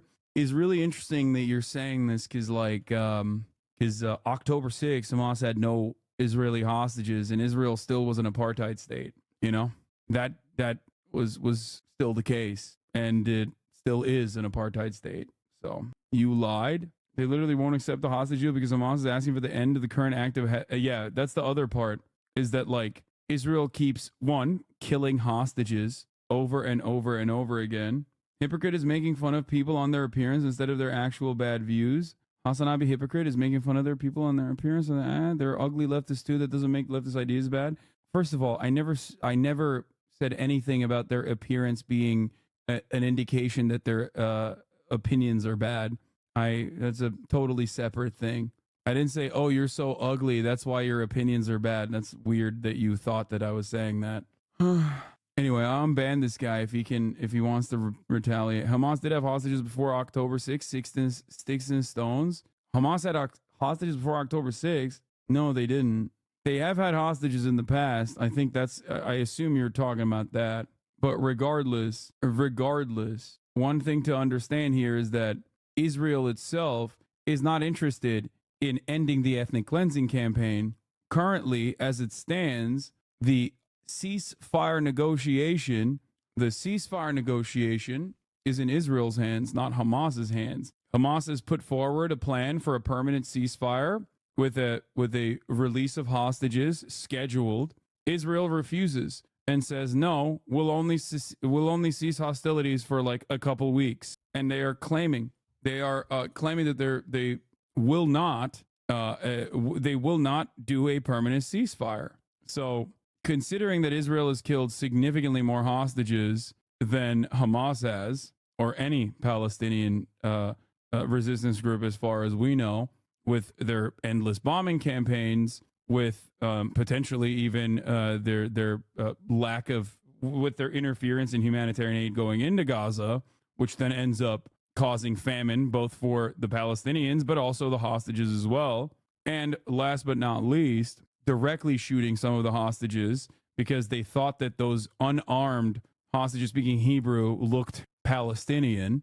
does feel like Israel's not interested in the safety and security of the hostages at all. That's it. Yeah, I mentioned the hostages that they shot. Anyway, what is this? We must call out these dangerous lies, even if others in the media won't. My new series, Debunked, just launched for Zeteo News. The first episode is devoted to debunking the top 7 lies about Gaza and October 7th. Please do. Oh, and please do subscribe in a new segment here. we're calling Debunked. The top 7 lies about Gaza debunked. Lie number 1. There was already a ceasefire on October the 6th, and Hamas broke it. You see it said everywhere by Benjamin Netanyahu, by Hillary Clinton. They all say it, and yet it's completely false. Just 2 weeks before October the 7th, Israeli airstrikes hit Gaza for the 3rd day in a row. And on October the 4th, Gaza Strip protesters received bullet wounds to ankles, medics report. Does that sound like a ceasefire to you? Even over in the occupied West Bank, before Hamas's attack on October the 7th, Israeli forces had already killed a record 234 Palestinians. If there was a ceasefire in place before October the 7th, nobody told the Israeli military. Lie number 2. The priority is freeing the hostages. There's no higher priority, Joe Biden has. And yet, last month, Israel's finance minister said bringing home the hostages is not the top priority. Hamas must be defeated. Wittingly or unwittingly, the Israeli military has actually killed more Israeli hostages than its soldiers have rescued. In fact, as one Israeli journalist recently tweeted, citing new reporting from an Israeli news website, 10 hostages were killed by Israeli airstrikes in Gaza, some even as the Israeli military had intel they were residing in the buildings that were targeted. The IDF reportedly killed their own citizens and then lied and said they died in, quote, Hamas captivity. But sure, it's all about the hostages. Lie number 3, 40 beheaded baby. How can we forget the most emotive and most offensive lie of this? A lie that went viral and was repeated by the President of the United States, who falsely said he saw pictures of beheaded babies, even though there weren't any, nor were there babies in ovens, as Israeli newspaper Haaretz proved in their investigation. They were all lies. In fact, according to data released by Israel's Social Security Agency, tragically there was one baby killed on October the 7th, 10-month-old Mila Cohen, may her memory be a blessing. But in the interests of facts, she was not beheaded. Now, one baby killed is one baby too many, a tragedy, a crime. But 40 beheaded babies is just a cynical, reckless, repulsive lie that was then used to justify... Did Biden ever address that? No. One thing you have to remember is that if you are lying, but your lies align with the State Department interests, you never have to apologize for it. As a matter of fact, you will get celebrated for it and you will get elevated for it. On the other hand, however, if you are consistently against State Department propaganda and State Department interests, if you are ever even caught getting something wrong, even if you immediately correct yourself, it does not matter. They will literally badger you and hit you over the head with that over and over and over and over again. Okay? Noam Chomsky is a great example of this. Okay? People still bring up him saying, I would like to wait for confirmation on Khmer Rouge numbers. Okay? Noam Chomsky has been correct on American foreign policy so consistently when the State Department hasn't. And yet, one is an outsider and routinely yelled at, and even considered a tanky by some, it seems, nowadays, which is really funny because he is a literal fucking libertarian, like in the actual traditional sense, not in the American sense. Okay? And that is because he is consistently against America's imperialist interests. This dynamic exists for anyone and everyone. Okay? You just need to remember that. You need to remember that no matter what. Just, that's it. Take that home with you. The killing of hundreds of Palestinians. Line number 4, there was a Hamas base underneath the Al-Shifa hospital. Remember this video from the Israeli military claiming Hamas's main headquarters were under the hospital? Wow, an underground lair straight out of a Bond movie. To this day, we have yet to see any evidence of such a headquarters under Al-Shifa. Sure, as the AP has reported, the Israelis found a pair of metal cots in a room fashioned from rusty white tile. They appeared to be out of use. Meanwhile, the Washington Post said the underground rooms found by Israel showed no immediate evidence of military use by Hamas, and Israel has provided no hard evidence that Hamas was using the hospital as a command and control. This is 7 lies, and yet there are 700 of them, by the way. These are just 7 of the most flagrant ones, I think. This is Israel's modus operandi. This is how they operate. That's it. And the media knows it, and they refuse to actually report on it in the way that they would for Russia, for example. Okay? That's it. The level of criticism that we have for Russia, 2 states that are engaging in similar acts of violence, okay? Colonial occupation at this stage, annexation and relentless bombing campaigns on top of a civilian population. And yet one is a foreign adversary, the other one is a ally. Not even a foreign ally, but just simply a state, right? A military base. Look at the way that the media is critiquing Russian statements, even when they're sometimes, in the off chance, correct, okay? Versus look at the way that the media reports on Israel's statements when they have very consistently lied about every key detail that justifies their inhumane actions in Gaza and in the West Bank as well. If you cannot see this contrast, I do not know what to tell you. Control center. The Israeli military lied so that they could attack more hospitals under the same false pretext. Lie number 5. You can't trust the Hamas health ministry. Remember what Israeli spokesman Mark Regev said to me on Peacock back in November? The Gaza Health Ministry says Israel has killed more than 11,000 people in Gaza, including a record number of children. Let me finish my question. No, but you can't say that. No, but you said you have to say the Hamas-controlled Ministry of Health in Gaza. I don't have to say please. what you asked me to say. Why mention Hamas-controlled every time? Because you can't trust the health ministry's numbers, right? Except the Israeli military does. The Israeli military has secretly found the Gaza Health Ministry's casualty figures to be reliable and even uses those numbers for its own intelligence briefings. Oh, and the world's most famous medical journal, The Lancet, found no evidence of inflated mortality reporting from the Gaza. As a matter of fact, the numbers might be incorrect as a consequence of the entire hospital infrastructure being diminished to nothing now, and it is an underreporting of human casualties, not an over-reporting of human casualties. Time and time again, the Hamas-run health ministry's numbers have been checked, cross-referenced. Israel themselves uses the Hamas health ministry's numbers. The American State Department themselves use the Hamas health ministry's numbers. They have always been consistently reliable and trustworthy. Now, if you for some reason did not believe in the Hamas numbers and you genuinely wanted to know the truth and you weren't consistently bombing and engaging in an ethnic cleansing campaign, then perhaps you would allow third-party investigators to go into Gaza. Israel does not. Israel also has a policy of not letting in any journalists into Gaza, and alongside their other policy of executing journalists and their families in Gaza, as this has also been one of the most deadliest conflicts for journalism and journalists in general, more so than the 20-year stint of Vietnam. In a matter of a few months, Israel has killed more journalists and their family members than in Vietnam. Israel also has a policy of only allowing journalists to embed with IDF, and on top of that, go through all of the accounts before they are released to the public. They have final cut approval on what can be reported from Gaza. And in spite of all of that, due to the proclivity of IDF occupants, militants, routinely showcasing and celebrating their own atrocious acts, and due to the severity of the inhumanity of the Israeli occupying force in Gaza, in spite of all of those restrictions, there is still a tremendous amount of evidence that we can see with our own two fucking eyes. Tremendous amount of evidence for Israel's ethnic cleansing campaign, that is. Gaza Ministry of Health. Lie number 6, there is no hunger in Gaza. That is an exact quote from an Israeli defense official. And it's a lie, obviously. Ask the parents of poor Mahmoud Fatou, the 2-month-old baby who starved to death recently in Gaza. According to the World Food Programme, 4 out of 5 of the hungriest people in the world right now are in Gaza. And lie number 7, the Gazans getting killed today elected Hamas. They voted for them. Put aside for one moment the bin Ladenist logic that says if you vote a way I don't like, I get to kill you. It's just not true that Gazans elected Hamas. It's a lie. Half of the population of Gaza are kids under the age of 18. Most of them weren't even born when the last elections in Gaza took place nearly 2 decades ago.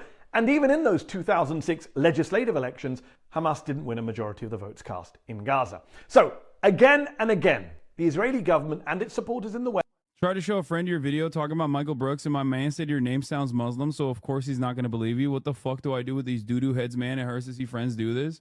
I don't know what to say to that. You know what I mean? But Hassan, I thought you were white. I mean, my name was Hank. I would be able to get to the thick skulls, the dense skulls of many more Americans. I promise you that. I'll just leave it at that. There is a reason why so many of my interlocutors have chosen not to address the statements that I make and regularly either A, battle against statements that I did not make, B, bastardize my positions and engage in straw man arguments, or directly attack the source by saying that I am an Islamist fundamentalist terrorist sympathizer. The only reason why those concepts actually fucking work so well is because both of the guys you're seeing on screen right now are named Hassan. That's it. You know, yeah. One of my most pressing, yeah.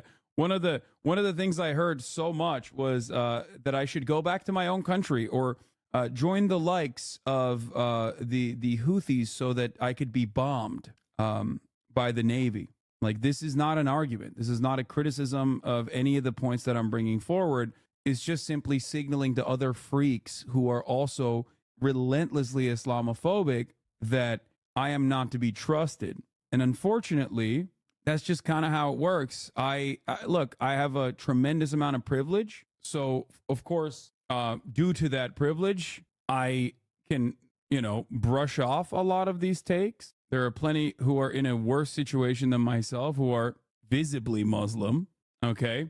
More so than myself. Morgan is a great example of this. Frogan, as you guys know, who is getting the Ilhan Omar treatment from anyone and everyone right now. It is pure Islamophobia. No matter how hard people try to claim it's actually about what these people are saying, it's not, okay? It's not. We, on values and on principles, abhor anti-Semitism and criticize the state of Israel, criticize the actions of Israel as a violent apartheid ethno-state, okay? Our values are also aligned with the likes of many anti-Zionist Jews, okay?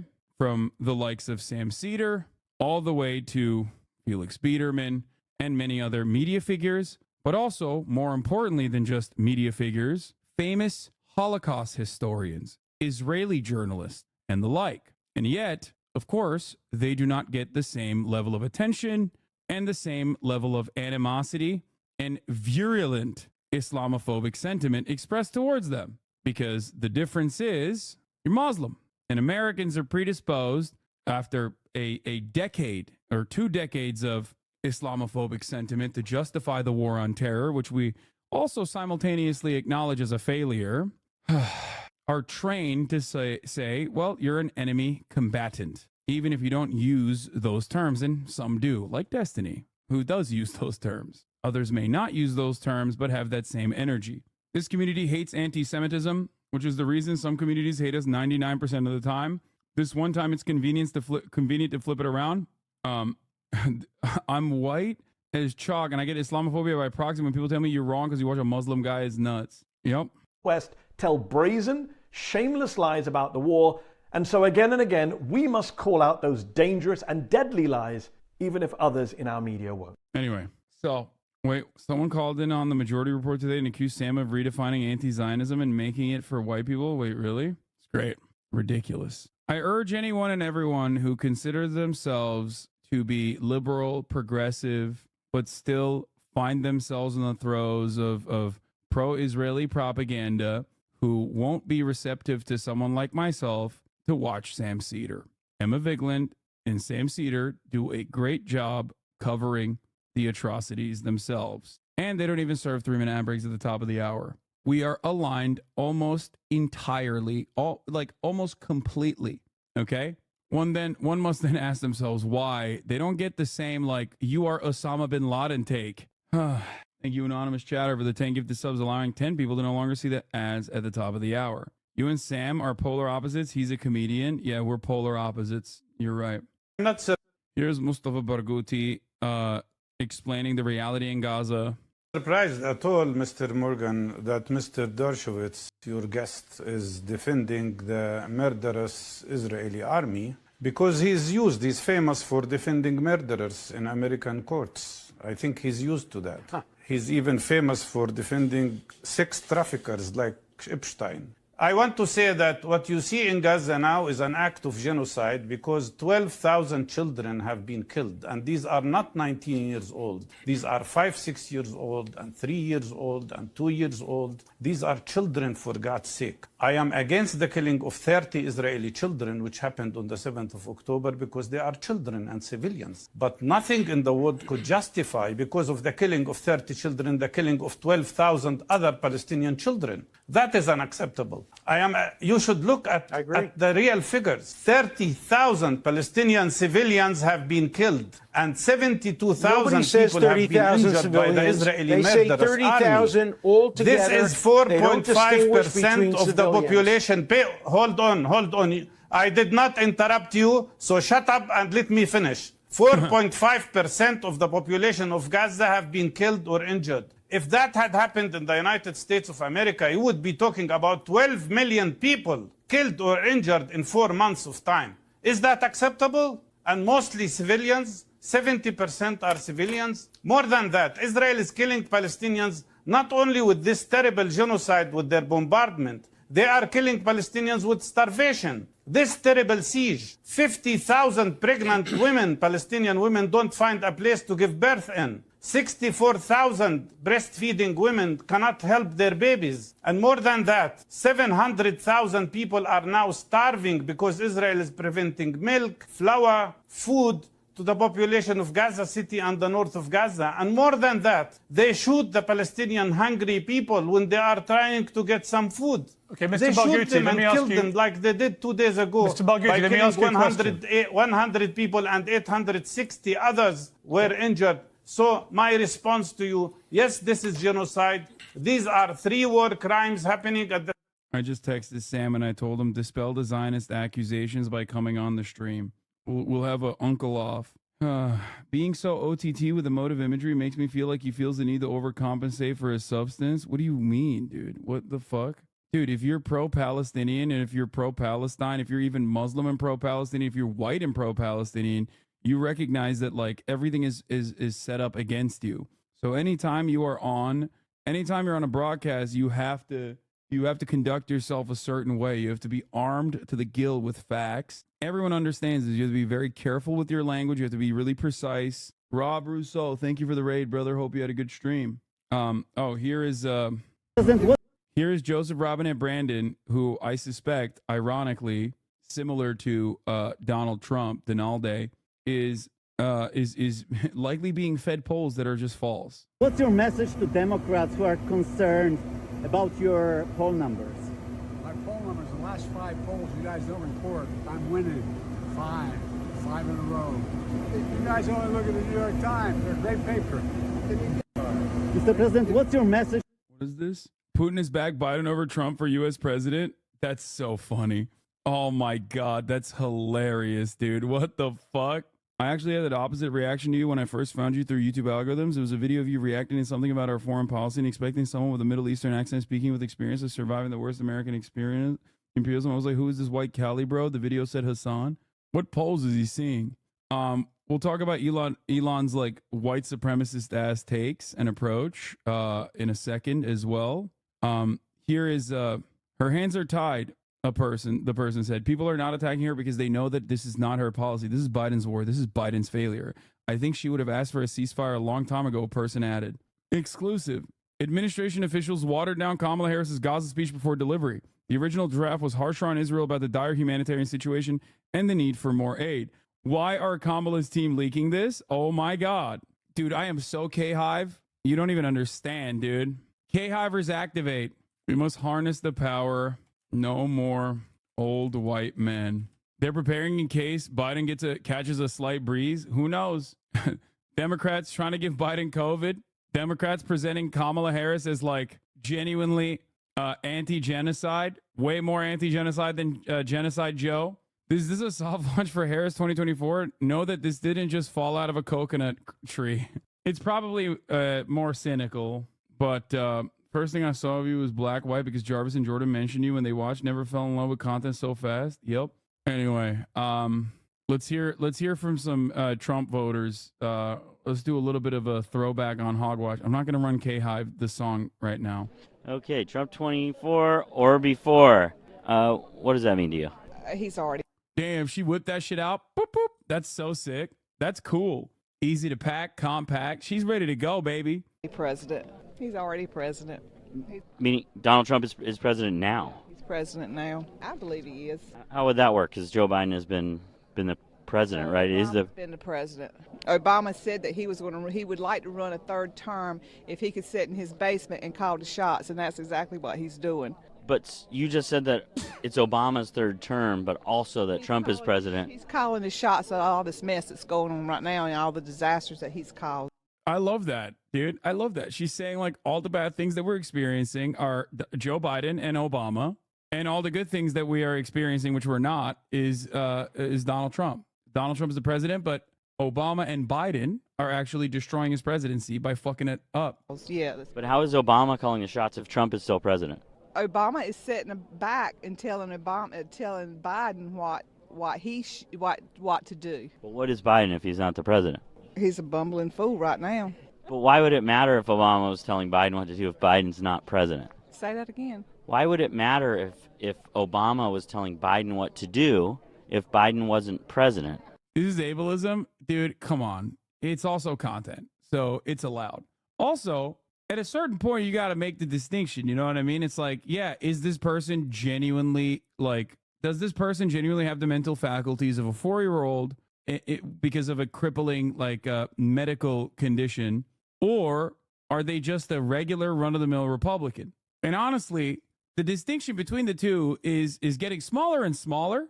And I don't know. I don't know what else to say. You know, you just gotta cover it as it is, you know? Domestic for a second. I know in about 2 or 3 weeks with your court cases, if I'm going to believe what I read in the decisions, you have to come up with something like $400 million. How close are you to securing the bond, or what you need for that? I have a lot of money. I could do what I want to do, but this was a horrible, illegal decision. This was a decision made up by a crooked judge, 100% crooked clubhouse judge, a disgrace with a equally crooked attorney general who campaigned on "I will get Trump," and we're appealing that decision, and we'll see how we do. But I'll tell you what, people are leaving New York. Businesses are fleeing New York because of that decision. They used a statute to go after me that was never used before. So you're not never worried? Used before. Trump is talking about New York like it's fucking a YouTuber talking about China. New York, folks, it's on the verge of collapse, believe me. Once a beacon of prosperity, New York nowadays is falling apart, just like China. Tomorrow, folks, no more commerce in New York nor China, which, of course, also has a Chinatown. Think about it.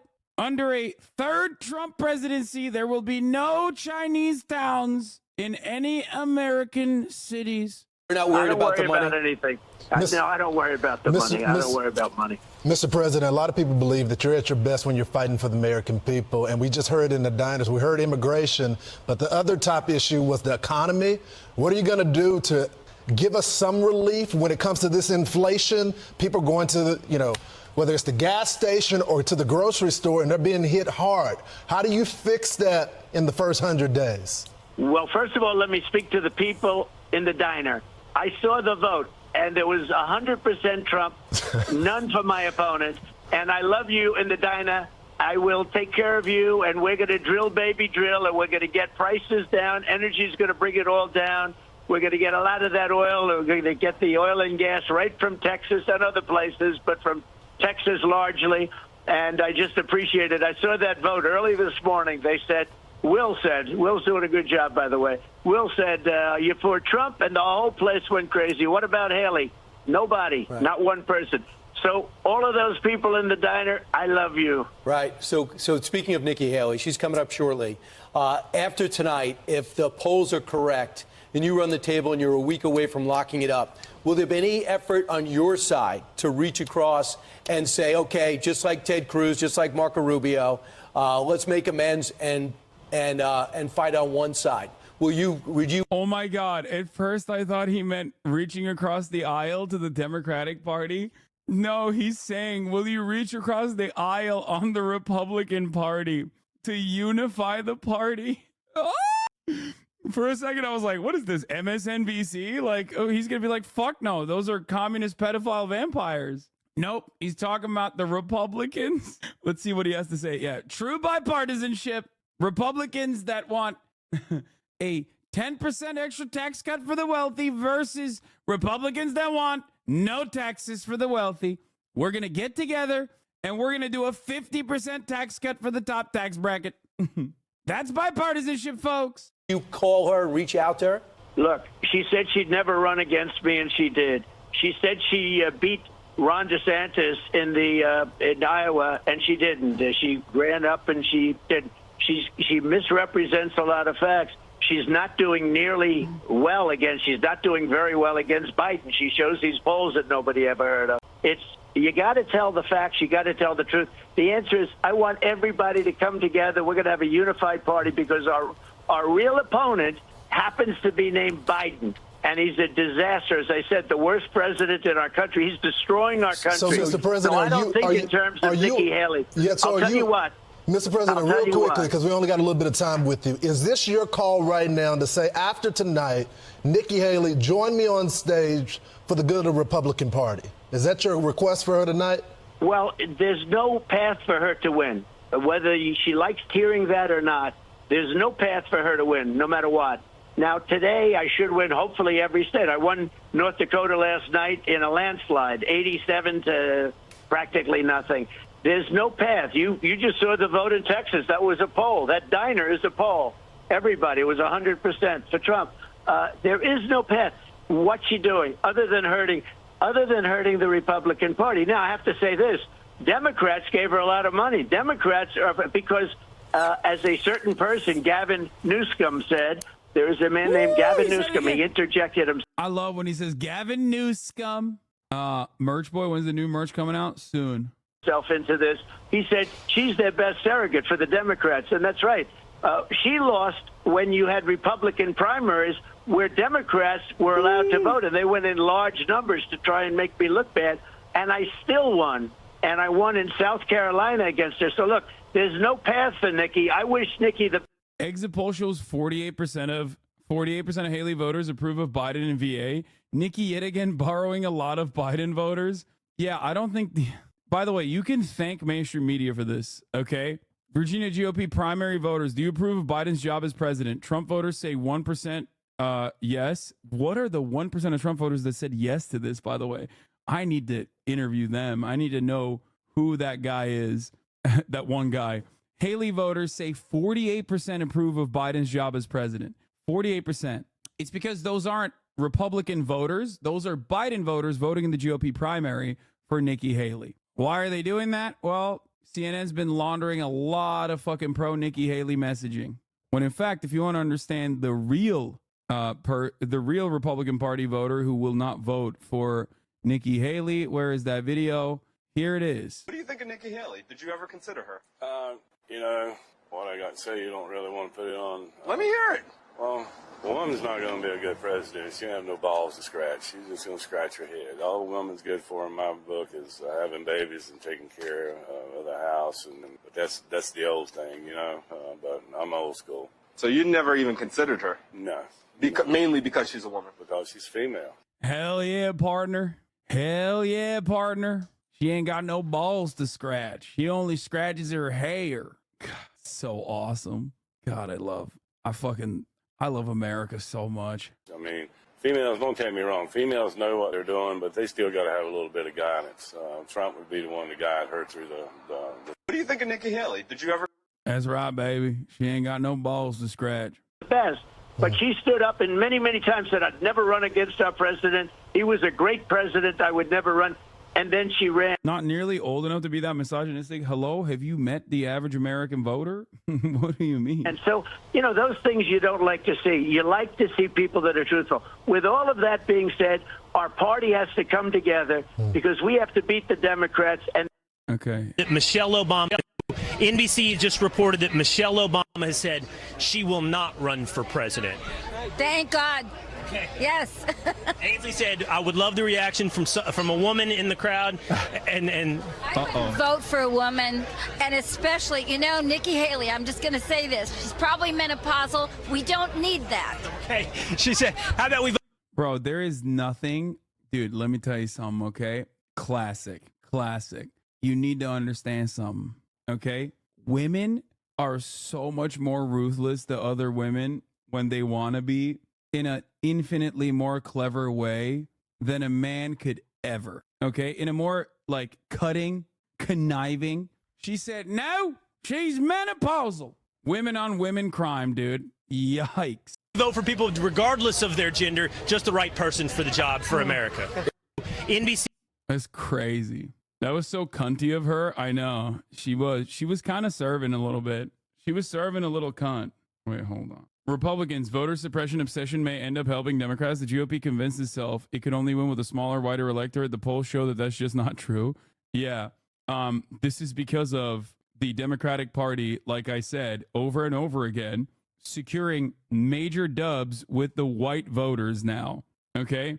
There is a bit of an attitude shift occurring. It's not like a complete party shift or anything like that, but the Democrats are capturing a lot of the suburb voters that are historic Republican Party voters. Did you catch a newscaster just rewording what that woman said? Did you miss the punchline? No. Voters are hitting the polls for Black voter support for Trump up from 4% to 23%. For Tuesday, the biggest day of the presidential primary season so far. By the way, remember when I mentioned this like a couple months back and people were like, dude, you're fucking so dumb. You're so wrong. Remember when I said the black voter base of support in the past would just simply not vote if they weren't voting Democrat? And nowadays, they're not only not voting, but some are actually voting Republican. Where are my naysayers now? Republicans are holding nominating contests in 15 states and Democrats in 15 states and one territory. President Biden. It's only black men. Oh, never mind then. Okay. I guess that this major shift is not significant then. Biden, of course, secured overwhelming support from black voters back in 2020, but new polling shows that backing could be declining. The recent New York Times Siena poll shows 23% support among black voters for former President Trump. That's up 19 points since a similar poll just before the 2020 election. A new article from Baratunde Thurston, a writer for Puck News and host of the How to Citizen podcast, outlines a shift for enthusiasm for President Biden among black voters, and he joins us now to break down the dilemma. Baratunde. Breaking, black people are not a monolith? Yeah, no shit, dog. Of course black people are not a monolith. However, the black voter bloc is the closest of a monolithic voting bloc that you had consistently in the United States of America. Like, we're talking 90%, okay?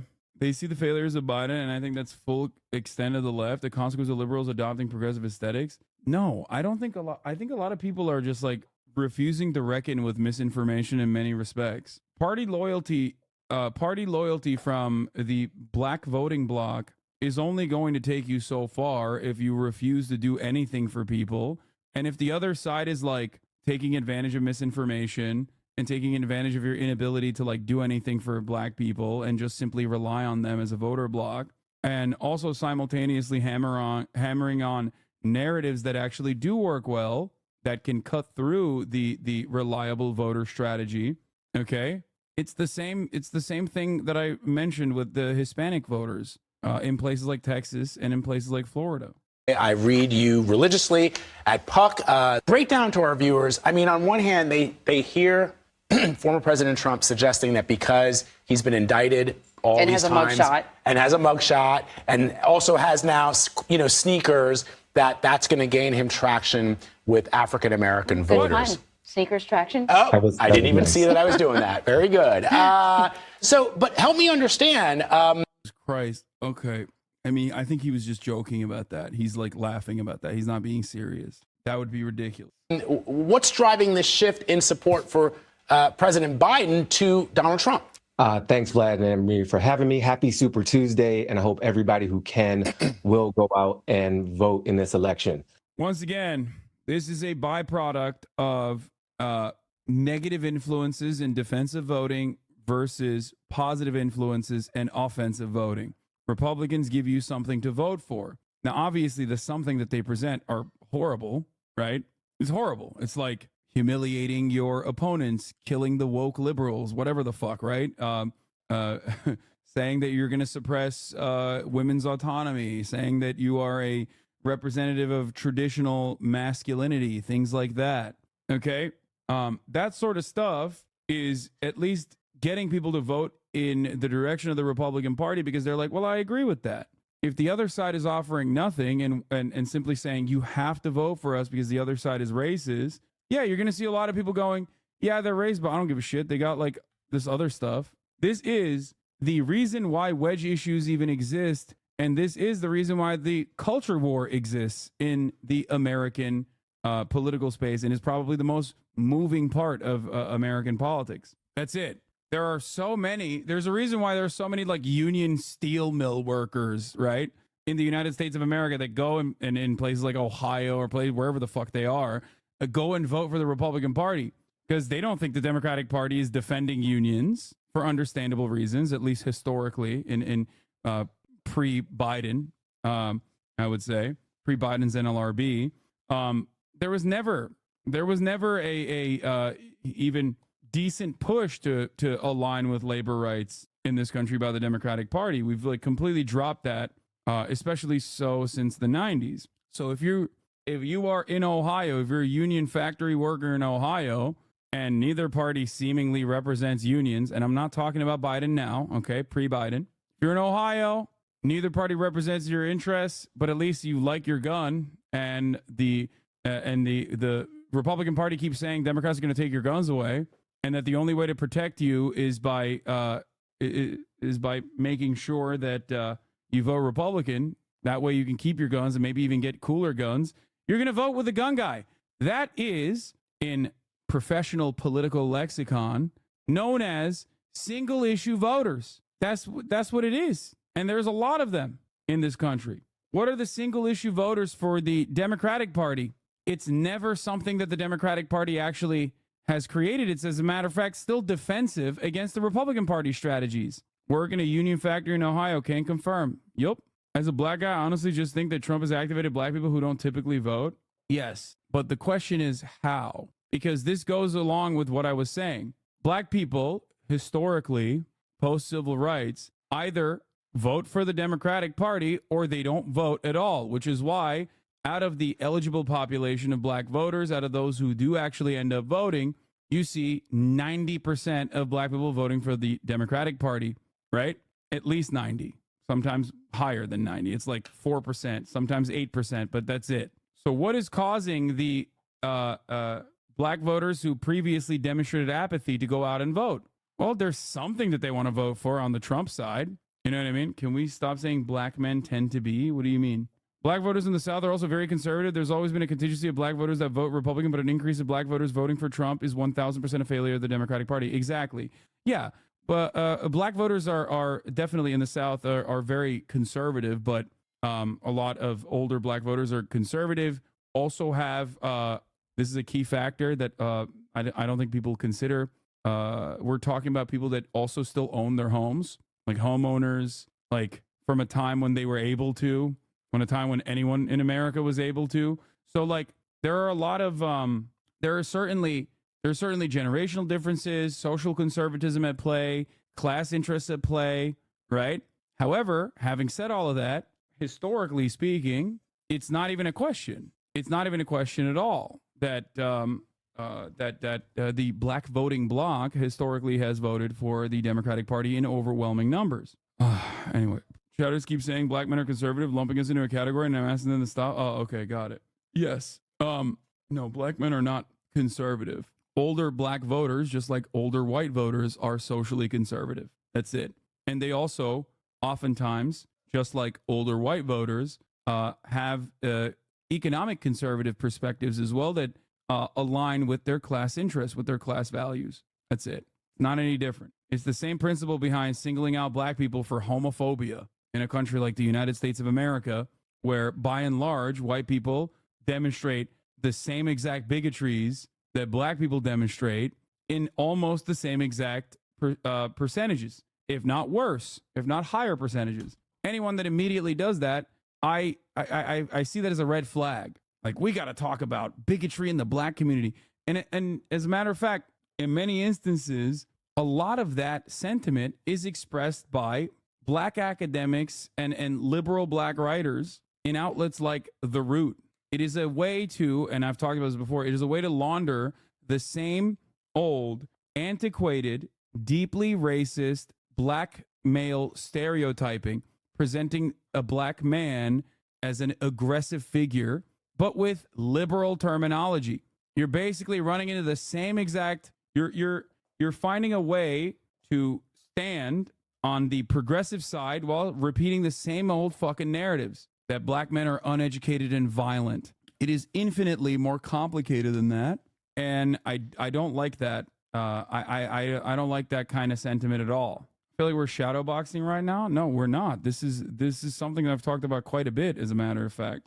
Anyway, but I do see the Democratic Party's inability to capture the attention of many voters, especially less educated voters, and the Republican Party, through a concerted effort of misinformation, propaganda, and hammering on social conservatism that exists in every facet of society, but especially more so in less educated facets of society. The Republican Party is taking advantage of the lack of interest from the Democratic Party in capturing those votes and taking those votes away. In the past, the Democrats were able to skirt along comfortably in a lot of these demographics. The ones that did not vote would not dare vote for the Republican Party, who openly was engaging in white supremacist values as a means to continue capturing the attention of the white voter base, the majority of the white voter base. However, nowadays I do think that with the lack of interest in offering anything positive to vote for the Democratic Party, you're finding more and more black men, especially within the black voting bloc, go to the Republican Party. It is not the sneakers. It is not the shoes. And I think it is important to emphasize, as Pastor Michael McBride, who I interviewed for this piece, said, Trump's life is not available to you, bro. Like, we can't be out here, no matter how fly our sneakers are, with 91 counts against us, hosting rallies and pursuing the presidency of the United States. There's definitely a double standard there. But what I found... I definitely remember the whole FD video about how the black vote for Republicans, specifically the black male vote for the Republican Party, is greatly overblown by mainstream media when compared to actual data. I wouldn't be surprised if this is still the case. No, I don't. I think it's certainly being exaggerated, but I do think it spells trouble for the future prospects of the Democratic Party. And this has been an ongoing, consistent trend. I think that this is a consistent trend. Is that there are 3 or 4 parts of the puzzle. The overall, we got to understand, is a game of margins. There's not a huge Blexit of black people exiting the Democratic Party. But when elections come down to tens of thousands of votes in a handful of states, every vote counts. And there are some that are not willing to be counted for Joe Biden. For instance, there are issues of concern about the economy, justice agenda, and basically promises made that haven't been fully delivered on. There's challenges with how this administration has supported Israel in its bombardment. I mean, how are we not going to talk about this with the uncommitted campaign and how successful it was in a place like Detroit? You know what I mean? People are literally forgetting that there are plenty of young black voters which would normally vote for the Democratic Party, just like the rest of the voter blocks in that same age demographic, not wanting to vote for the Democratic Party. It's that simple. That's it. That's literally, that's it. And Biden is demonstrably refusing to fucking even hear out a lot of these demographics that the Democratic Party consistently takes for granted. It is nutty. And a lot of the interests of these demographics, specifically younger voters in general, anything under the age of 40, for example, okay? Anything under the age of 40 that normally allowed Biden to win in the last election, everything that they're doing right now that positions them as the party for the real, like, educated, wealthier, former Republicans in the suburbs and whatnot is directly at odds with those other demographics that voted consistently and reliably for the Brandon regime. That's it. And when those when those voters don't vote or don't poll as though they're going to vote for the Democratic Party, all of a sudden there's less voters overall and more there's less black voters overall, so there's a higher percentage of black voters that are seemingly voting for the Republican Party. My very libbed up black father voted no preference today without me even telling him. It's an actual campaign. He voted to explicitly he told me he explicitly voted no preference to protest the war in Gaza. People are tired of the Dems. One thing you have to remember is that as people who are genuinely really interested in politics in this community, we observe a pattern of voting behavior that is very different than the average person. Okay? The average person is not motivated to do harm reduction.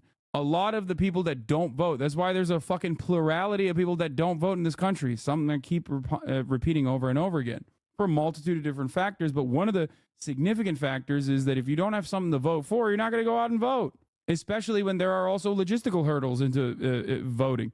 That's it. It's that simple. In many ways, it is that fucking simple. And yet, for some reason, people refuse to reckon with that. And it does seem like a lot of the Democratic Party professionals are professionally refusing to recognize that. The notion that harm reduction voting is the only way that the Democratic Party will ever win elections is a devastating prospect for the future of this party. At a time when, if they had a more positive approach, when they actually could show that they have like something to vote for, they should be winning by massive margins. This helped people vote uncommitted for Biden. In some cases because of the Israeli war cabinet. Is that acceptable? There's nothing acceptable about the dire situation on the ground in Gaza in terms of the lack of food, lack of water, lack of medicine, in some cases a lack of fuel. That shouldn't be acceptable to anybody. So short answer to your question is no, it's not acceptable. And that's why we continue to work with our Israeli counterparts. As I said in my opening statement, and you've heard the president say as well, and the vice president, that it's time for Israel to open up more crossings and allow more aid in. Does the administration still believe it's more effective to withhold public criticism of Netanyahu in order to have more sway in private? And is that private sway waning? I don't think I'm going to accept the premise of that question. I mean, we have been nothing but candid and forthright in private with our Israeli counterparts, and certainly in public in the comments that we have made. And you've heard again from the president and the vice president just recent days expressing very clearly what our concerns are with the humanitarian situation in there and how it is unacceptable and how we need the Israelis to step up and do more. Damn, dude. Where's your fucking IDF badge that you were wearing? Where's the dog tags, bitch? Why'd they start the airdrops for good PR? No, dude, it's just there's famine. That's it. Children are fucking dying because they don't have food. What do you think is going to happen to the collective consciousness when those images become more and more commonplace? That's it. The real question should be why airdrops and not on the ground military members? That's the real question. Why isn't there aid right now being held up at checkpoints? There are. Why can't they get Israel to let that aid in? Why airdrops? Why not directly send in the aid? And it's not just airdrops. They are now also possibly going to bring in aid through the sea line. Think about that. Last time that happened, someone broke through the Israeli blockade. It was a Turkish flotilla called Mavi Marmara, led by Mavi Marmara. And the Israeli military airdropped into the fucking flotilla and killed everyone in it, and then claimed that they were terrorists. More. The president and the vice president, and you, for that matter, have both said that the situation with getting aid into Gaza is too difficult. The vice president said that Israel needs to allow more aid in. No excuses. What is preventing the airdrops? Are 1,000% PR bullshit, bro. Come on. No, the real reason for the airdrops is, well, obviously it's for PR, yes. But the real reason is because the situation on the ground is devastating. Do you understand? By the way, for those of you saying the airdrops are legit expired MREs, that's not even halal, is such a joke. That is not the first time that the American government has done a PR aid drop like this to a Muslim population that was withstanding an ethnic cleansing. I remember the famous, I think it was in Albania, right? The famous, there's literally a statue of it, of an airdrop in Bosnia with the canned food that they sent in was not halal. It was like pork. So that's consistent. Let me see if I can find it. It was expired too. Yep. It's not the first time that's happened, and it won't be the last. Here it is. Canned beef. This monument is a huge replica of the ICAR canned beef that was sent to Sarajevo during the aggression on Bosnia and Herzegovina, and represents a tongue-in-cheek thank you to the international community for sending over 20-year-old food that was also often pork, even though the biggest part of the Sarajevo citizenry is Muslim, during the 1992 to 1995 siege and shelling of the city. The monument was designed by Nebojsa Seriksoba and was dedicated on April 6, 2007. Yup. The president from communicating to the Israeli government that if they don't allow aid, we will not continue supplying weapons. Why is that not a fair trade? No aid, no bombs. Because the president still believes that it's important for Israel to have what it needs to defend itself against a still viable Hamas threat. Maybe some people have forgotten what happened on the 7th of October, but President Biden has not. How does keeping aid out of Gaza contribute to Israel's right to defend itself? Keeping aid out of Gaza is not the right thing for any purpose. It's not about, it's just not acceptable on the face of it, as I told Selena. And that's why we're working more than any other country, by the way, to increase the flow. I mean, it is U.S. aircraft that are dropping this food out of the sky in the last couple of days.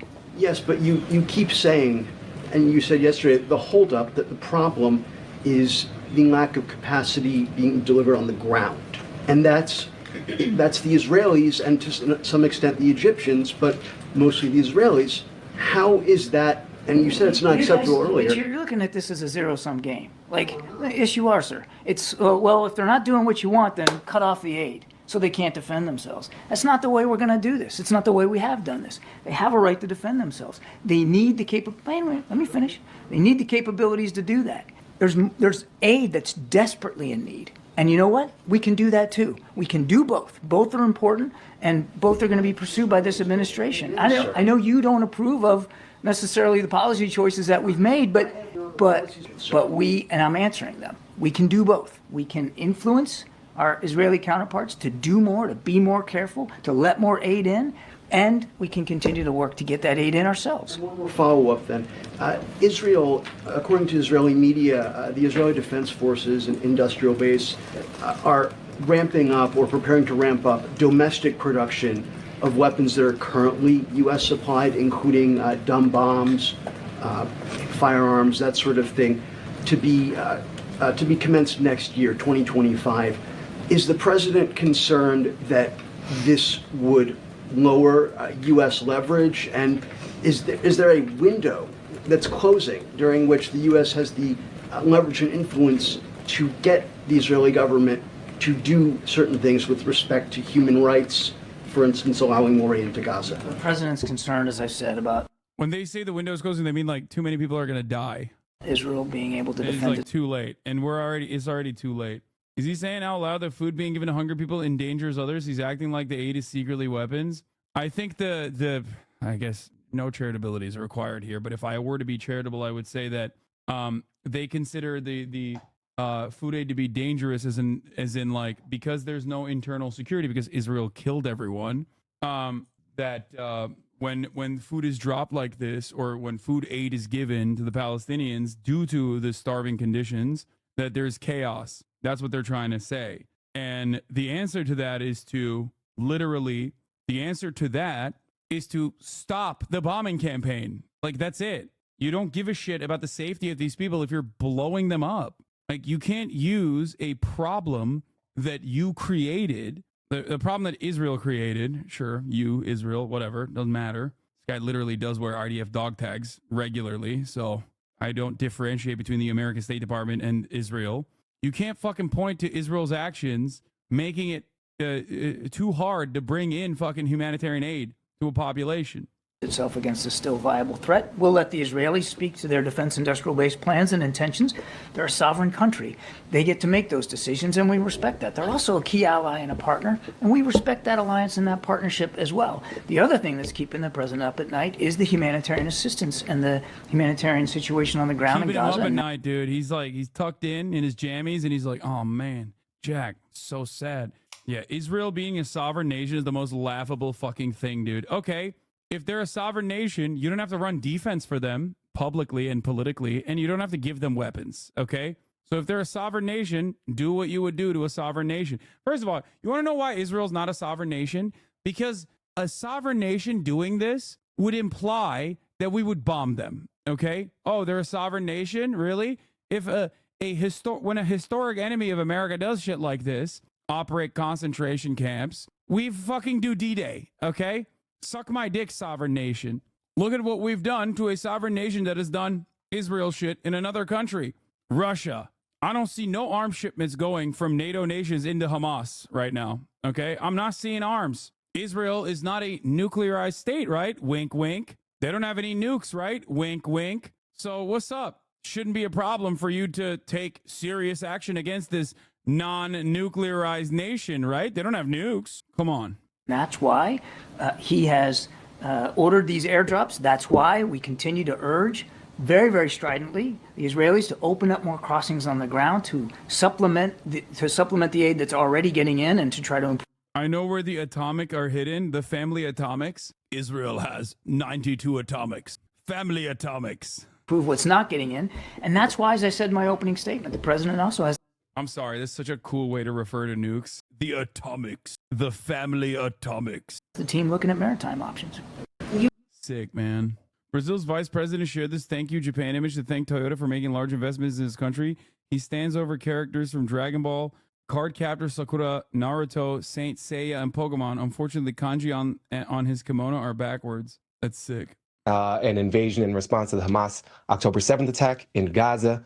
And there's a failure of this idea of saving democracy not being tangible. ADL to honor Jared Kushner for Israel work, calling it pivotal for hostage negotiations. Bro, Anti-Defamation League is just Apartheid Defense League. Straight up. That's it. It was already Jover when that dipshit Jonathan Greenblatt literally went and fucking, was it Jonah Greenblatt? I don't want to fuck up his name. Anyway, when he fucking went so out of pocket to defend Elon Musk being like, Jews are doing white genocide in America, that the former ADL president was like, dude, what the fuck are you doing? You're about to get another sentence on the hate glossary? Do I have one? No, I don't think the ADL has ever locked me as a hate glossary person. Maybe. Hold on. When I said, oh, they did. Oh my God, I did get it. Let's go. Support for Houthis is also manifested in viral online content demonstrating the potential cultural impact of ostensibly apolitical posts and memes. Hassan Piker, a popular Turkish-American streamer who has justified the atrocities of October 7, has more than 3 million combined subscribers on Twitch and YouTube, recently hosted on social media platforms. A Yemeni TikTok influencer goes by the name of Rashid Al-Haddad and refers to himself as Pirate King. While Haddad's relationship with the Houthi movement is unclear, he has defended Houthis' actions, expressed support for terrorism against the state of Israel, and shared propaganda from Hamas and Palestinian Islamic Jihad. Damn, I got one. Yo, that's crazy. I was not a part of I was never logged by the ADL ever. They said I've justified the atrocities on October 7, and then it's what the fuck? Hassan Piker murder Israeli babies, Young Turks Twitch. That's what the article links to? That's crazy. Justify the atrocities? Couldn't you technically sue them for saying that? Yeah, dude, what the fuck am I gonna do? I don't give a... Yeah, Tim Houthi Charlemagne got me on there. That's crazy. Higher law overruled. Lisan Al-Gaib. It's useless, but they did decent work here. The candidate atop the Republican ballot for Missouri governor says he was only an honorary KKK member. That's awesome. Dude. Could also sue for the murder babies line where he was talking about how you should not murder babies. I know. It's crazy that like people tried that shit and they were like, he wants to murder Israeli babies. And that's like a line that people still go with. And it's like, no, my position is no baby murder. Like objectively. I am anti-murdering baby, unless it's abortion, okay? Unless it's abortion, brother, then I'm all for baby murder, you know? You know me. His name is Doug McClanahan? No. Actually? For so many people on the ground who don't experience democracy, that kind of message doesn't fully resonate with enough people. So we're starting to see some of his numbers slip from 91% in the last election down to as low as 75%. Again, massive majority, but margins. That is really, really fascinating. You've seen with his campaign, it really did kind of start with this defender of democracy narrative, and then they've started to change that that dialogue as maybe they're realizing that it's just not hitting people. You brought up something else, though. Oh my God, you guys are disgusting. There's a couple Dan's Gamings in there, but why does that you look like you're turned on by it or something? Middle East. One of the things that we have been seeing are black pastors, black churches organizing in support of Palestinians. Is that having an impact on Biden's support among black voters? I am sure it is having an impact. And I want to be so holistic in my representation of what I think is going on here.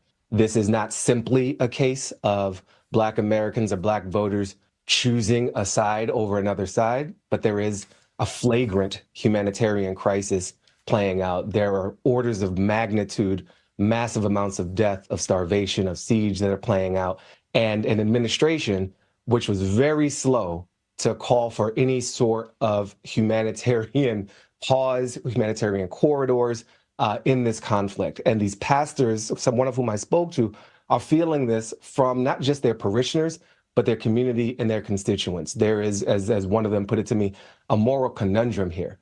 And there's a level of frustration that so much U.S. money and U.S. weaponry, so essentially in our names, is going to what's playing out on everybody's screens and everybody's pockets and everybody's phones.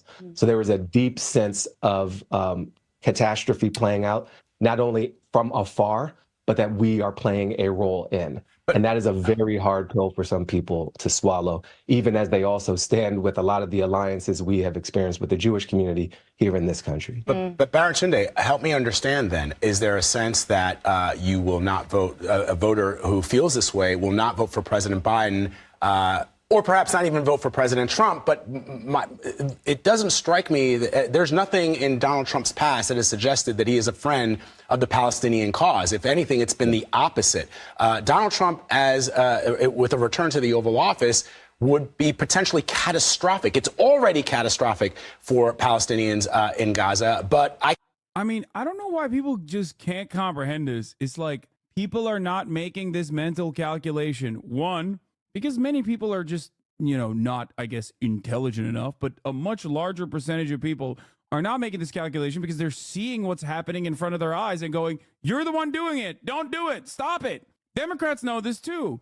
That's why there was a very concerted effort to literally say, well, you can't change Trump's mind, but you can at least pressure Biden into doing things that you want to do. So now that people are trying to pressure Biden, they're like, well, you can't change Trump's mind. It's like, bitch, we're trying to pressure you. You're the one who's doing it right now. This is about every voter, by the way. The expectation that people are supposed to engage in defensive voting and harm reduction is a very stupid, self-defeating prophecy that inevitably leads to these results. People do not always reliably and consistently do harm reduction voting. Many more people just vote for something, okay? Especially when it's a rehashing of 2020.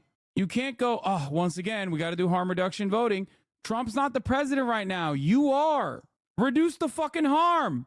Show people why harm reduction matters, why it works. Right now, you got almost 2 years of real wages, negative real wages. That's something in the back of people's minds. They are not going to forget that.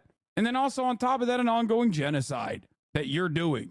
Why the fuck would they turn around and be like, yeah, I'm going to vote for the genocidal guy where I experienced negative real wages for 2 fucking years out of the 4 years of his presidency? It's nuts. I can't even imagine what it would look like, in terms of his policy and in terms of his rapprochement to Bibi Netanyahu. So help me understand that. And then, you write in your piece that the saving democracy feels short-sighted to you, but for some people, that is rather important of a message in the here and the now.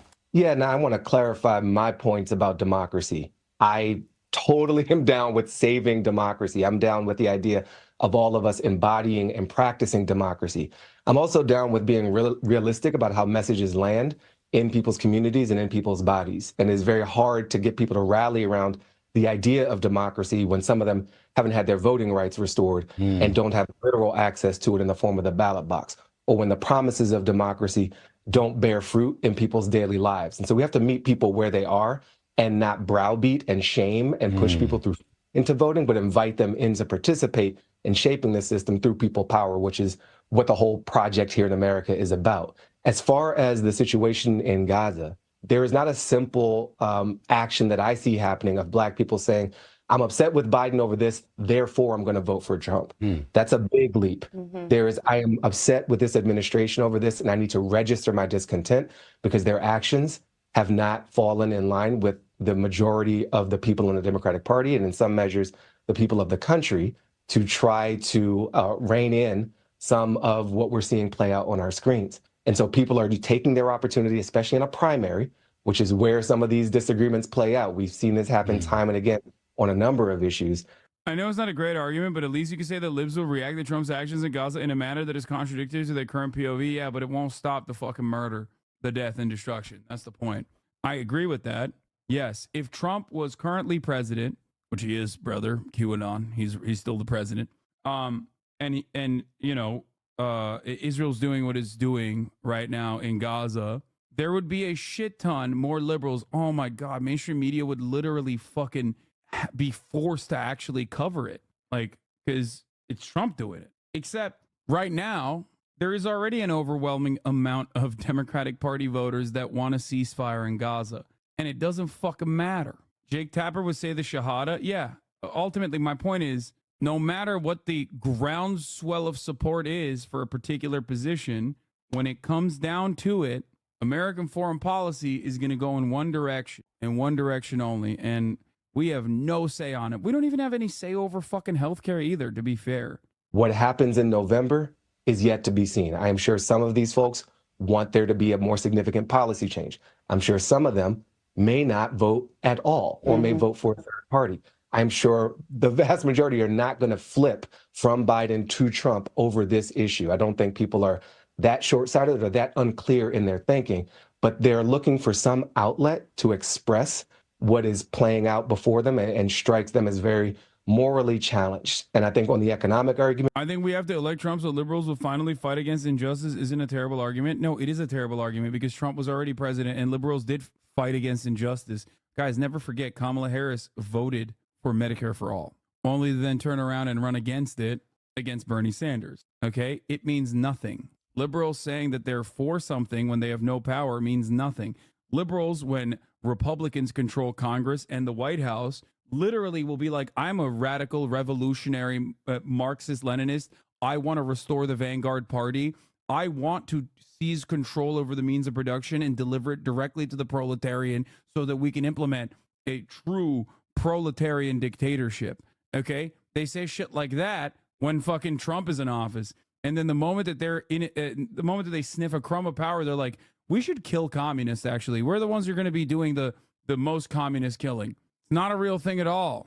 if you're in a community that hasn't received resources, that is being reflected back in a tough on crime language from the 90s, and you see a surge of financial resources in a war, but you don't see a surge in your own community, which sometimes feels like it's at war, then that's a sense of disconnect. As Pastor Mike told me, a sense of dissonance. And so how the Biden campaign and the Biden administration respond to that sense of dissonance, they have opportunities to do that. And part of it is not gaslighting people about their sense of morality or their sense of disconnect, but meeting them where they are, acknowledging it, and trying to more deeply. And Trump moved the embassy to Jerusalem while Israel attacked the Al-Aqsa Mosque year after year. None of these libs were in the streets opposing that.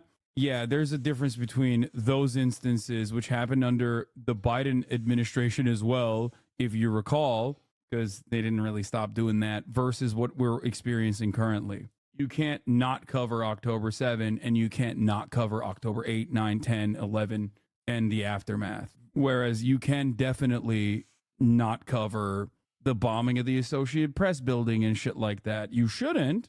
You shouldn't avoid covering such things, but they did. The difference, however, is that this is an issue that basically opened up the eyes, in my opinion, of a shit ton of liberals and even some Republicans alike, as it pertains to Israel's devastating, unconscionable acts. Think about it.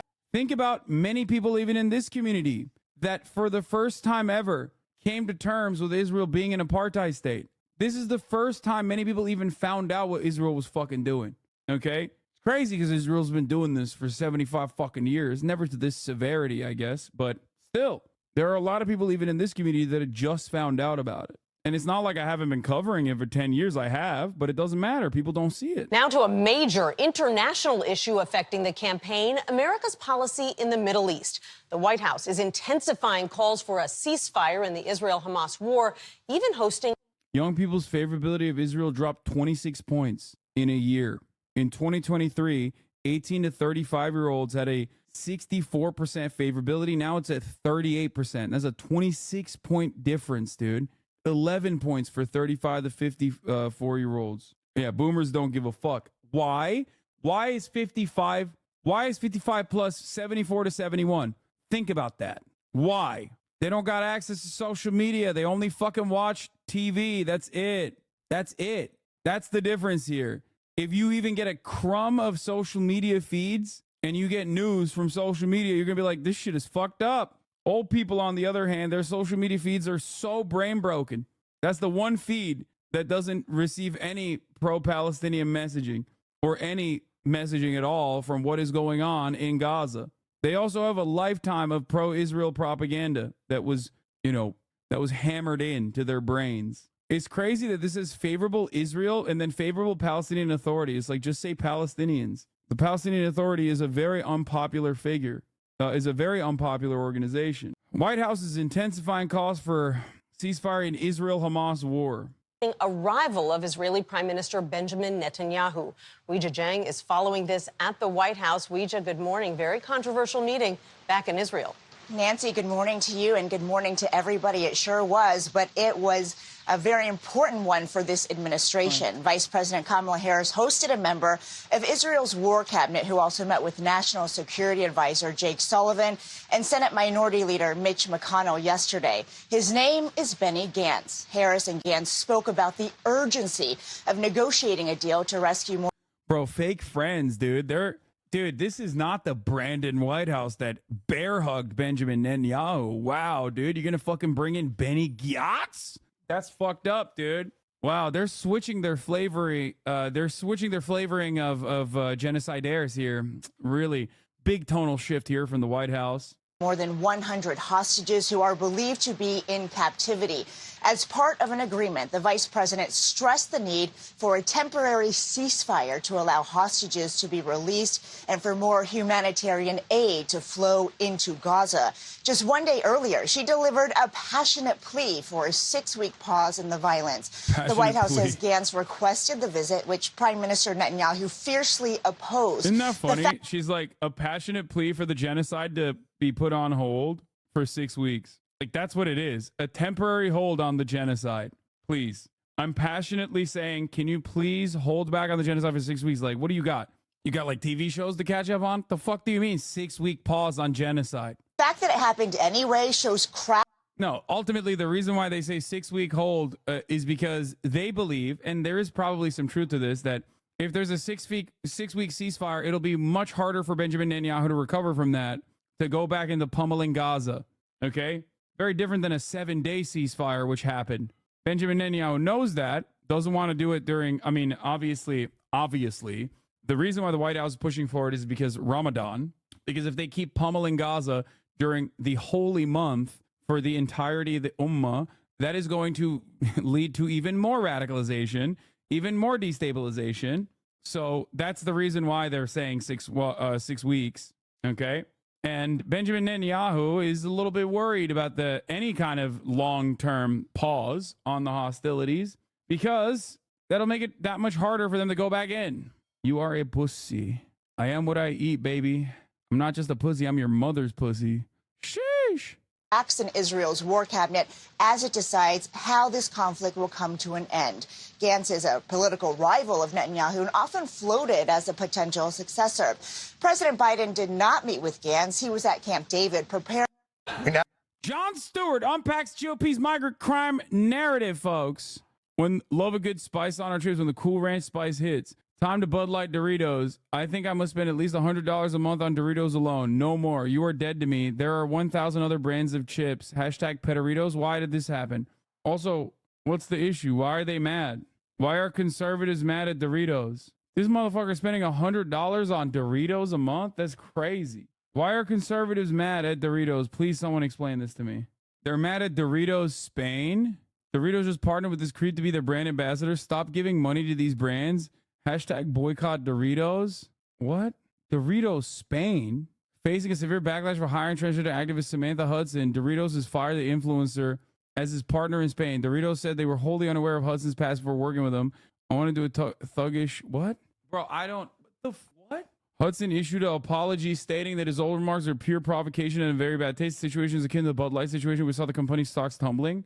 They're mad because Doritos Spain division partnership with the transgender singer Samantha Hudson, apparently.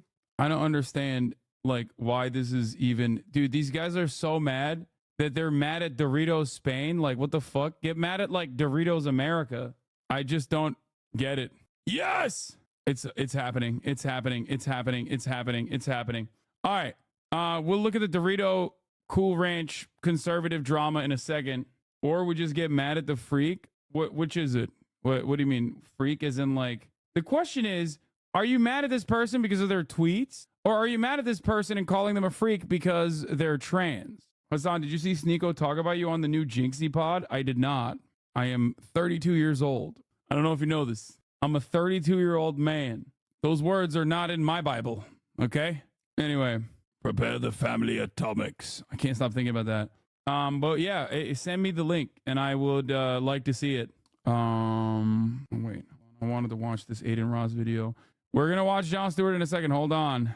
You know what? Let's do it. Let's do the Jon Stewart video now because I'm going to eat as well. Found it from the transcript. Feel that Hasanabi had a disagreement with you? Like, or would you say that jump-started it? Was you beefing with Hasanabi? Jump-started what? You said, well, I said, at what point did you become controversial? You brought up Hassan. Oh, no, I was just like, because you said you called me Ben Shapiro, so I'm calling you Hasanabi. Like, that's the difference. Because I said the truth is controversial in a world of lies. The reason that I'm controversial is because of how many, like, hula hoops you need to jump through in order to get a paycheck. Like, there's a reason why, you know... So do you understand, like, business or no? 100%. I'll explain it. What? That's it? I don't understand. What? I have a live audience I could repurpose. Like, as a man, what are your goals? Seek truth through funny. That's my motto. Okay. Seek truth through funny. I want to get to the truth, but I don't think people listen if you're not being entertained. This dude literally is he advocates for, like, Nazism and shit. What do you mean? What the fuck? What's this guy Jinxie doing? I mean, it's crazy. Having a podcast with Sneeko right after Charlie Has to Be on Purpose. He mentions you throughout a ton, nothing specific. He backed off a lot. He called Pokey out too. Why does this dude even talk about me? Like, I don't understand. It doesn't make any sense to me whatsoever. It actually, I don't understand it. I don't think about this dude. I don't talk about this dude. Very odd. So you watch a clip and give him clout? Brother, he's on the Jinxie podcast. Like, this shit is going to get him more clout than anything else. What the fuck? Look at this. It's got 2.5 million views, 1.7 million views. This one's going to fucking pop off too. He sees himself as edgy type and Jinxie as mainstream and following trends, which he thinks you do also. Lol. Very, very odd. You need to go captivate people. You need to go garner attention. And I think that you should do it in the right way. And the best way is to make people laugh. If you can make people laugh by telling the truth, then you're doing two positive things at once. And that's what I want to do with my streams. That's why I started streaming in 2022. Okay. That's interesting. I wasn't being as effective with my YouTube videos. I hit 1 million, but it took a long time. And I was uploading like once a week and it wasn't getting that output. And then when I started streaming, I was able to like really like quadruple my output in one day. And I just like the first day I streamed May 1st, 2022, I was like, this is definitely the way to go. Because I have a live audience, I could repurpose the content, I'm capturing people's attention, people are getting energetic, I'm interacting with them in real time. This is the way to do it. And, you know, some people are getting some benefit out of it. Dude, yeah, and when you were a kid, I saw some of like your old YouTube clips. You actually like started off pretty wholesome, I'd say. I'm still wholesome. You think so? I just told. Damn, this dude's doing like actual fucking. I'm shocked at Jinxie knowing that much. His producers are fucking. Damn, he's got some good ass producers. I told you that I think that you should work hard. I've been telling you that you should laugh, that you should get to the truth, that you should have action in your 100%. Life, that you shouldn't be sad. Those are all really wholesome, positive things. And I was saying all that same stuff when I was a kid. You could watch me when I was like 14, 15, saying, just get off your ass and do something. I'm like 14 saying the same you stuff. were pretty, like, you were well-spoken. I was yapping like before puberty. Yeah. So at what point, because, I mean, would you say you're a controversial person? Would you say that? Sure, yeah. And I mean, the truth is controversial in a world of lies. Okay, hold on, Ben Shapiro. Would you say, at what point in your career did you become controversial? Okay, what did you do? When I realized that on your website like Twitch that you can't say how many genders there are. And people say that I yap about this too much, but it's a very simple reality of the world that you know, but you probably can't say it because you're on Twitch. And I don't want to like put you on the spot and make you say it. But like, yeah, there's two genders, there's men and women, but you can't say simple stuff like that. You can't say the word simp on Twitch because they want you to become a simp. They want you to sit there and then beat your meat and then get fat while watching Pokemon. And you definitely can say the word simp on Twitch. I like that these guys basically cultivate like a totally separate reality and just go along with it because they saw a fucking headline while they also simultaneously keep talking about how they're truth seeking. I call motherfuckers simps all the time. As far as the fucking, you guys think this is bad? You think it's gone bad? There's like, oh, you can't really tell, but looks kind of, I feel like it looks kind of moldy. It's harissa. I'm going to throw it out just to be safe. I got another one. Watch Hasanabi have terrible takes about the world. Yeah, you're right. Streaming's harder than working in a mine. And give your money away to these people that like, and then streaming is harder than working in a mine. Yeah. What has Sneeko done for workers' rights? I wonder. Famous Hasanabi quote, streaming is harder than working in a mine. Oh, God. How do you get shit wrong on like every level? It's kind of crazy. He's the only person working harder than streamers is Sneeko's girlfriend. Jadion comes on, he's funny, ban him, and they ban him, and then no one funny exists. Like that's why you're doing well. I'm like, why are you having me on? Because I want you to last, man. You're doing some good stuff. So what did you, bro? No one. I'm not like, dude. I'm not gonna get fucking banned by proxy of you, dude. I hope not. You have your really own fucking. Yeah, that's true. You have your own journey. You did enough pushback, so you're gonna be good. So why do you feel that Hasanabi had a disagreement with you? Like, or would you say that jump started it? Was you beefing with Hasanabi? Jump started what? You said, well, I said, at what point did you become controversial? You brought up Hassan. Oh, no, I was just saying, because you said you called me Ben Shapiro, so I'm calling you Hasanabi. Like, that's the difference. Because I said the truth is controversial in a world of lies. The reason that I'm controversial is because of how many, like, hula hoops you need to jump through in order to get a paycheck. Like, there's a reason why, you know... So do you understand like business or no? 100%. I'll explain it. So the reason why it's so filtered on Twitch and YouTube is because they want ad revenue. 100%. So the reason why But that's why I'm controversial, because everybody has to go and... They're not saying that they hate you because you're giving these takes. They're saying, oh, we want to be able to run ads on Sneeko's stream.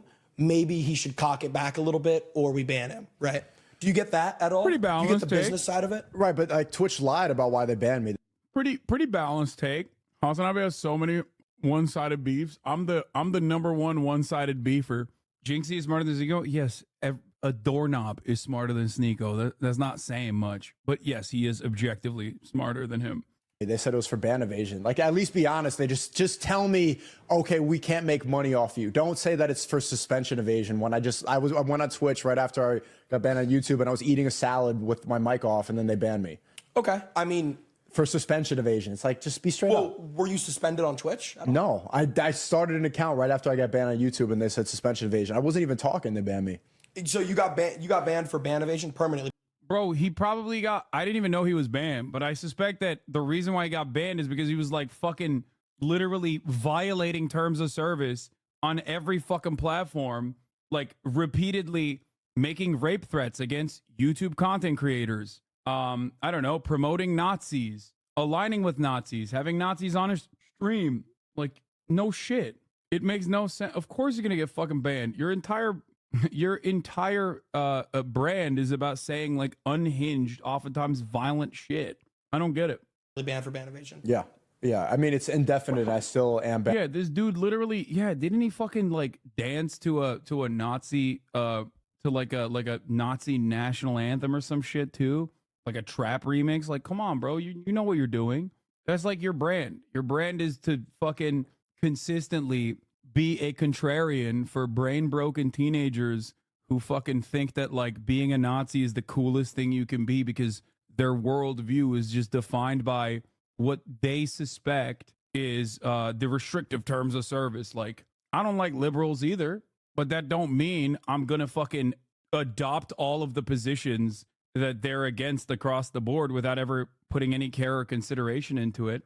That's it. Man, I haven't checked. Maybe I could. I know that. No, I applied again. Yeah. No, yeah, but I do think that's another thing I disagree with you on now that we're here. Okay. Because like it's hard to think of 20 things, but when we're talking, it's pretty easy. Yeah. You think everything is so filtered because people have an ideology and a vision and emotion and a movement, when I think they want to make money because money is how the world goes around. So they know they can't run ads on your stream because you're talking about all this shit. You're talking about politics. You're talking about epidemics. Yeah, but the problem goes deeper than just the platforms. My beef is not even just with the platforms. It's the fact that you need to say those certain things in order to get advertisers money. Like, why do the advertisers only want to push a certain ideology? Why is that? Great question. So imagine you're Gatorade, right? And you're saying, okay, let's throw a 30-second Gatorade. It's not just, I mean, Jinxie's right, but it's also because like the shit that he's advocating for do legitimately make these platforms less safe for like trans content creators. You know what I mean? For Jewish content creators, for content creators of any kind of background. So it's not just that like money is going to run dry if they let fucking Sneakos run wild. Women, yeah, exactly. It's that you look at Kick and you look at Twitch. One platform is completely held up by a crypto gambling casino and the revenue that it brings in. The other is under the banner of Amazon and is consistently trying to generate advertisement revenue. When you have no rules, it would look like Kick. Twitch would look like fucking Kick. That's it. Letting Sneakos run wild looks exactly in the same way that Kick looks like right now. Doesn't mean you can't talk about politics. There are people who talk about politics on this platform. It's just that the way that he covers shit and the things that he pushes, the things that he advocates for are wholeheartedly toxic. Toxic for brands, toxic for the people that are on the platform, just bad overall. I don't know. It's just very interesting that these guys will be like, why can't I fucking be a Nazi publicly and like have people praise me? Like, it must be the wokes that are fucking not aligned with my agenda of what? Pushing Nazi ideas? Like, that's crazy. Chatter said, you're a Nazi? Yeah. Thanks, Chatter. Definitely. Twitch ad. We can throw it on, oh, Queso, he's playing Fall Guys and laughing. Or Sneako, he just said the vaccine causes cancer. Or you didn't say that, but See, but there's the thing. The vaccine is hurting people. That's what I said. Like, oh, look, Sneako's trying to like warn you that you might get myocarditis, or let's go to a hot tub streamer who's shaking her tits upside down, like, but there's little black bars covering her giant fake boob titty nipple. But Sneako, yeah, nobody fucking dies from seeing a titty, dumbass. But vaccine denialism does genuinely cause harm in the public. So there you go. Like, what is this fucking false equivalence between the two? Damn, bro, people saw a fucking titty. They're going to go kill themselves now. What? Are you a doctor? Okay, am I what does that have to do with, like, bro, God, Sneako's so fucking dumb. I can't believe the Rainbow Six streamer, famous for fucking screaming at the camera in his underwear, is just absolutely demolishing him. God damn, he has one question. He says, Sneako, are you a doctor? He's already fucking ruined. It has to do with everything. But you know what's crazy? On Twitch, you can say, all those creators, Pokemon, Hasana, all these people, they'll tell you, get the vaccine. And that doesn't get you banned. Like that. Yeah, no shit, because we're listening to the doctors. Oh my God. Oh my God, bro. Oh my God. I have never once presented myself as someone who is like knowledgeable on medicine, which is precisely the reason why I sit my fucking ass down and I listen to the actual medical professionals. And no, I don't mean the fucking random chiropractor that told you the vaccines make you gay and autistic. Okay? God damn. This guy's libertarianism is a mental illness. Yeah, no, this is like just the highest level of contrarianism, and it is unironically mental illness. The medical thing is a like, that's a bad argument, because there's only one position that you're supposed to have. If you're not a doctor, you can say, everybody get the vaccine, and they'll have vaccine ads. Some of the advertisers are Pfizer. You'll be watching like Jinxie drooling, and then you see like a fucking Moderna ad pop up, and there's like Michael Phelps that has a Band-Aid, and he's like, good job, Band-Aid, whoa, got vaccine, like a got milk ad. There's one ideology you need to push. That's crazy that he's like presenting getting vaccinated as an ideology still in 2024. Oh my God. we are getting objectively dumber and dumber and dumber and dumber as a society. Oh my fucking Lord. Okay. A lot of them weren't. A lot of them were just getting paid to. The vocal ones, yeah, because the vocal doctor. Damn, even his producers are stepping in to be like, dude, shut the fuck up. That were anti-vaccine. What happened? They got packed up. Industrial revolution allowing morons to live? Yeah, literally. This is one of the worst consequences, like, not to come across like one of these like eugenics Andes, but goddamn, dude, modern medicine has gone too far, okay? Some of these dumb motherfuckers should have just nature would have taken care of them. So yeah, so I was gonna say that when you were like done with whatever that was. Yeah. So basically, yeah. So Sneako, you're not a doctor. You're not. You're a YouTuber. Well, okay. You're a Rumble streamer. I'm a Rumbler. Stop calling me a YouTuber. Okay, you're not a doctor. But you're yeah. talking. You're shitting on Hassan and Pokey, which cool. Shit on whoever you I'm want. not shitting on them. They're sure they're great. Dude, come on, bro. You've been. Come on. Okay. I just did that because you called me Ben Shapiro. But my point is, but you didn't get the vaccine, bro. The fuck? Why they say fuck me for, bro? What the hell? He said, yeah, go on, shit on him. No. Look, I don't give a fuck what Sneako says. I think Jinxie is doing a shockingly good job that I did not expect of him in this conversation.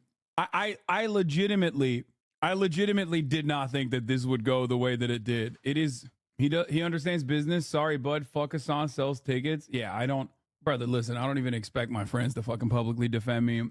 Shit gets real toxic for them no matter what. Dude, and that's my personal decision. But if people get the vaccine, that's great. Do you have a problem with that? I do have a problem. Dude, I have a problem. You have a problem with people doing what they want to do to their body. They don't even want to do it. A lot of them didn't want it. Most of the people, and they're watching this right now, they regret taking it because they were forced to. They said, you're gonna get kicked out of school. You can't come to work unless you get this. They regretted and they hated it, and they got injected without their permission. Consensual injection. So, but back to like base here. Yeah. What I was saying and what he was saying, we're not saying we agree or disagree. We're saying Hassan and Pokey were taking the stance of doctors, right? That you're not, right? That's what we were saying. They're taking the stance of science, studies. Of the promoted doctors. Okay. All right, we're going in circles. Yeah. Yo, he's cooking him though. What the fuck? Yo, dude. God damn, maybe the kids aren't fucking cooked. Oh, Jesus Christ. This is making me so happy. Holy shit. When I saw that he interviewed him, I was like, oh my fucking Lord. This is gonna be, here we go. Jinxie turned off the stutter and locked in. Yes, dude. What the fuck? If you want to keep your hope, don't go to the comments. Oh my God. The episode is conflicting. I can see both sides because I'm very open-minded, but they both clearly have very different beliefs and them class. However, Jinxie does seem a bit hostile, which is a side I'm not fond of. Sneako seemed pretty chill. Ugh. Oh my God. Oh no. Even see that shit. You said don't go to the comments. I'm gonna go to the fucking comments when you say that. You know that, right? Like, I can't stop myself. I have to go to the fucking comments when you say stuff like that. I'm gonna go. And what I'm gonna see there is making me sad. Yeah. Agree to disagree, yeah? Yeah. Agree to disagree. Okay. So Sean Strickland beat the fuck out of you. I'm still standing. Standing. First off, I actually respect you for even getting in the fucking. Yeah. I would never do that. What do you think would have happened if you went in there? I'd cease to exist. I wouldn't be in this chair right now. I'd die. So good shit, bro. Yeah, thanks. Can you walk me through that? What are your thoughts on that? How'd you feel before? How'd you feel after?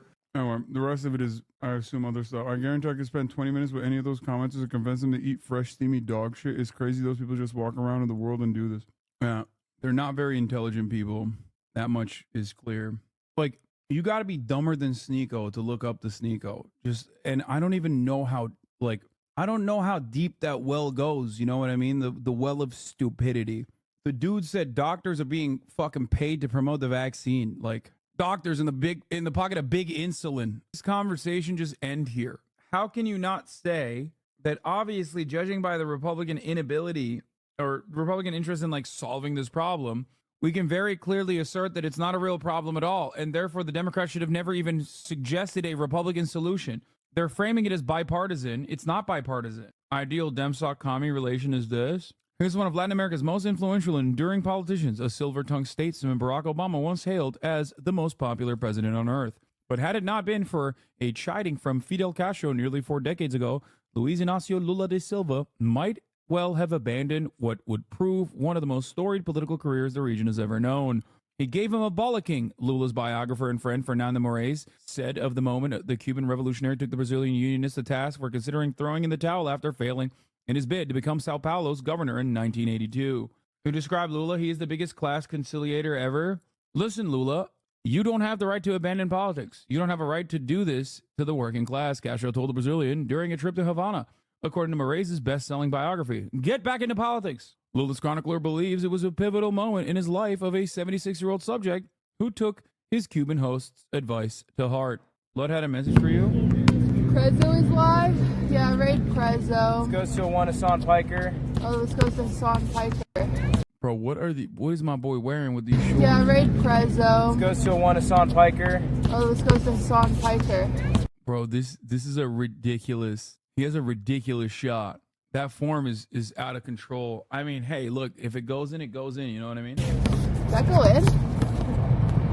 I think it did. Yeah, it did. Bank's open. Bank's open.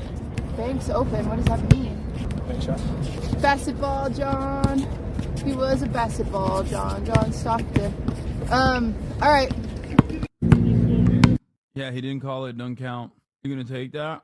I mean, I would defeat him in the marketplace. Just like he's literally afraid of seeing me in the courts. Thing, geez, self-serving politics. That's not the guy I know. Everyone who is gone. Lud easily outshoots you. Yeah, totally. Which is why he should face me. Anyway, we didn't even talk that much about Kyrsten Sinema, but yeah, she's not running for re-election in Arizona because, and this is an Edinger Mantum joke, but she found out that she's taken away too many votes from the Republican Party. Here's some actual good news. Arizona Governor Katie Hobbs plans to cancel $2 billion in medical debt for up to 1 million residents. This is the biggest medical debt cancellation proposal in the country. The governor plans to use $30 million in federal funds to buy and cancel the debt with RIP medical debt. I take seriously my duty to protect vulnerable Arizonans from falling into medical debt and make healthcare more affordable. Today, I am so proud to announce that we are taking steps to retire medical debt for up to an estimated 1 million Arizonans. That's a fresh start, a new chapter, and a huge weight taken off the shoulders for every single one of them. This is an investment in our future and reflects my commitment to put the needs of working Arizonans first. Using up to $30 million in American Rescue Plan funds, we are working with partners at RIP Medical Debt to buy back up to approximately $2 billion worth of medical debt held by Arizonans. Hardworking, middle-class Arizonans. 1 million Arizonans hold $2 billion in medical debt? You're asking some really good questions. And the answer is yes. Yes, they do. Yes, this country is fucked. Yes, you're correct. And yes, the second question should be, wait a minute, did she say she's buying $2 billion in medical debt for $38 million? That's also correct. Ding, ding, ding, ding, ding. The third correct question to ask is, yes, you can do that in this country. So why haven't we fixed the system? Short-term profit seeking. All right, let's get to this fucking dumbass. A message for Arizona from Senator Kyrsten Sinema. In 2017, I warned folks. Our democracy was weakened by government dysfunction and the constant pull to the extremes by both political parties. Azan, it feels like 7 hours of politics. We're baking in a lot of fun stuff in between. That's number one. Number two, I'm also doing this is Super Tuesday, even though I haven't even fucking touched Super Tuesday shit, really. I promised I would do my best to fix it, to protect and defend our Constitution, to listen to others without judging, to focus on what we had a lot unites of stuff us, to talk about and today. to make Americans' lives better. Sorry. Through listening, understanding, and compromise, we delivered tangible results that make America safer, stronger, and more prosperous. Yet, despite modernizing our infrastructure, ensuring clean water, delivering good jobs and safer communities, Americans still choose to retreat farther to their partisan corners. These solutions are considered failures, either because they're too much or not nearly enough. It's all or nothing. The outcome, less important than beating the other. The only political victories that matter these days are symbolic. Attacking your opponents on cable news or social media. Compromise is a dirty word. We've arrived at that crossroad, and we chose anger and division. I believe in my approach. but it's not what America wants right now. I love Arizona, and I am so proud of what we've done. Because I choose civility, understanding, listening, working together to get stuff done, I will leave. Choosing civility? She's a pragmatist just like you, dude. Why are you shitting on her? I think Ibn Saddam is my least favorite chatter. It used to be Hidejo offliner, and now it's Ibn Saddam, like 100%. Not even top 100 words. I think he is in the top 10. I hate myself. Shut the fuck up, bitch. I'm messing around, okay? Don't fucking pull the sympathy card. You are such a fucking troll consistently. Look at this loser and those wrinkles. She got like 3 foreheads or some shit with such a small head. Me? Fucking shut her wrinkly ass up. Oh, you're talking about Kirsten? Hidejo offliner. It's Hijo Day offliner. Yeah, I don't know. What have I said? What have I not said about Kirsten Sinema? I've said everything. I've said so much about her. It's just, she's awful. And she's dumb. She's dumb as fuck. She just dropped her goddamn meal ticket for like, dropped her goddamn meal ticket for a one-off bag for no reason. I will never forgive her. Like, I'm not even a fucking Brandon Dick rider, okay? And I'm mad for him. I am mad for the Democratic Party. Like, it is so annoying that these fucking losers that I end up voting for are such pathetic, sniveling little cowardly fucking losers. They're so petulant. I am so mad at Kirsten Sinema for the Brandon regime. Like, I'm a loyal fedayeen of the Brandon regime. I'm that mad at her. I'm mad at Joe Manchin too, but I'm way more mad at Kirsten Sinema because honestly, like, how dare you? How dare you? How fucking dare you? Who the fuck are you? Who the fuck do you think you are? At least Joe Manchin has like an entire fucking decade. At least he's in a plus 35 red district or red state. Okay? He's a fucking piece of shit, but he's been a piece of shit for 30 fucking years, 40 years. I know he's my piece of shit. I know. Fuck that guy and fuck the Democratic Party for not whipping him. Okay? But who the fuck are you coming in on your fucking first term, on your first goddamn term, and just getting a fucking massive deal? Fedayeen, you mean Fedaykin? Shut the fuck up, dumbass. I meant the original word that it's based off of. All right? How dare you come on as a green senator, get a fucking signature policy under your belt handed to you, gift wrapped to you by these dumbass fucking Democrats, and then blow it all up? She could have been the annoying, petulant liberal. She could have been the Joe Manchin. Well, probably not in Arizona. She saw the first bag and was like, I'm out.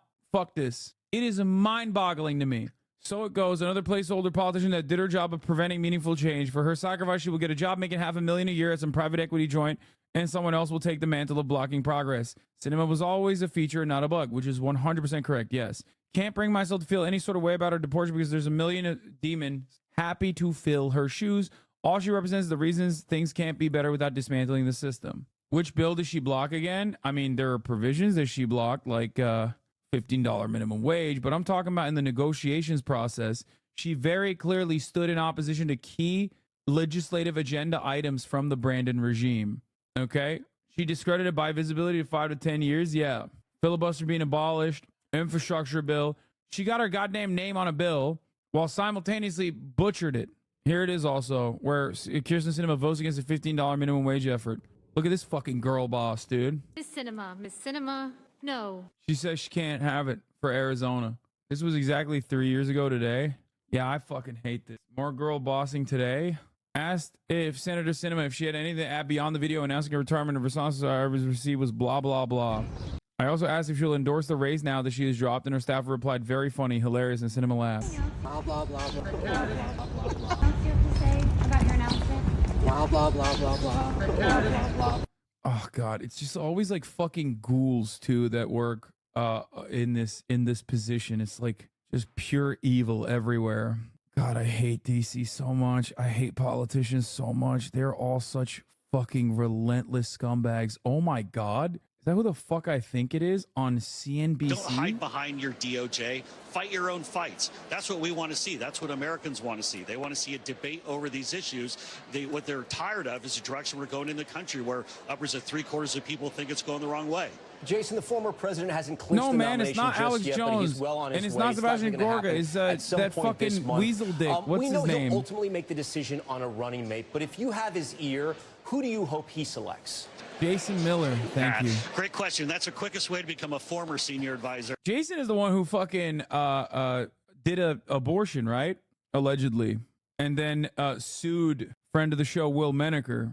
That was Jason Miller, right? Did an abortion as in like fed an abortion pill to his girlfriend without her knowing, and then allegedly did that, and then sued Will for calling him a rat-faced baby killer. Big questions here tonight. Does she make a decision at some point in the next few days about her political future, at least in this Republican primary? Do you see a way for Nikki Haley, if it is Donald Trump as the Republican nominee, to get back into the Donald Trump fold?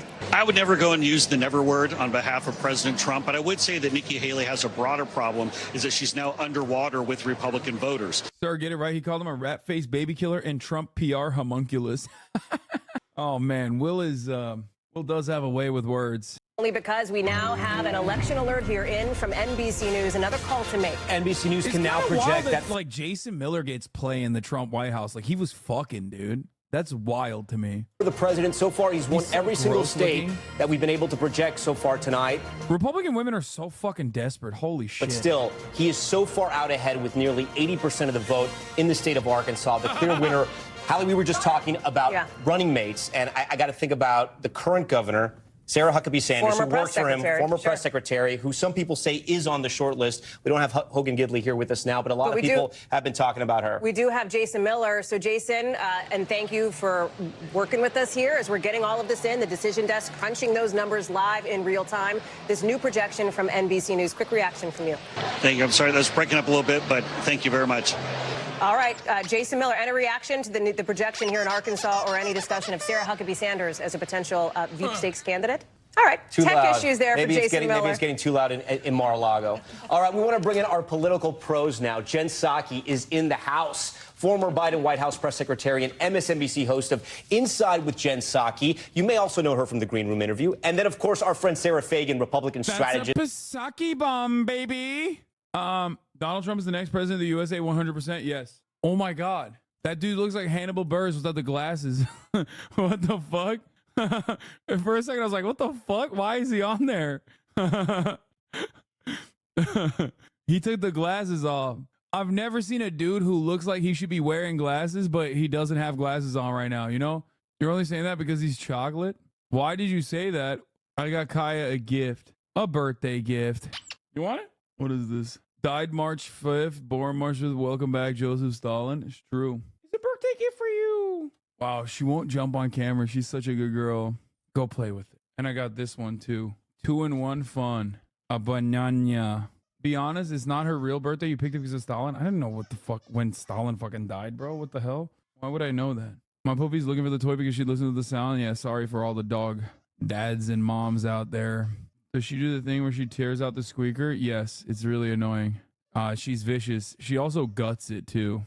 Key race alert. This is so funny, the way that they're covering all these races like we don't know what the fuck was going to happen. 17 delegates at stake. Donald Trump maintains his lead, 48.2% of the vote. He's one vote ahead. When I was talking about the lead he maintained, I'm referring to this one vote. Donald Trump has 10,992 Damn, bro. votes. People Nikki Haley say has 10,009. people say your vote doesn't count. Well, look at that one person. You know what I mean? Is in a third estimated I bet vote. he's happy Donald right Trump now. has one more vote than Nikki Haley. In Texas, in the Republican primary, 161 delegates. at In the stake. key Donald Trump race of Vermont far in the lead, primaries, the Republican primaries. 74.9% of the vote, 674,785 votes.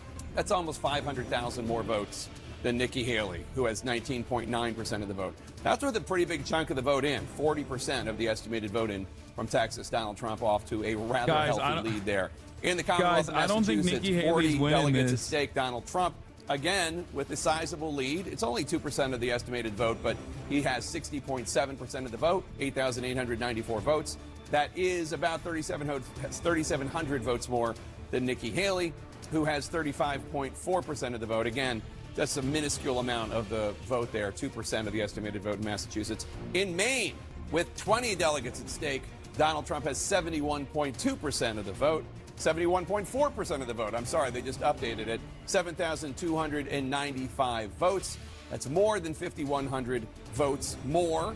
Chat is so funny because for months now, you get mad at me ever since I first played We Need You, Nikki right now, and now you demand it. Like, you used to get so mad whenever I play the song, and now you demand I play the song. Caucuses out west in Utah. That's a state where Nikki Haley has some hope, trying to cut into Trump support. And CNN's Brian Todd is at a caucus site in We need you, Nikki, right now to lead our nation. We need you, Nikki, no doubt. Lead the conversation. We need you, Nikki, right now. 'Cause families are hurting. We need you, Nikki.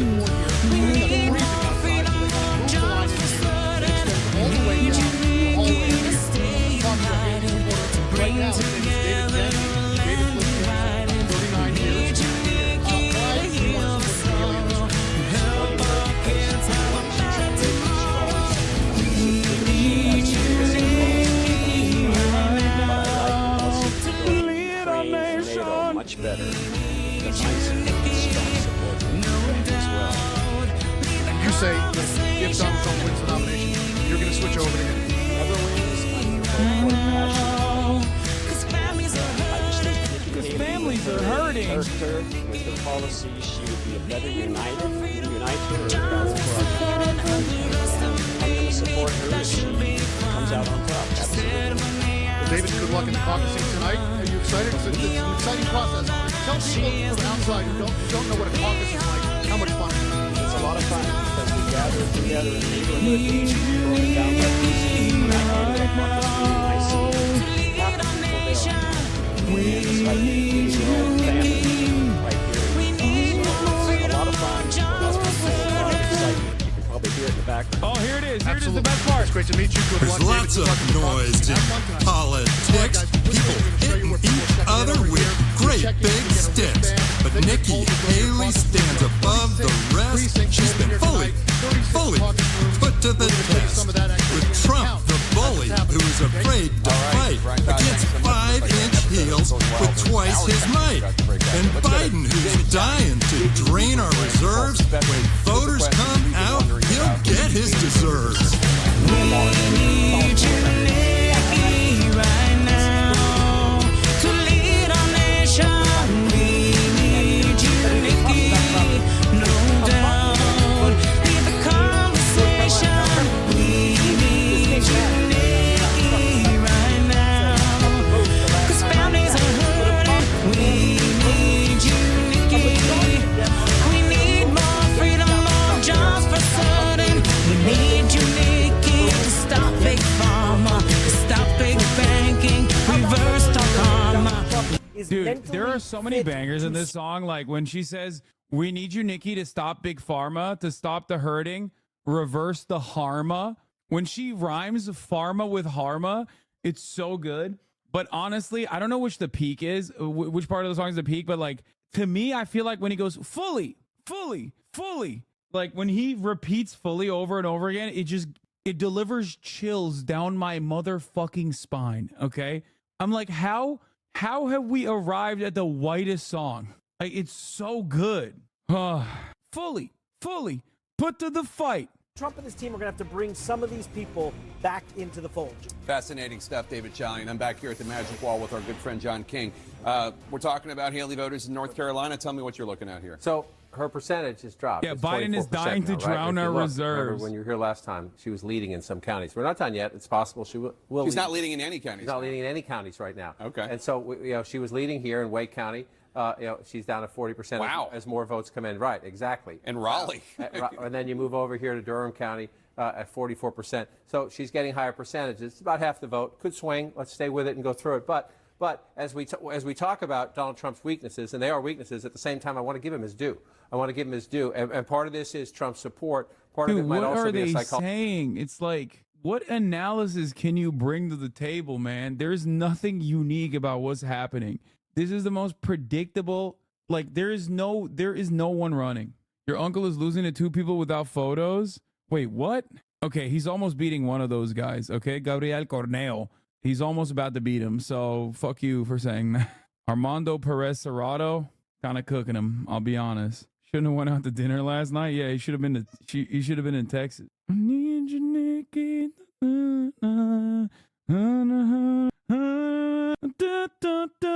Gentle applause, please, for the TV network's pumping excitement and meaning, however artificial, into the most cut and dry Super Tuesday since, well, forever. Yeah. Yep. It's just like, they're so desperate, dude. They're like, oh my God, look how exciting this is. Bro, they got 23,000 people watching on Super Tuesday. We are so cooked, myself included. It's like trying to commentate on a race between Usain Bolt and a child with one leg. Yeah, it just doesn't make sense. This is how Nikki Haley can still win. Oh, we need more. Watch the jank primary fan-made Lego James ad. Peter, I'm on the ballot in Vermont, Texas, Oklahoma, and Minnesota. Paid family leave, higher wages, lower drug prices, peace in Gaza, student debt relief, climate change. There's so much good that we can do in the world. Every vote for me is a vote against this war. I'm the anti-war candidate. We do not want Israel bombing the Palestinians, especially with our money. It's already reprehensible. It's war crimes, but us paying for it is unconscionable. Israel's now killed over 27,000 people in Gaza. 27,000 people. That's a basketball arena full of people, and at least 11,500 of them are children. Our politicians say we're going to greenlight that without a second thought. We're funding that slaughter. And Joe Biden and Democrats and Republicans are saying send them more money to slaughter more Palestinians. That's sick, and that's what I'm fighting against. Joe Biden, you have to get out of the race. Any other Democrat would do 10 points better at least. Don't blame the voters for not being excited about Joe Biden. You should actually blame the candidate for not getting the voters excited. Biden is 15 points at a minimum lower than where he was. I like that Biden, his hands are like bloody. When he barely beat Trump last time. His approval ratings in the 30s. He's clearly the weakest candidate out there. We got to push Biden out together. Go out and vote in the primaries. Vote against Joe Biden. Send a message. We want a better candidate. Let's pick the strongest possible candidate so we can actually beat Donald Trump. Now, I know a lot of the skeptics and the pessimists say, no way. There's no way you're going to get peace in the Middle East. There's no way you're going to help those Palestinians. There's no way you're going to give higher wages and lower drug prices. Yeah, I know how hard it is. But if we all work together, we at least have a shot versus no shot. All the people who desperately want to make a difference. Could a depressed person make this? Wait, what?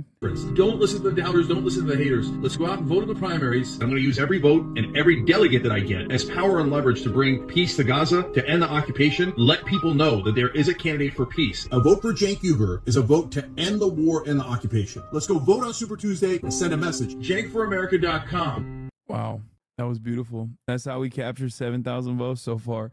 Let's go! Oh, fuck. I was looking at Gabriel Corneo's numbers. I got excited. I thought he was passing him. Are we janking off? I'm janking my face off, dude. Ugh. Nikki Haley doesn't have any events tonight. She's not doing a watch party. Yeah. She's not doing anything with cameras. She's not doing interviews with all of you.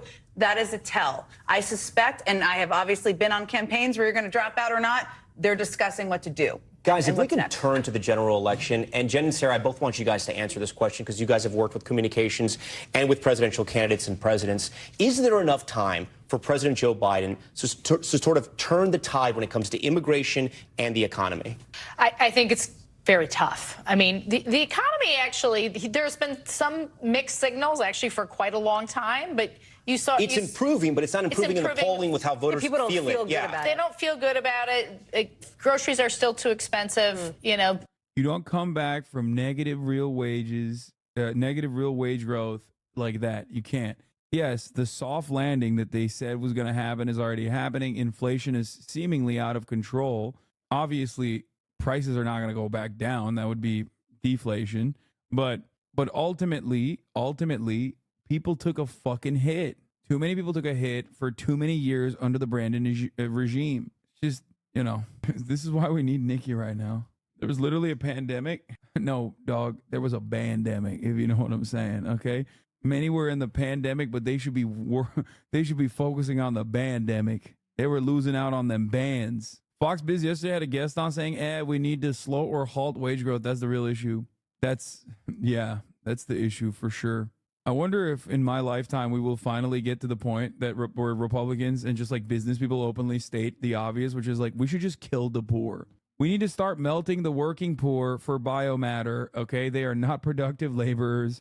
They are not delivering productive output. If you're homeless, you're biomatter. Sorry. And then liberals will present it as like a climate change agenda. Guys, biomatter from fossil fuels is really devastating. But I, as the liberal candidate, suggest that instead of melting the poor for Soylent Green, we must melt them for biomatter instead. It's the most effective way to combat the homelessness crisis.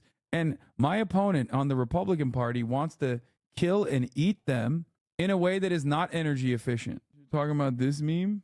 Republicans kill the poor. Democrats kill the poor clean.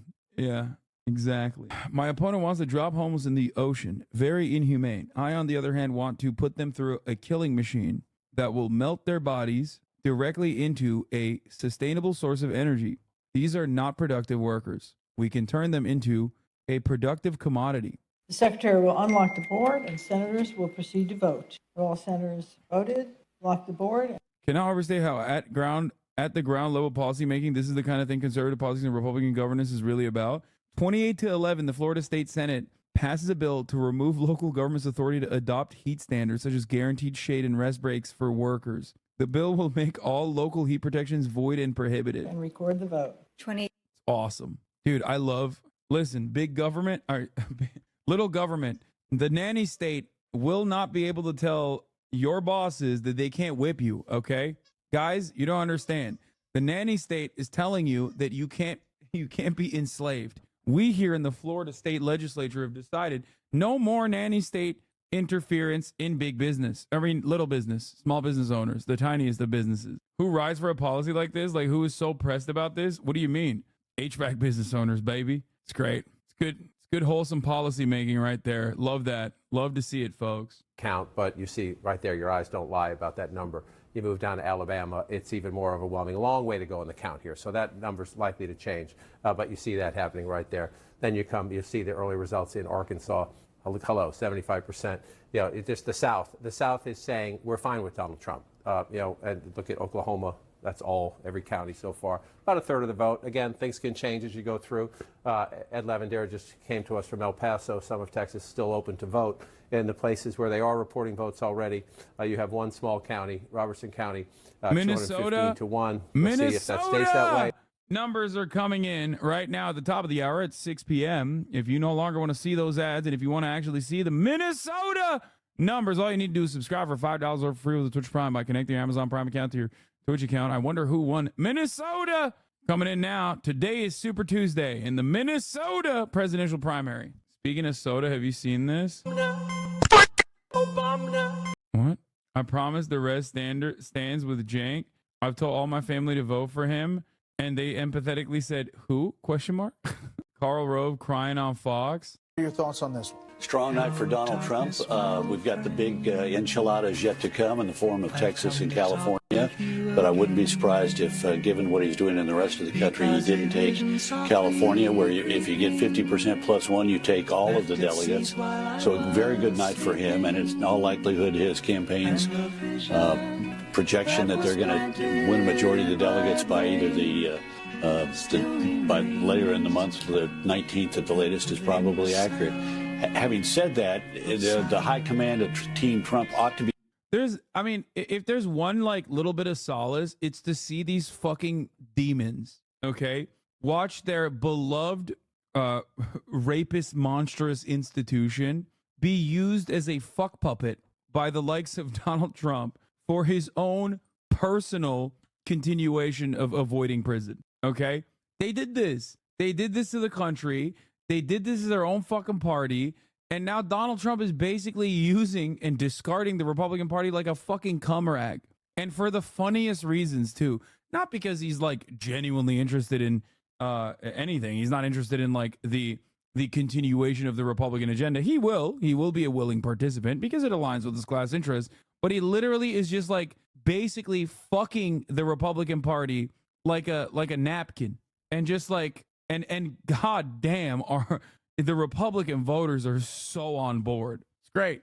Not that it changes anything, because like once again, like I said, he's aligned with them on class interests, so they're still going to he's still going to do the agenda. It's just that he's not going to do all of the agenda in the exact ways that they want him to do the agenda. Be concerned about unifying the Republican Party because, as we see in these states, a third of the vote in Virginia, 43% of the vote in Massachusetts going to Nikki Haley, a quarter of the vote in North Carolina.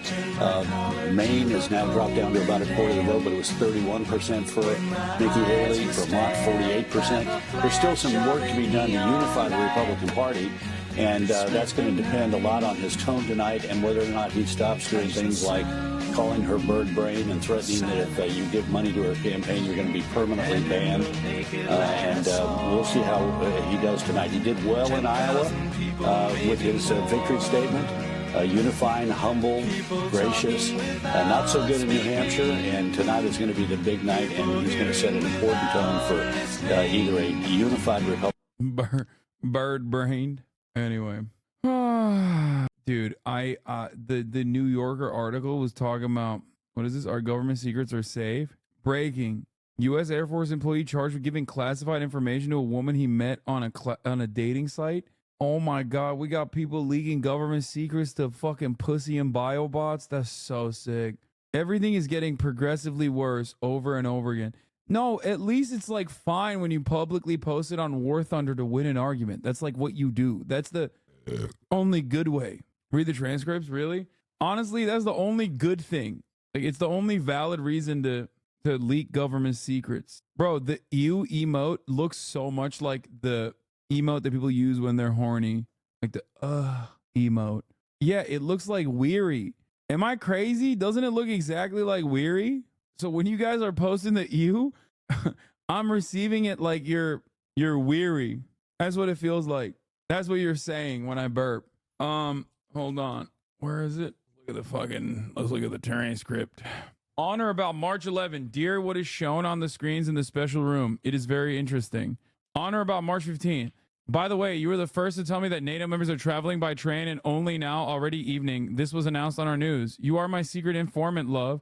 How are your meetings? Successfully? Oh my God, bro. This is like not even a fucking... This isn't even like a complex scheme. It's like a Bobs and Vajen ass bot too.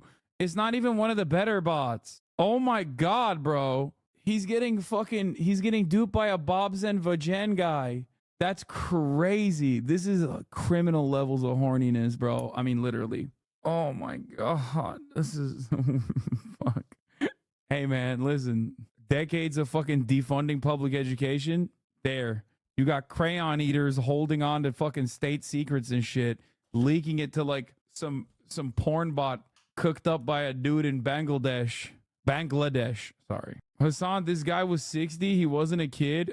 Oh, that's awesome. What, you think 60-year-olds don't eat fucking crayons? What the fuck you mean? Listen, Semper Fi. Okay, once a Marine, you're a Marine for a lifetime. That taste of crayon, once you get that first chomp in, okay, you cannot put that shit away. That you carry that with you for the rest of your life. You understand me? Beloved Dave, do NATO and Biden have a secret plan to help us? Dave, it is great that you get information about specified country 1 first. I hope you will tell me right away. You are my secret agent with love. Sweet Dave, the supply of weapons is completely classified, which is great. My sweet Dave, thanks for the valuable information. It is great that 2 officials from the USA are going to Kyiv. Dave, I hope tomorrow NATO will prepare a very unpleasant surprise for Putin. Will you tell me? You have a job in the operations center today. I remember. I'm sure there's lots of interesting news there. Bro, they don't even need to do honeypots no more. They're just botting. That's so funny. Dude, much respect to China for still fucking like the likes of Eric Swalwell. You know what I mean? China's still putting in the work. You know what I mean? They're not doing this shit. Okay? Russia has given up. What do you mean? Oh, Dave, it is great. Will you tell me right away? Like, that's bullshit. China's out there literally sending agents to fuck and suck the old-fashioned way. The likes of Eric Swalwell. The March 18 one is the funniest. Beloved Dave, do NATO and Biden have a secret plan to help us? That's crazy, man. Shit is so stupid. Minnesota is so cool that the internet is just this now. I don't even know what this is. I need husband. I am from USA and UK. I am it. Wow, very cute. Always horny. Hello, how are you? I'd love to get to know you. I would love to date you. This is a gold mine too. Check the replies on the quoted tweet. Look at the replies of this AI generated image and post an account. We're so cooked, man. I love that there is a fucking context for this. This is an AI generated image. Note the garbled text on the uniforms, for example. Bitch, what do you mean the garbled text? Look at, what is this shirt? That's not a shirt. The shirt is her skin. There's porn in the replies of the original tweet.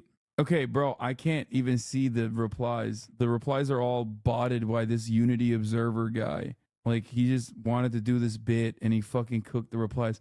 God, Twitter is so fucking busted. I was scanning through it because I thought that there might be porn in the replies. Uh-oh. Kaya, you already... Bro, she is a threat, dude. She already fucking ripped up the crotch area. One of the legs is cooked. I gave this to her 5 minutes ago. I gave this to her literally like maybe 20 minutes, 30 minutes ago. Look at this shit. There is nothing. She eats everything. It is so fucking cooked. What is this off topic? But funny to see how capitalism infect other countries. Around 2003 in Chile, when the original trilogy of Star Wars began airing on television here, they did this funny thing to avoid cutting commercial breaks. They stitched the commercials into the films themselves. Here's one of them with the English dubbed added in. You fought in the Clone Wars? Yes. I was once a Jedi Knight, as was your father. I wish I'd known him. He was the best star pilot in the galaxy and a cunning warrior. I understand you've become quite a good pilot yourself. Wait, did I miss it? Friend. Which reminds me, I have something here for you. Your father wanted you to have this when you were old enough. Cerveza Cristal. Cerveza Cristal. Okay, this is sick. That's actually cool as fuck. Respect. You forgot the best one? Why am I fucking blocked by half of these fucking idiots on Twitter? Jesus Christ, dude. Probably a good thing, though. Cerveza Cristal. Cerveza Cristal. Okay, that's sick. How many ads did they put in this? When the original Star Wars trilogy aired on Chilean television back in the early 2000s, a controversial move to splice in the beer ads to avoid commercial breaks was made, and the results are equal parts baffling and hilarious. Cerveza Cristal is so good. Sí, te lo aseguro. Estamos a salvo, tus amigos aquí. Su debilidad es su exceso de confianza. Tu fe en tus amigos es la tuya. Es inútil restir. Luke, me hablo. Cerveza Cristal. That's fucking sick. Okay. It's also a bit of a banger. Uh-oh, Jank coming in. Jank coming in. Oh my God, Armando Perez is popping off, dude. Jank's never going to catch up to Armando at this rate. God damn it. It's fucking cooked. They're stealing it from him. Has done a terrible job, and they want something new. They want leadership they know can get the job done, and Donald Trump can't do that job. Congressman, you know, for the former president to win this election, he's going to have to peel some support from the current president, from what happened in 2020. Recently, former President Trump made some comments to black voters and to black Americans, essentially saying that they relate to him because now he's been indicted and they've been discriminated against. You've supported former President Trump from early on. Were you offended by those comments? What? Actually, I wasn't. I was on stage next to the president when those comments were made. But what doesn't get reported is the hour-and-a-half speech when he talked about all of the issues that are ailing America and ailing black America. Immigration, crime, lack of upward mobility, the fact that people are falling behind with their wages because of rampant inflation. All of those are the reasons why you have a segment of black voters, Hispanic voters, and etc. who are going to actually switch sides in the 24 election and vote for Donald Trump. So I think that that one comment is not indicative of it, but I will also say that you have a situation where there are a lot of black people in America who know about the sting of a two-tier justice system. They've seen it in their own lives. It was wrong then, and their view is that it's wrong now. And so that is why the president, I believe, made that statement. But Congressman, I want to be clear. This is going to be about all the issues facing America. Congressman, I want to be clear here. Wait, the Rio Grande Valley is protesting Biden by voting for a guy who's literally running on a platform of killing Trump? President Mando. Oh my God, that's one of the dudes? Democracy. Mando will charge Trump with treason. Constitution states the penalty is death. Yo, this is sick. Bro, Kai is gutting that thing. Don't let her eat the He's also vehemently anti-Semitic. Wait, what? That was the quickest. That was the quickest back and forth. God damn, dude. Dude, that's the real RFK unity ticket right there. Mando RFK ticket. Oh my God. Oh my God. What is happening in this country, man? It's so Jover. It's never been more Jover than this very moment. It is the most Jover it has ever been. Oh, Cerveza Cristal. Read his part on Jank. Armando Mando Perez Cerrado, born and raised in Orange, California. He's the only Democratic candidate in his 40s officially on the ballot that will defeat Trump. Genocide Joe. Biden is uber old. 82, has Alzheimer's. Wait, fuck. I gotta put my glasses on. I can't even read. We'll lose to Trump and keep prices high and everything, and continue his genocide in Palestine. A vote for Biden is like a vote for Hillary Clinton. Let's not make that mistake again. Dean is Biden's mini-me simulator to how Ron DeSantis was to Trump. He was supported 100% of Biden's policy, including the ones that are making you suffer with high gas, grocery, house prices. Okay, what does he have to say about Cenk? This guy was born in Turkey. The United States Constitution only allows natural-born American citizens to be the president, so he has no chance. A vote for Cenk is like a vote for the Taliban/ISIS. Oh my God. She dropped out of the presidential race a month ago. Now she says she's back to her publicity stunt to sell more books. She's another Jew that wants to control you, take your money, put Black and Latino Palestinians last, is 71 years old. Oh my God. Oh my God. What is happening, bro? I don't know. Anyone that votes for Joe is supporting genocide, Palestinian Holocaust, and is on the wrong side of history. How much you want to bet he's going to be like, Palestinian Holocaust, also the Holocaust is fake, is, I assume, his attitude. He's like, that includes Taylor Swift. Talk about a cruel summer for innocent Palestinian babies and children and women being blown to pieces by the thousands with Biden's limitless unconditional support of bombs and money to earn his historical ranking next to Hitler. Wait, he's anti-Semitic, anti-Hitler, like using Hitler as a negative force, while simultaneously, this is because Biden and the Democratic Party elite collect millions in campaign contributions from Jews to continue the genocide. Jews represent such a small portion of the American population and yet have an extreme amount of power in politics that they can make the so-called Democratic Party and Democratic America help them commit genocide against children, going against all the ideals, morality, democracy, and law. So he's like, so what is it? Like, does he have an issue with Hitler because he's like, I could do it better? Like, what's happening? What is happening? Sure, I trust the dude who called the Turkish guy Taliban with Palestinian lives. Bro, I don't understand. He's like an equal opportunity hater. He said, I don't like Hitler because he lost. He's like, he's the Democrat running as 100% Hitler. Listen, see, that's true bipartisanship, okay? Real bipartisan compromise isn't being the Democratic Party representing the Republican position. It's actually being the 100% Hitler to the 100% Hitler, but with a D next to your name. His page on Adam Schiff is just saying he's Jewish. Wait, Adam Schiff is Jewish and responsible for genocide in Gaza. Wait, what? What is going on? Why? What is happening? He didn't even have any policies for Adam Schiff. He just said he's Jewish. He came for Bernie. Bernie Sanders is Jewish and responsible for genocide in Gaza. Bro, what the fuck? Yeah, this is literally Adolfo Hitler with a D. The Democratic Party. Adolfo Hitler.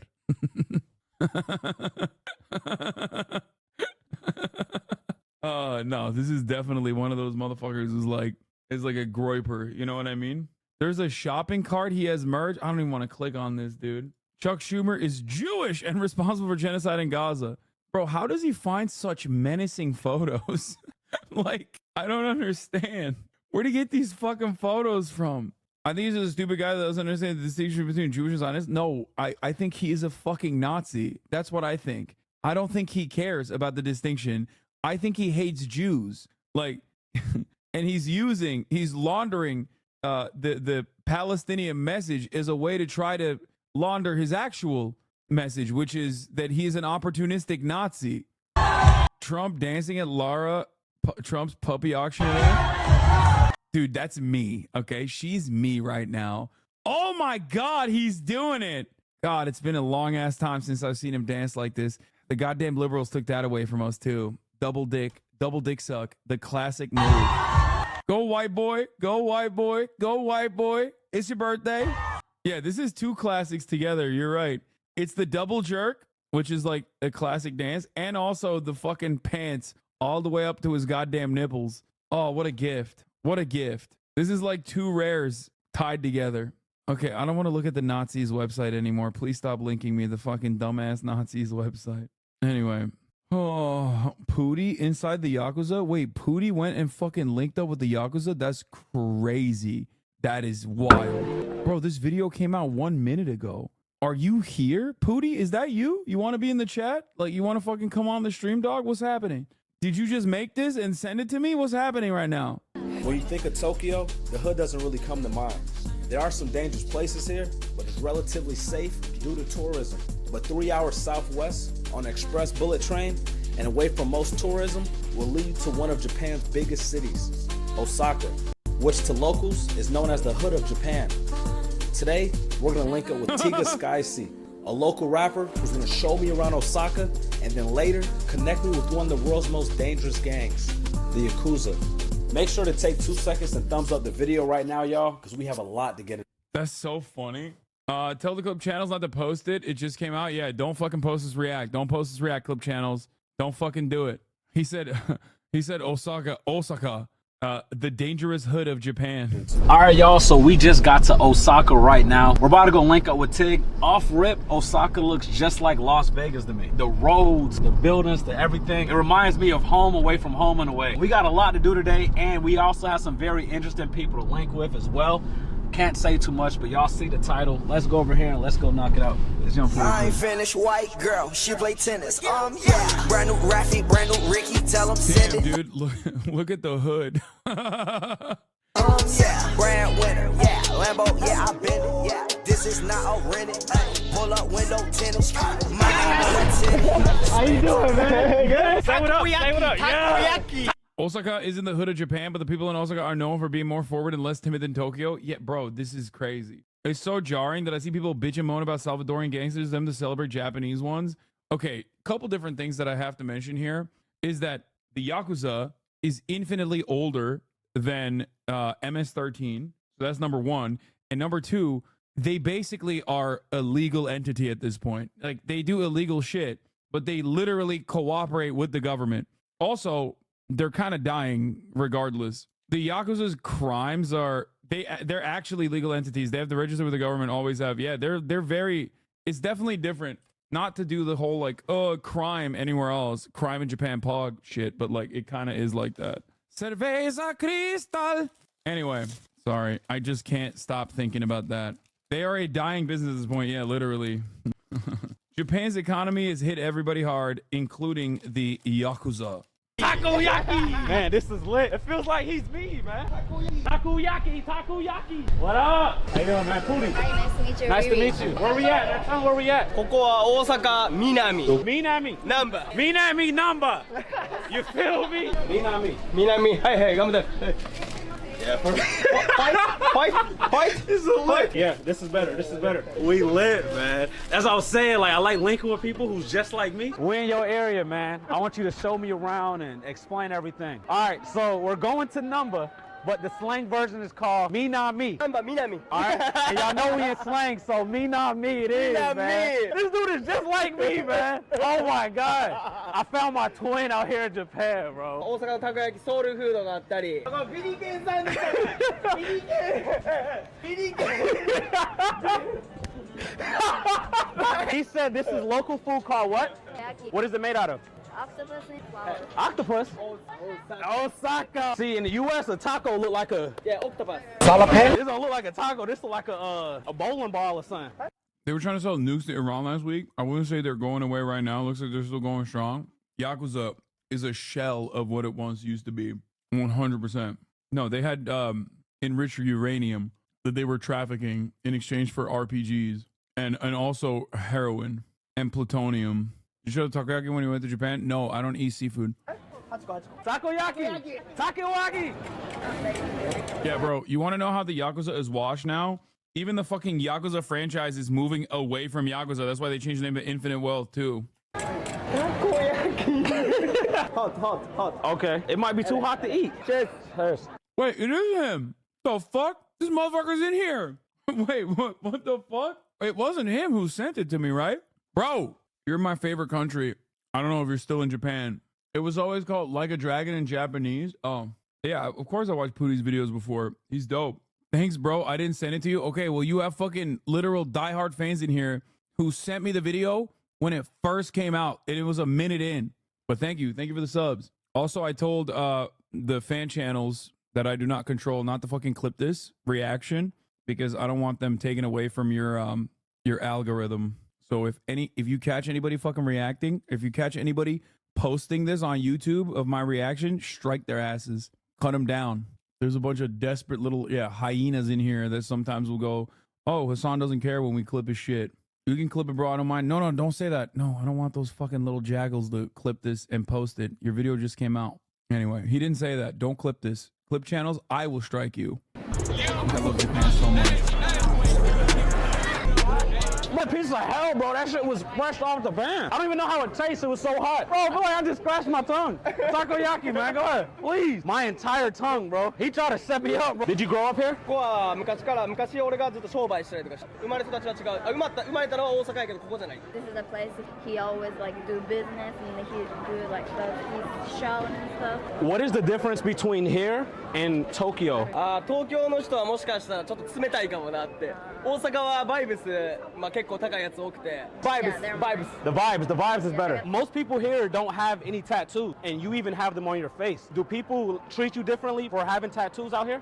よくないよ。They actually treat them not good. Okay. だから普通の仕事もできないよ。だからアーティストやってるって。 He can't have a 9 to 5. He gets stared a lot, Mm-hmm. so he feels comfortable. 見てって誰も入れ墨入ってるやつおれへんやろって言って。Hey, 2 people. Yeah, there's the only 2 people with tattoos. At what age did you get your first face tattoo? 19歳。 When he was 19. So he got the heart right here when he was 19. That's his first tattoo. He was like, tattoos is sex. He got sex right here. That's bold. To get a face tattoo, you got to be fully committed. At what point was you like, all right, I'm not trying to get no job or no 9 to 5 job or anything? もう昔から俺普通の仕事したことない。 So ever since you were younger, you've been like this and you knew you didn't want a job or nothing. What is this area right here called? ここは引っ掛け橋って言われてるって。引っ掛け橋。 She? He? 掛け橋。 Cock, I bust you. 前やったらナンパしたりとか、あとキャッチがおったりとか、店の呼び込みしたり、前例えばあの子可愛いと思ったら声かけに行って。 Oh, okay. So this right here is like the place you can pick up a girl or you trying to sell something to maybe a tourist or a local. I was saying to the camera, it reminds me so much of like Las Vegas here. グリコサイン。 What does that mean over there? グリコ。 Grico. So this is a real popular place. He's saying a lot of people will come here and they'll take a picture in front of it. Kind of like if you're in Hollywood, you go to the Hollywood Stars. It's crazy. Chicano culture export to Japan. There's a massive fucking there's a lot of, bro, they have rockabillys. Like Chicano culture is super prevalent in all different parts of Asia, not just Japan. But Japan is also the #1 Ameribu country on the planet. Part of the reason why I love Japan is that they love America just like I do. But they love it so much they have literal fucking rockabillys, okay? New York, you go to Times Square and look at this view right here. This right here is beautiful. Growing up, did you get into like lots of fights and stuff like that? Yes. What's the craziest thing that you've seen here? の真横で日本刀ぶっ刺された人もおるって。 Oh. で、ここから超出てきたって。 So seeing somebody get stabbed in his gun. Pull up the worldwide Latina belt. Is Japan a part of the worldwide Latina belt? Coming out. So we see the places here that if somebody's new here, it might look safe, even though I know it's dangerous. Are there a lot of gangs in this area? Yakuza. From what I've read, they're one of the most dangerous gangs in the whole country, right? 一番危ない。 What other gangs are out here? Is it just them? 中途半端にヤクザに所属してない不良はいっぱいいるって。 I don't know how to say it, like they're the best of gang members. Or like probably like the most popular, you're like the most popular gang out here. In like America, there's like Bloods, Crips. You go to a different state, there's like GDs, BDs, there's all these different gangs depending on what state. In Japan, is it just only a few gangs out here? ヤクザだけ。たまに日本に青色とか赤色のやつおるけど、クリップ。 Japan allowed to appropriate because he claimed Goku. I think the worldwide Latino belt, the global Latina belt has expanded, and there's a reverse cultural exchange because now you have the phenomenon of Latinas who look Asian. And no, I don't mean Filipino ladies. I'm talking about the relatively new phenomena that is increasingly more prevalent. Like Ariana Grande, bro. Ariana Grande is the fucking racial dolezal of every race, okay? That's not a thing. Like, Ariana Grande has done every race. She was black at a certain point, and nobody touches that normally, okay? And also, she's Italian originally. She is the Avatar. ブスとかブラッツとかこう赤の服着てるやつおるけど、あれはもうハロウィンパーティーや。 Got you. Okay. Halloween, Halloween. Halloween. Cosplay. Why didn't you ever choose to join that gang or anything? いや別に俺は音楽したかった。そんな人殺すのとか無理やしって。Why didn't you choose to join the やってこいって言われて。 60歳になっても70歳になってもじゃあ役ができるんやったらやっとった。でもでラッパーやった。 Pretty much you're saying like not something that, oh, I'm gonna just join for a few years and then, oh, I think this too hard, let me get out. Once you join, you're committed. It's a brotherhood forever. How long have you been making music? Been doing this. What have first got you into doing it? だから俺ずっとそういう。 No, Swagapinos are Latinas that look Asian. I mean, or Asians that look Latina, not Latinas that look Asian. I'm fucking it up. It's different. It's a different thing. But Philippines is a part of the worldwide global Latina belt for sure. 不良しててんって言って俺は全部不良してた、okay. 悪いことをしてたけどなんかまあいろいろ失敗して自分にやってきたことが返ってきてそれでだからもう悪いことじゃなくて人にいいことしたいなと思ってまあ悪いことをずっとしてたけど俺はスターシードアーティストとして生まれ変わった You feel like making music made you born again in a way? Right. What's the music scene like out here? Is it different from Tokyo? まあ別に違うことはない A lot of people here rap? 多いし今日本は多くなってきてるって If you could work with any artist in the US, what artist would you work with? Chief Keef やな Chief Keef? Okay, yeah. TV watch my videos. Okay. So. Good taste. Respect. I know he gonna see this. Oh man. Okay, how does someone from this area find Chief Keef music? だってドリルの最初の人やしドンライクやったっけ Do you Wait. Okay, he 100% says the N-word. Japan officially recognized as a part of the Latina belt, confirmed. 100%. understand anything that the songs say, or you just like the way it sounds? いや日本語訳見るって Is there If you shouldn't say it, but you do, you are officially a part of the Latino belt. producer that you want to work with? Weezy Wheezy? Yeah. Wheezy out of here. Okay, lit. 俺は TIG スカイシって名前ないけど俺の友達ユーサグっていう友達名前アーティスト名友達やってるんで見てくださいユーサグプリン今から俺の好きな、焼肉屋さん紹介するから I'm hungry. I be doing this shit with no pressure. Mention fuck what you mentioning cheddar. Fuck with us cause we got it for lesser. Fuck the rest, could've went bought a Tesla. But instead I invested in Bose. You can hate me for high or low on. It's so funny to be balling out in Japan and it's like it's like $8. It's like, yeah, dude, we're going crazy out here. And it's like the check comes and you're like, what the fuck is this? You look at the currency exchange rate and it's like, wow, $8.25. That's crazy. Bro, I get this shit dropped at your dough. I'm a real nigga, no cap in my rap. Say eating this cap in this trap. What you know about taking a route? You gotta take risks if you try to make it out. I done been to that bottom, it hurt. I done diamonds up out of the dirt. You want some money? See this right here? Never do this in Japan. He knows. He knows. You do it in a funeral. I did it too. He knows. In front of a body. That's for them who passed away. Oh, don't do this? Yeah, no, don't do this. There. Point it to me. Yeah. So only if they're older. If they're younger, I could do this. Yeah. Don't do this. Yeah, you can't dump your chopsticks in your rice. That's for the dead. No, he didn't know. They're explaining to him. I'm just saying. I mean, it happened to me too. Never. Never. So how do I supposed to do it? This or So I'm left-handed. So facing right. yeah, facing right. とかなんか箸の使い方っていろ We いろ also can't use this either. This one is also something we do at funeral too. Not funeral, but like we burn a body and then it come out as a bone, right? And then we pick bone. This we can't both do. grab it at the Nah, same time? nah. あとこれもの This no Oh yeah, don't. No. You have to like pick them. No. Okay. What if it's chilling like this? Oh, well, that's not a problem. Just standing like straight, this is not cool. After eating, it was time to meet the Yakuza. When people think of the Yakuza, they think of older, retired people, but today nearly 40% of their members are in their 20s and 30s. They rarely do interviews, and because they're amongst the world's richest gangs, even money won't make them speak out publicly. When I tell y'all this felt like straight out of a movie, dim-lit back room, hidden in plain sight, with the Yakuza suited up waiting on my arrival, that's exactly what this was. But it was time to finally meet them. They're definitely not one of the richest, I don't think.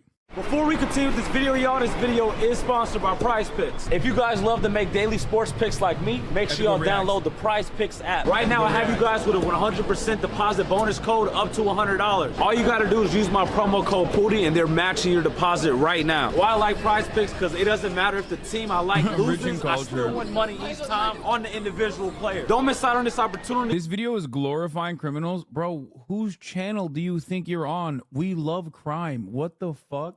I don't understand how people find their way into this community of all fucking communities and go, oh my God, I can't believe you're glorifying crime. Yes, dude, crime is sick, okay? We love crime. W crime. Can I get some W's for crime in the chat? Thank you. Y'all, I'm literally making money every single week using Prize Picks. Use my promo code right here. Download the Prize Picks app. Big thanks to Prize Picks for sponsoring this video. And y'all, it's time to get back into the video because this video is about to get way crazier. Did y'all pull the pick? All right, y'all. This is the most serious part of the video. Yakuza were all farmers when they started? No, they were actually dock workers, I think, and were literally originally like a formation of a union before a union. Definitely something that no YouTuber has done. Today, we're in a private secret location and we're about to do a full interview with the Yakuza. That's enough talking. It's time to go and meet them for ourselves.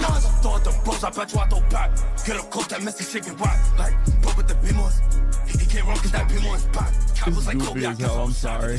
Got the Yakuza here. Everybody has masks. Their identities don't want to be shown. We're in a small space right now, so we're all crammed up. I guess first question, why is it so important to hide who you are?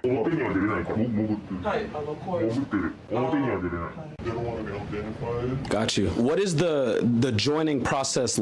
Bro, didn't fucking Joey literally talk to like an out and about former Yakuza? Like, how exactly do they have to go about joining? You only need guts to be a Yakuza for life.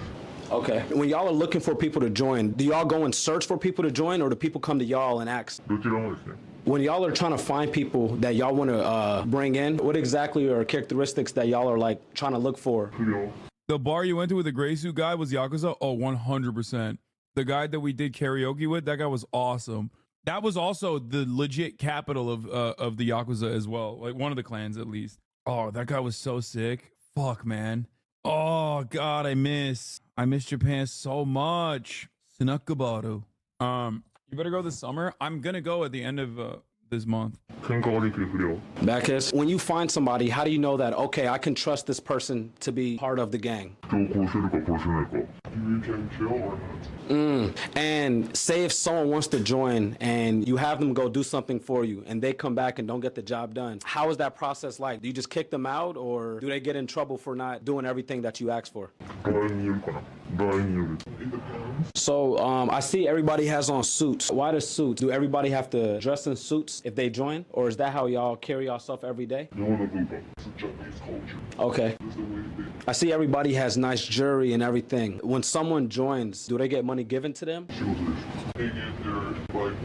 Are y'all faces known by lots of cops? Yes.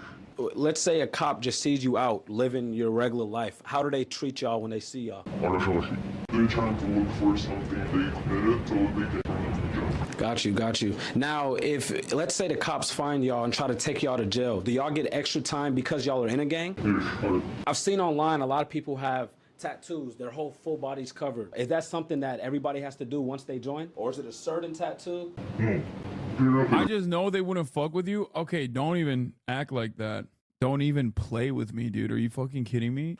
Brother, I have wrestled with sumo wrestlers. I have sang karaoke with Yakuza members. Should I just be a criminal, man? It's sad that there was non-gang members in the Salvadoran prison, yet everyone hated on them hard, but real criminals here, and we all think they're cool. Even the real Salvadorian gang members got preferential treatment. Am I a sucker for not being a crimer? The fuck what are you talking about, dude? Like, when you say, when a chatter says something like this, let's say it's not a joke, okay?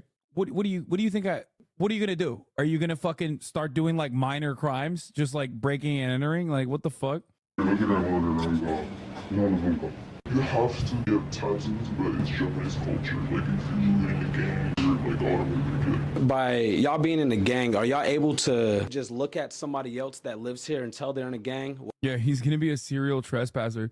Bro, he's gonna be jaywalking like crazy. Whether it's a certain way that they dress, carry themselves, whether it's a certain tattoo, and be able to tell that, okay, this person is in a gang of some sort.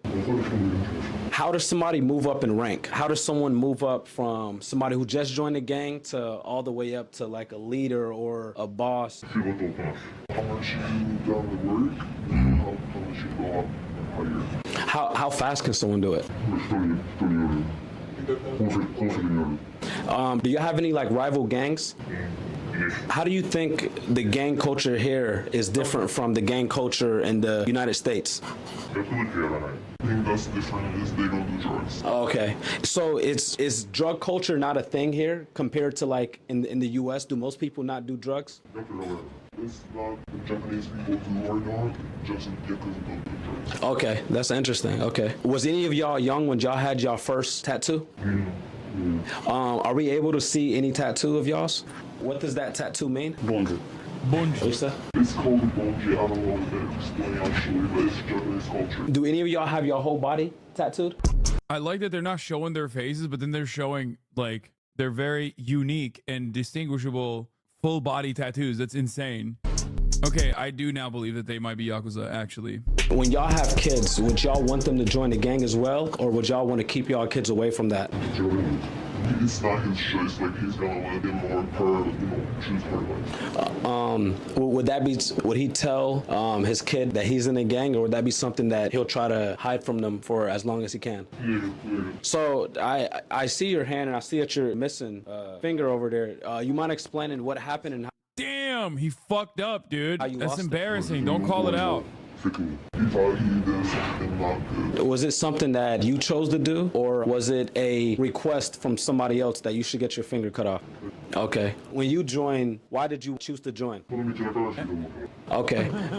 Did any of y'all join for safety reasons? In the U.S., joining a gang, a lot of people have to because of where they're at. It's either they join a gang and the neighborhood help them be safe, or they have to go out on their own with no backup. Did any of y'all join to have a backup and feel safe? 若い頃からこれをやっていて、その延長線上で、その道でまっすぐ行くとヤクザにたどるし、侍の生き残 Not many people get to speak with the Yakuza. Because their identities are hidden, it's common to be walking the streets and not knowing you're passing by a member of Japan's most dangerous gang. A few of them traveled 4 hours just for this video. It's moments like these where you sit back and think, how the hell this all started? All year I'm traveling the world and meeting people learning about different ways of life outside of the norm. I just posted new pictures with the Yakuza on Instagram. If you go comment here from YouTube, I'll go spam your pics. And comment on this video and let me know where y'all want to see me go next. From Osaka, signing out. I'm testing it. I'm testing it. I can't believe he met Kazuma Kiryu, dude. That's crazy.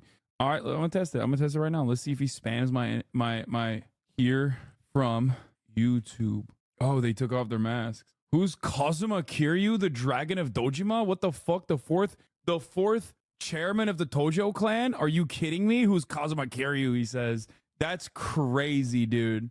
That's crazy. People don't have any respect for traditions no more. That is insane to me.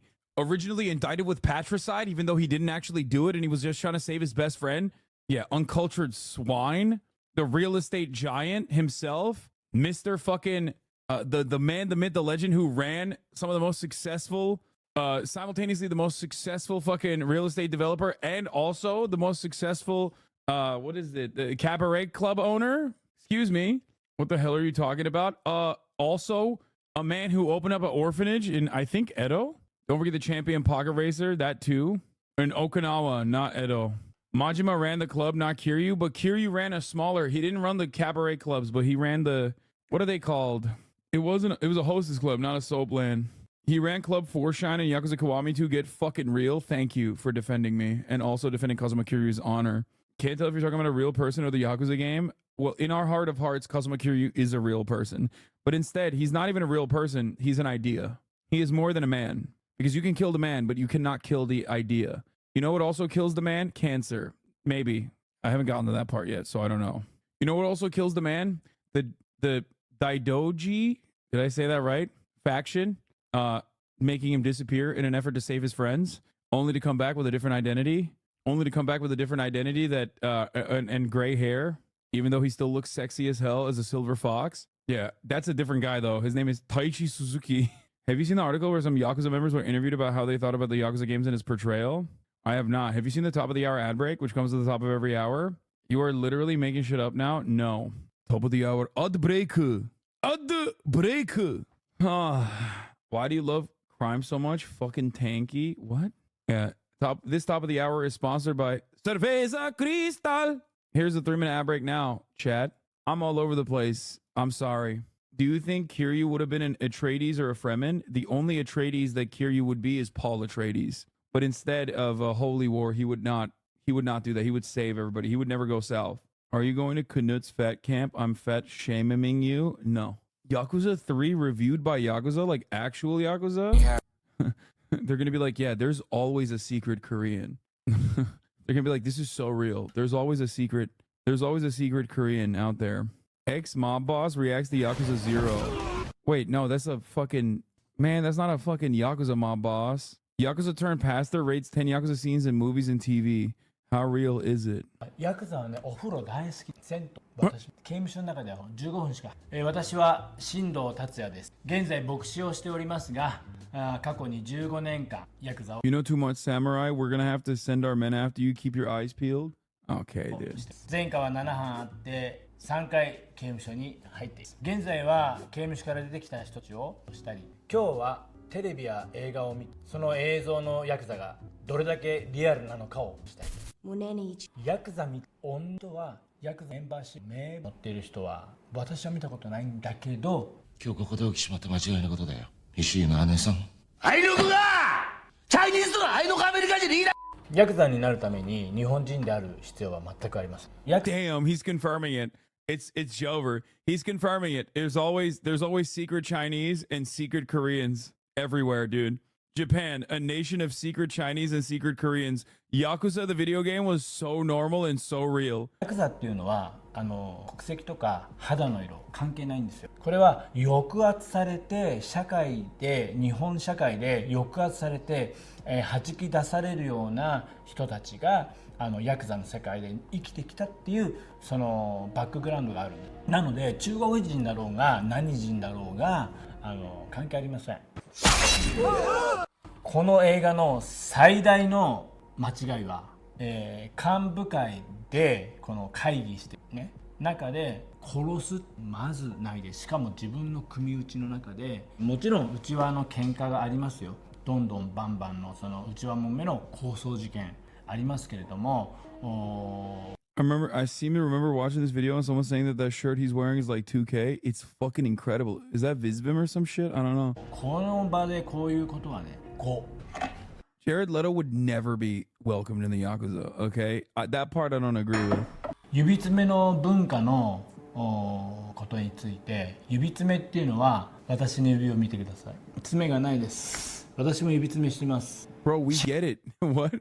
Why did he put it next to his other finger? Like, I believe you, dog. It looks like your finger was chopped off. He's like, look, see, it's shorter. It's like, yeah, no, I can tell, man. 支払う、償うってこと、代償です。だからこの例えば借金返済ができない時に指で借金返済します。あるいはごめんなさい、謝る時に指を詰めます。それが一番大きな使い方です。指の詰め方が違うんですよ。こうやってやってたでしょ。本当はこうだから。手のひらを上にして、ここじゃないのよ。ここから、一関節から。いきなりこう言ってるでしょ。ここからだから。でも僕はね、あんなかっこよくこうやってない。Well, I think it's so that you can still probably hold a gun or hold like knives and shit, right? 私の場合はね、のみとトンカチ。往々にしてこう、自分でやるときは足で踏むの。足でバンって踏むの。刀をパチンって。ヤクザ、指詰めをするのは現在はヤクザだけです。現実に即しています。8、このリアリティは8です。てめえなぜこんなことをする？俺たちはてめえに何もしてねえだろ。今日の花。That's Toriyama. What's his name? Toriyama? Shogun. まあまあ見え、この映画の真田広之っていうヨシトラガナ。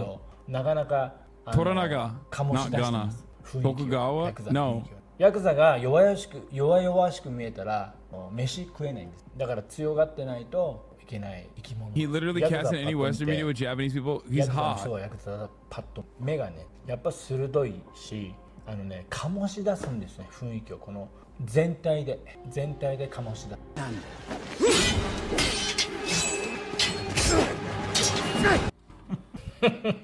ということで、私のいた組の人は実際にああいう刀で人を殺している人もいます。もちろんでもね、ああいう刀同士の切り合いっていうのはありません。ほぼありません。 Dude, come on.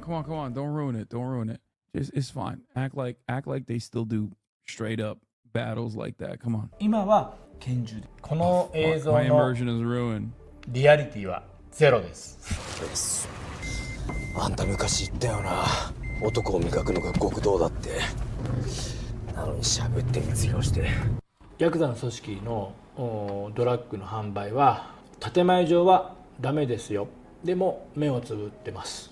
ヤクザが麻薬を使用するっていうことは基本的には許されていません。これも建前です。覚醒剤の商売人をしていましたが、自分で覚醒剤に溺れて、そして、覚醒剤でヤクザができなくなりました。その法規制、アパート借りられない、銀行口座作れない。じゃどうすればよかったんだよ。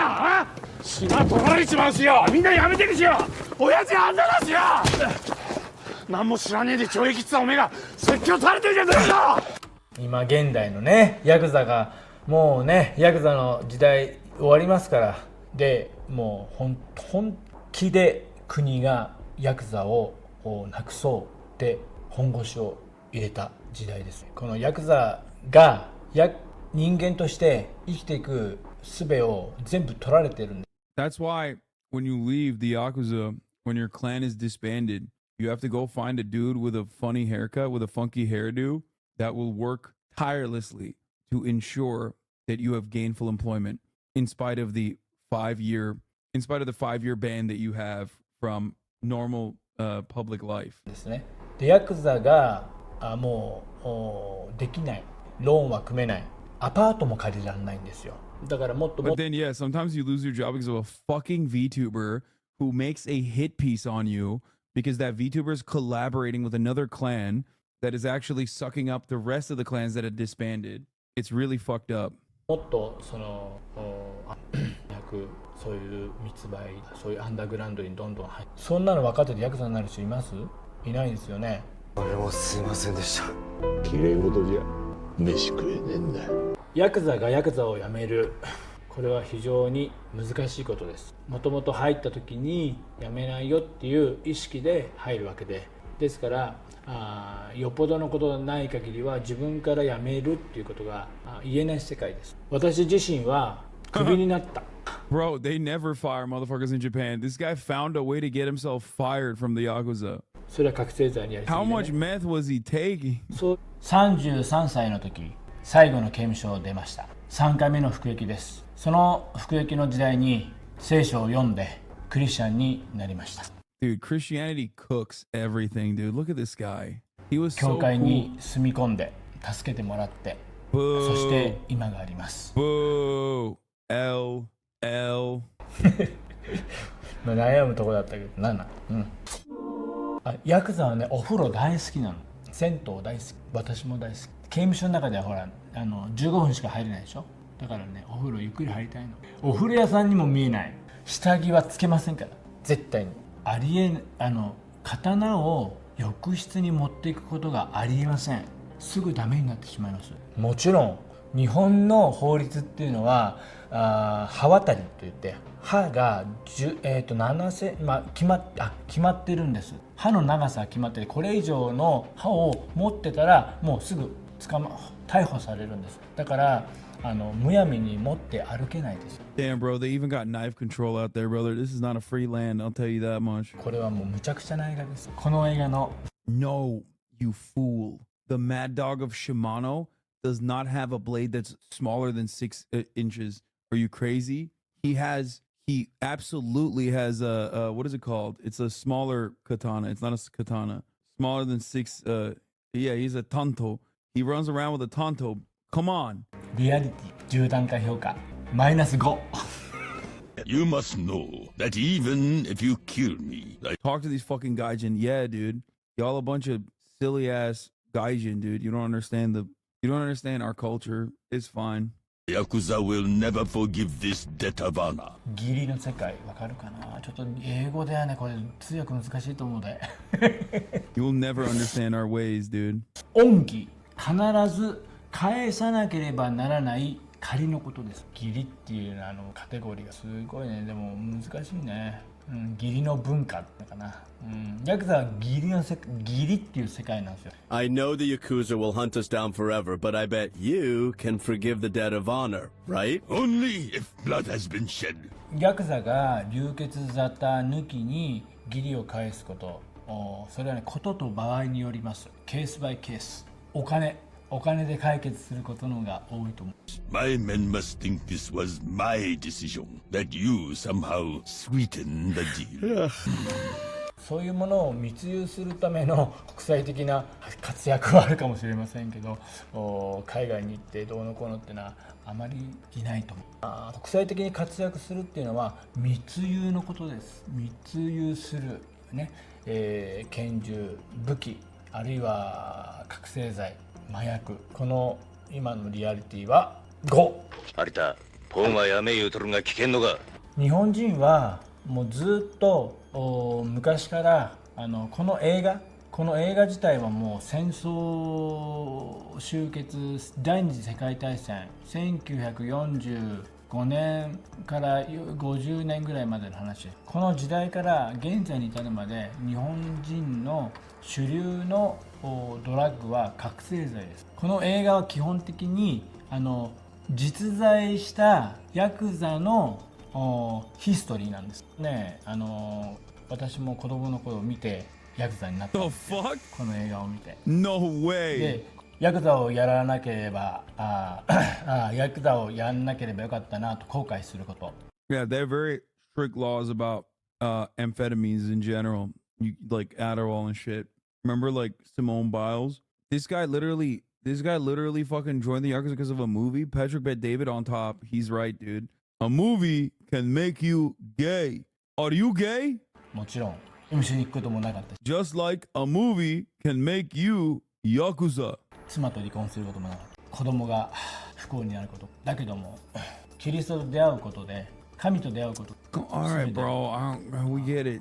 Christ save you and made you like way less cool, even though you're still kind of cool because of your Yakuza past.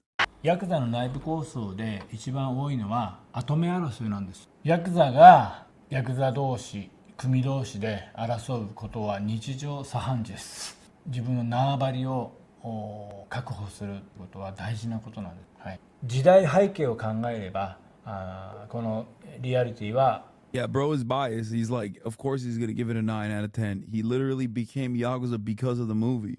9. 毛布干させてくんねえかな。シャバのいい儲け話聞かせてやっからよ。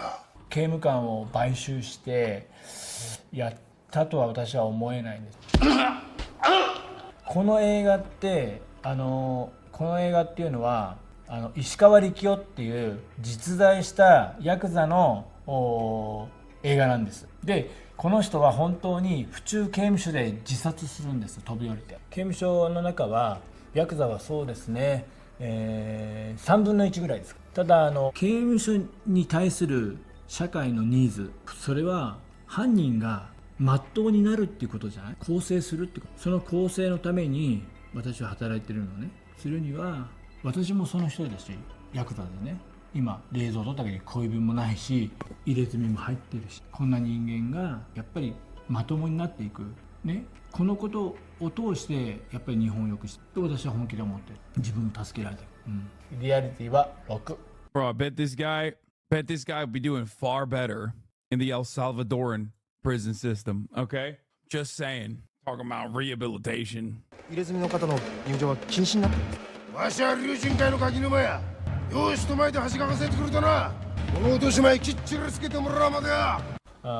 入れ墨が入ってるとプールは使用できないんです。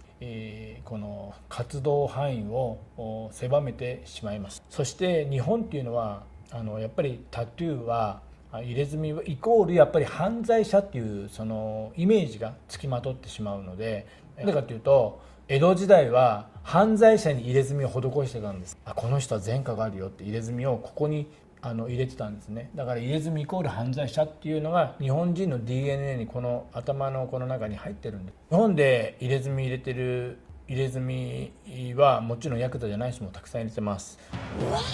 立派なもんもんね。私も今までずいぶん彫り物見たけど、こんな立派な唐獅子ボタン初めて見たわ。組の大門って言ってエンブレムをこう胸とかに入れるその文化がありますから、この入れ墨見てこの人はどこそこの組だなと分かる人もいます。私の入れ墨っていうのはヤクザの中でもね、本当しょぼいのよ。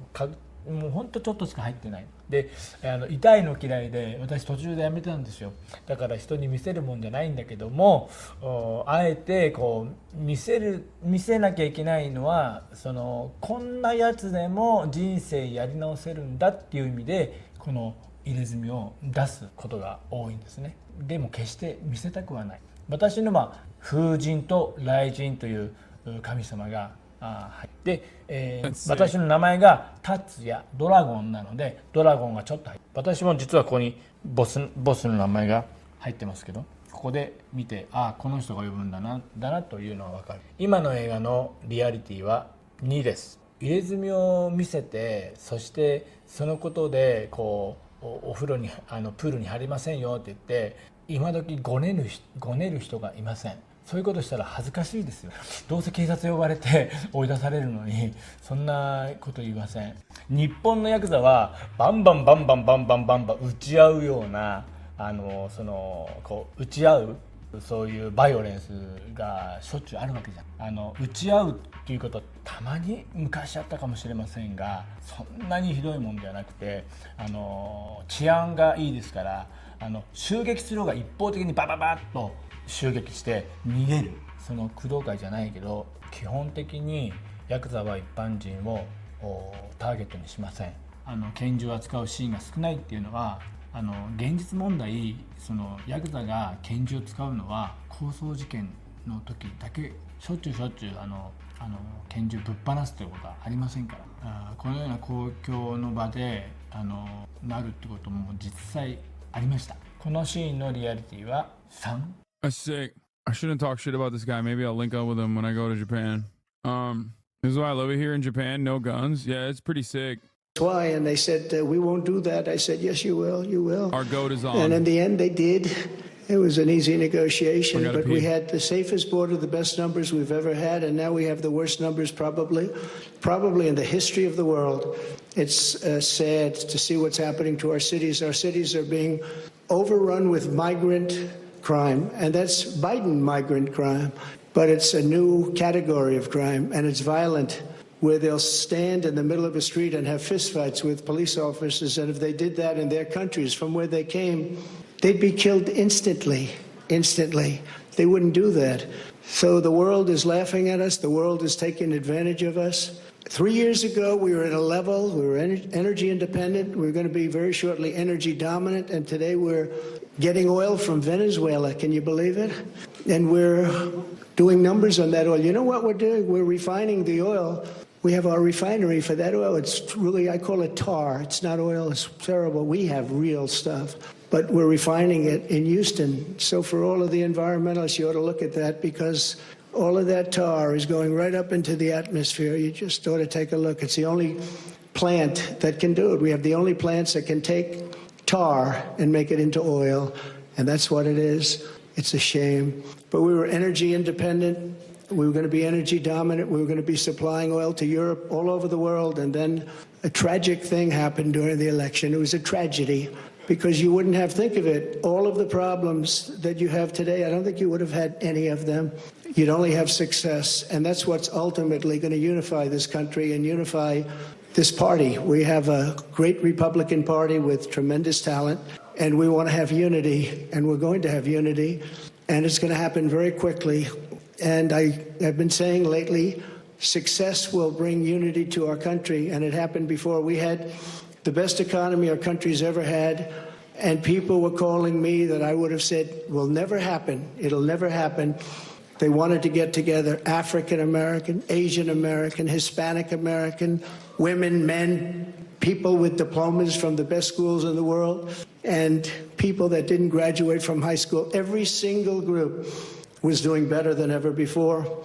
And it was a beautiful thing. Our country was coming together. Former President Trump making his first comments on another good night, a big Super Tuesday for the former president. Notably, he's been speaking for several minutes here. He's not mentioned Nikki Haley, and this is the turn that he had talked about and others on his campaign. Bitch, stop talking. He's the GOAT right now. The GOAT is speaking. Policies, a one-on-one match, which I think most people had seen coming. In many ways, you could look at this as the first general election speech for former President Trump, who in all but name is clinching the nomination of the Republican Party tonight with all of these votes. We want to turn to our political pros. Hogan Gidley, who served as deputy press secretary in the Trump administration, and NBC News political analyst Stephen Hayes, CEO and editor of The Dispatch. And I think fair to say, you know, the divide that exists in the Republican Party is represented here quite well. Hogan, you worked for former President Trump. You're a big supporter.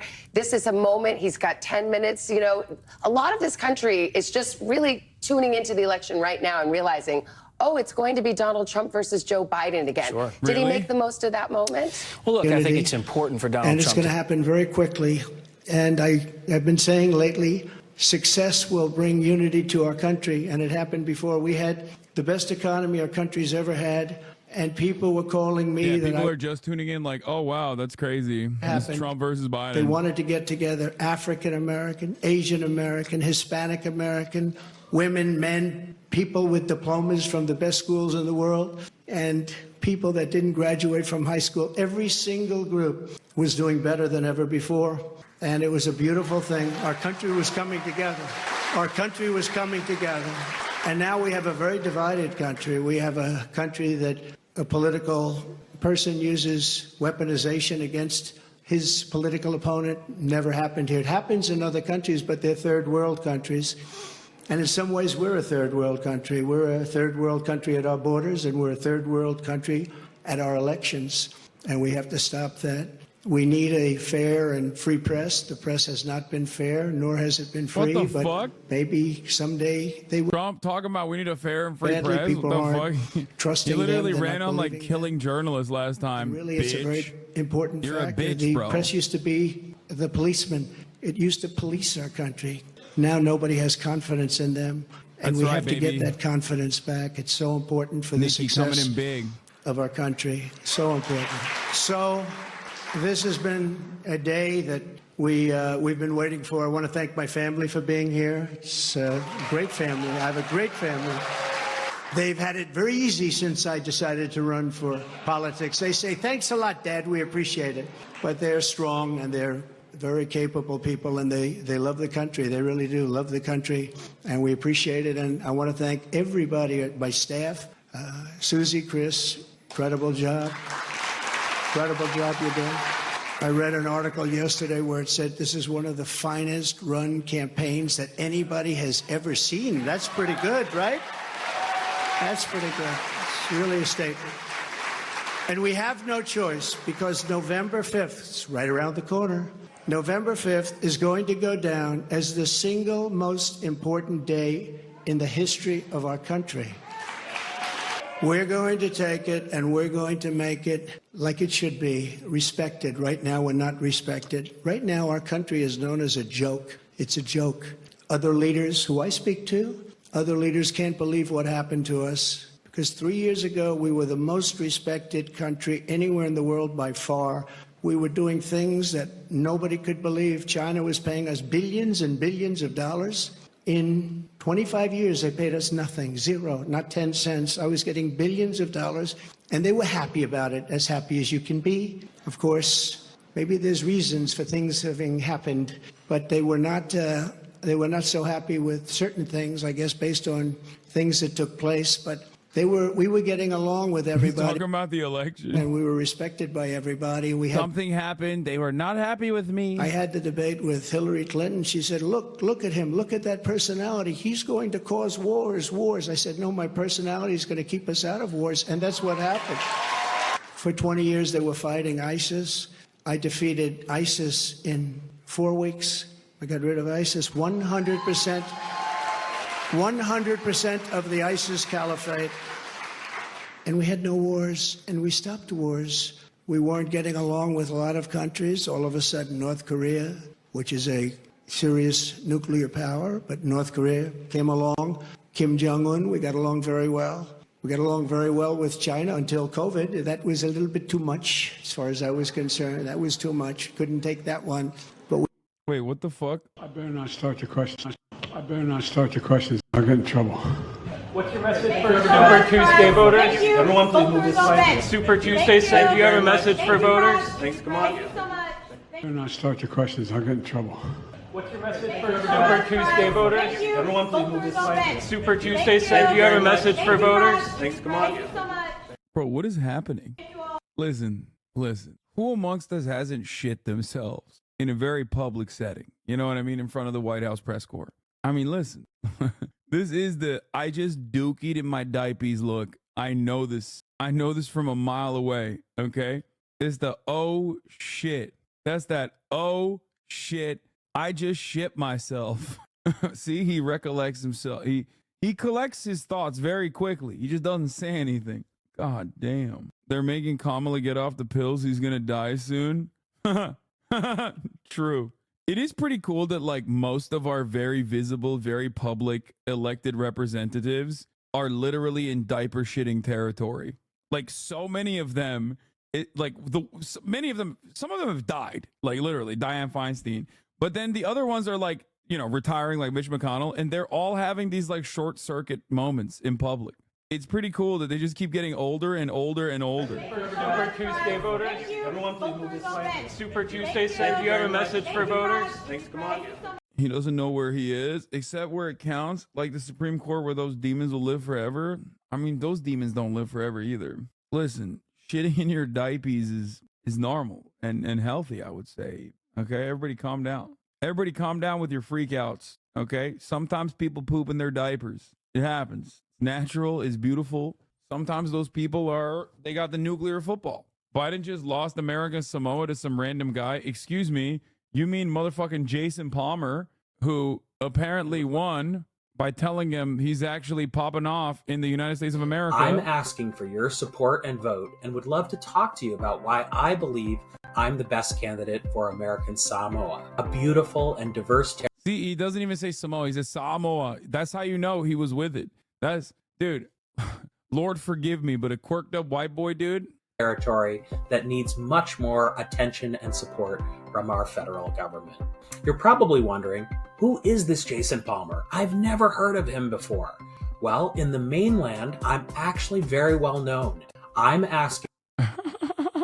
Dude, everyone's singing Jason Palmer's praises on the mainland. You know what I mean? Bro won because it was the only one to campaign over there. Yeah, respect. Don't knock it, dude. I'm sorry. He has delegates now. Cenk doesn't, okay? Neither does Dean Phillips and Marianne too. So asking for your support and vote and would love to talk to you about why I believe. Who said tropical Lindsey Graham? Yes, Jason Momoa is over. As you guys know, people that win American Samoa often end up becoming the president. That's why Michael Bloomberg won Samoa and then also the United States presidency. I'm the best candidate. I love it's bars to be like, I'm actually pretty popular in the mainland was enough. Respect to this legend. Oh my God, he's still going. And we're all proud of our country, but we're going to win this election because we have no choice. If we lose the election, we're not going to have a country left. And we're going to do something. Thank you very much. We love you too. And we love our country. And we can't let this magnificent, some people call it an experiment. I don't call it an experiment. I just say this is a magnificent place, a magnificent country. And it's so sad to see how far it's come and gone. When you look at the depths of where it's gone, we can't let that happen. Where has it gone? We're going to straighten it out. We're going to close our borders. Oh, thank God. We're going to drill, baby, drill. We're going to get the inflation That's what I'm talking down. about, dude. Let's go. And we are going to make our country. The total number of people who voted in American Samoa is 91. Okay, well, Jason won the majority of them. So why are you hating? Why are you hating? Criminals that have entered our country. We have people coming in from such bad places, and we're going to have to get them out. We have murderers that are being deposited into our country. We have drug dealers at the biggest and highest levels. They're coming it feels into like our 2016 country. again. He's going to win, isn't he? Yes. We have people coming into our country that just shouldn't be here. But many, and I say, yes, percentages, they come in through the caravans. They come in many different ways. Now we find out again, they come in through airplanes. We send them in. This is crazy. But they come into our country. We're going to stop them. We're going to close our borders. We're going to have to deport a lot of people, a lot of bad people, because our countries can't live like this. Our cities are choking to death. Our states are dying. And frankly, our country is dying. And we're going to make America great again, greater than ever before. Thank you very much. It's been a big night. Thank you very much. Thank you. All right, former President Donald Trump declaring victory on Super Tuesday. It has been a Super Tuesday for Donald Trump. He had many remarks. It was mainly a pivot to the general election, did not mention Nikki Haley. There was a brief allusion at one point, Dana Bash, where I thought he was going to say something. Why would he say anything? Nikki Haley is fucking eating shit everywhere. Why would that? It's over. It's so over. No. The only people trying to make Nikki Haley happen is CNN and MSNBC, MSDNC. It's been so fucking Jover, dude. Like, look, could there have been a moment where Trump said, gave some kind of olive branch, rhetorical olive branch to Nikki Haley? Sure. But that clearly wasn't going to happen. Maybe it will eventually. Boy, where do we even start? Tom Foreman is doing a fact check. I think he's going to have a very, very long summary of things that he is going to say about what Donald Trump said that wasn't exactly right at all. For example, you should just go conservative. This shit is so fucking pointless. Being left is when Orange Man poops him out publicly. Yeah, I mean, I don't give a fuck. I would have gone liberal before I went conservative if I wanted to make money or make more money. Because they were really suffering under China. But what he was trying to do was to walk down memory lane, Caitlin, and talk about the issues that he believes are most important. I mean, we talked to Lindsey Graham earlier. He said he needs to focus on the policy. It wasn't all policy, but there were policies, whether it is foreign policy or immigration, that he thinks is going to play well. I think we just saw right there in that speech why Donald Trump stepped in and killed that bipartisan immigration bill that had been negotiated in the Senate.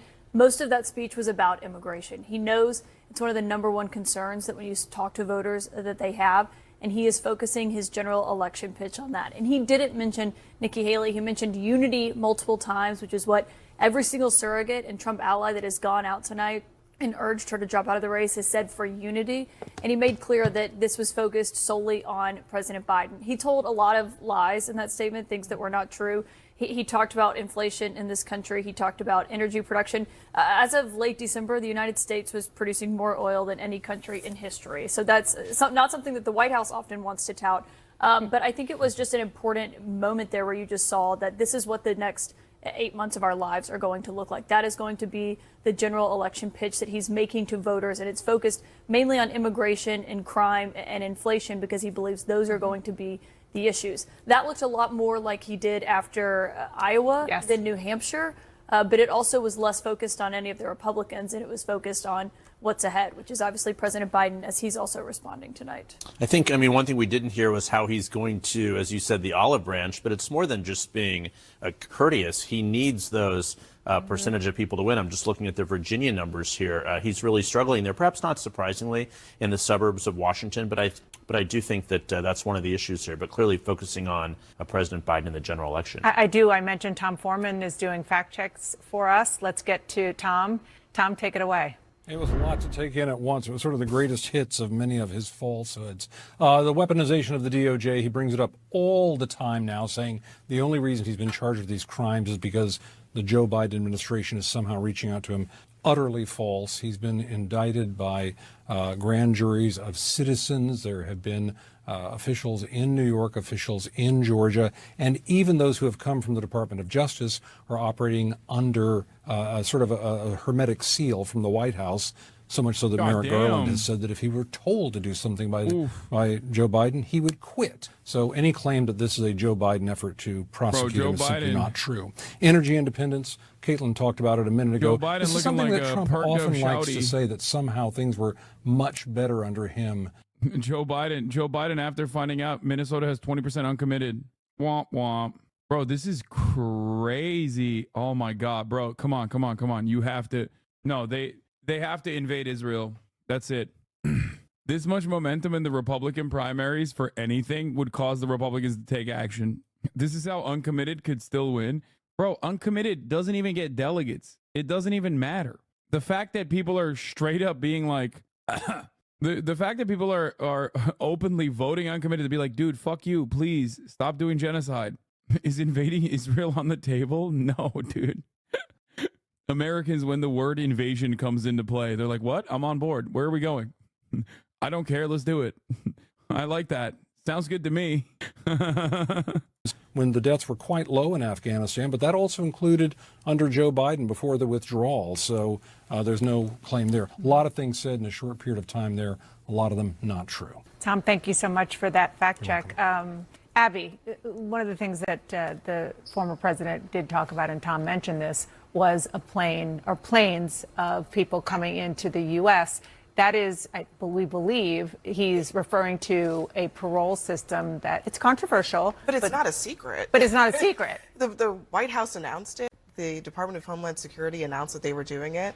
It would allow 30,000 applicants a month from fewer than a handful of countries to go through a background check, to have a sponsor, to be vetted before they are given limited permission to come into the country. We're so fucking racist, dude. This is the most racist country on the planet. Oh my God. It's not a secret. And it's happened under prior administration. We're so fucking racist. It's not dude. a conspiracy. Holy shit. However, one notable thing, and Dana, hat tip to you for this, Elon Musk has been tweeting about it today. And as It's so dumb. It's so dumb. People are so dumb. People are so fucking stupid. Oh my God, people are so stupid. It's because immigration, like anti-immigrant sentiment, is just purely motivated by racism. That's it. That's the reason why they're like, no, actually, we just can't have these people come in. policy, Like, that would be totally fine if Trump could do so truthfully. it's a good thing that Joe Biden is like capitulating to that fervor, that racism, by trying to push for a right-wing immigration bill and trying to get the Republicans to sign off on his right-wing immigration bill. Me on oil and gas production.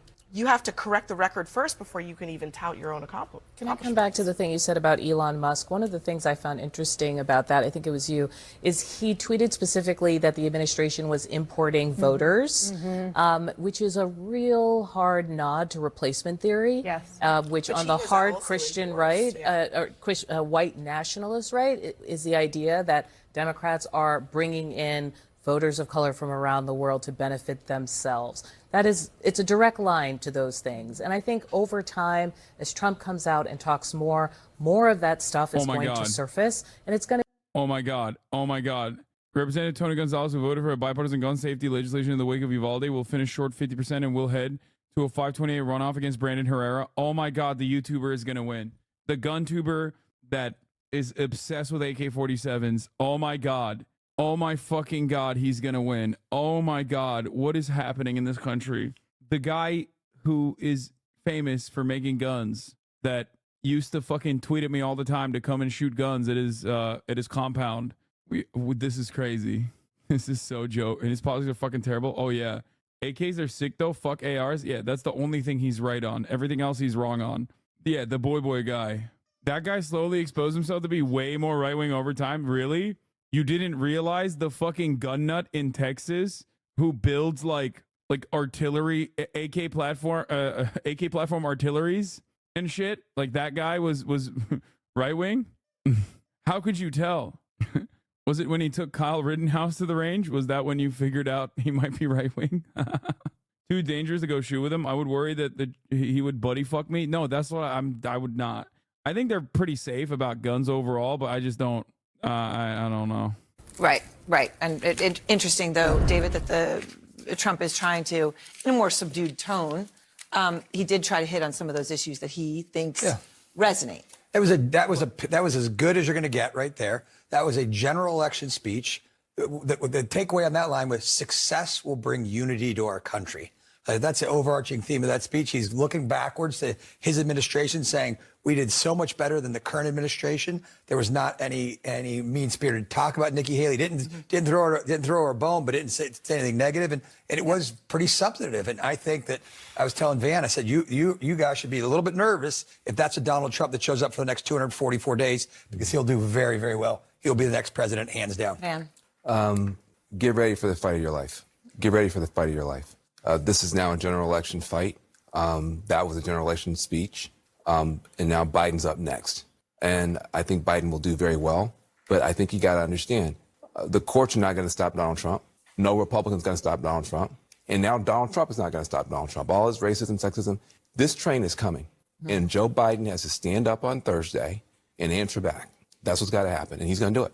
Well, and listen, something that I think, that we run into in the media is the question over how to cover Donald Trump. And rightfully, we often don't take some of his remarks, things where he's referred to people as vermin, poisoning the blood of this country, talking about mass deportations, in this much more extremist, dangerous rhetoric that he's saying basically every day when he's on the campaign trail. So what a lot of voters see is what they saw tonight, which spoke to the concerns I hear every day from voters: pocketbook issues, border security, the safety in their communities. And that is a strong Donald Trump. It puts a bigger spotlight. Listen, State of the Unions don't traditionally matter, but because of the concerns over Joe Biden's age, this could be the most consequential State of the Union. I think this is a critically important speech for two reasons. One is it's an opportunity for Biden to lay out a narrative that people can grab onto, which we haven't really seen in this campaign yet, that weaves the things that he's done into a story about where he wants to take the country and who he's fighting for and how the things he's working on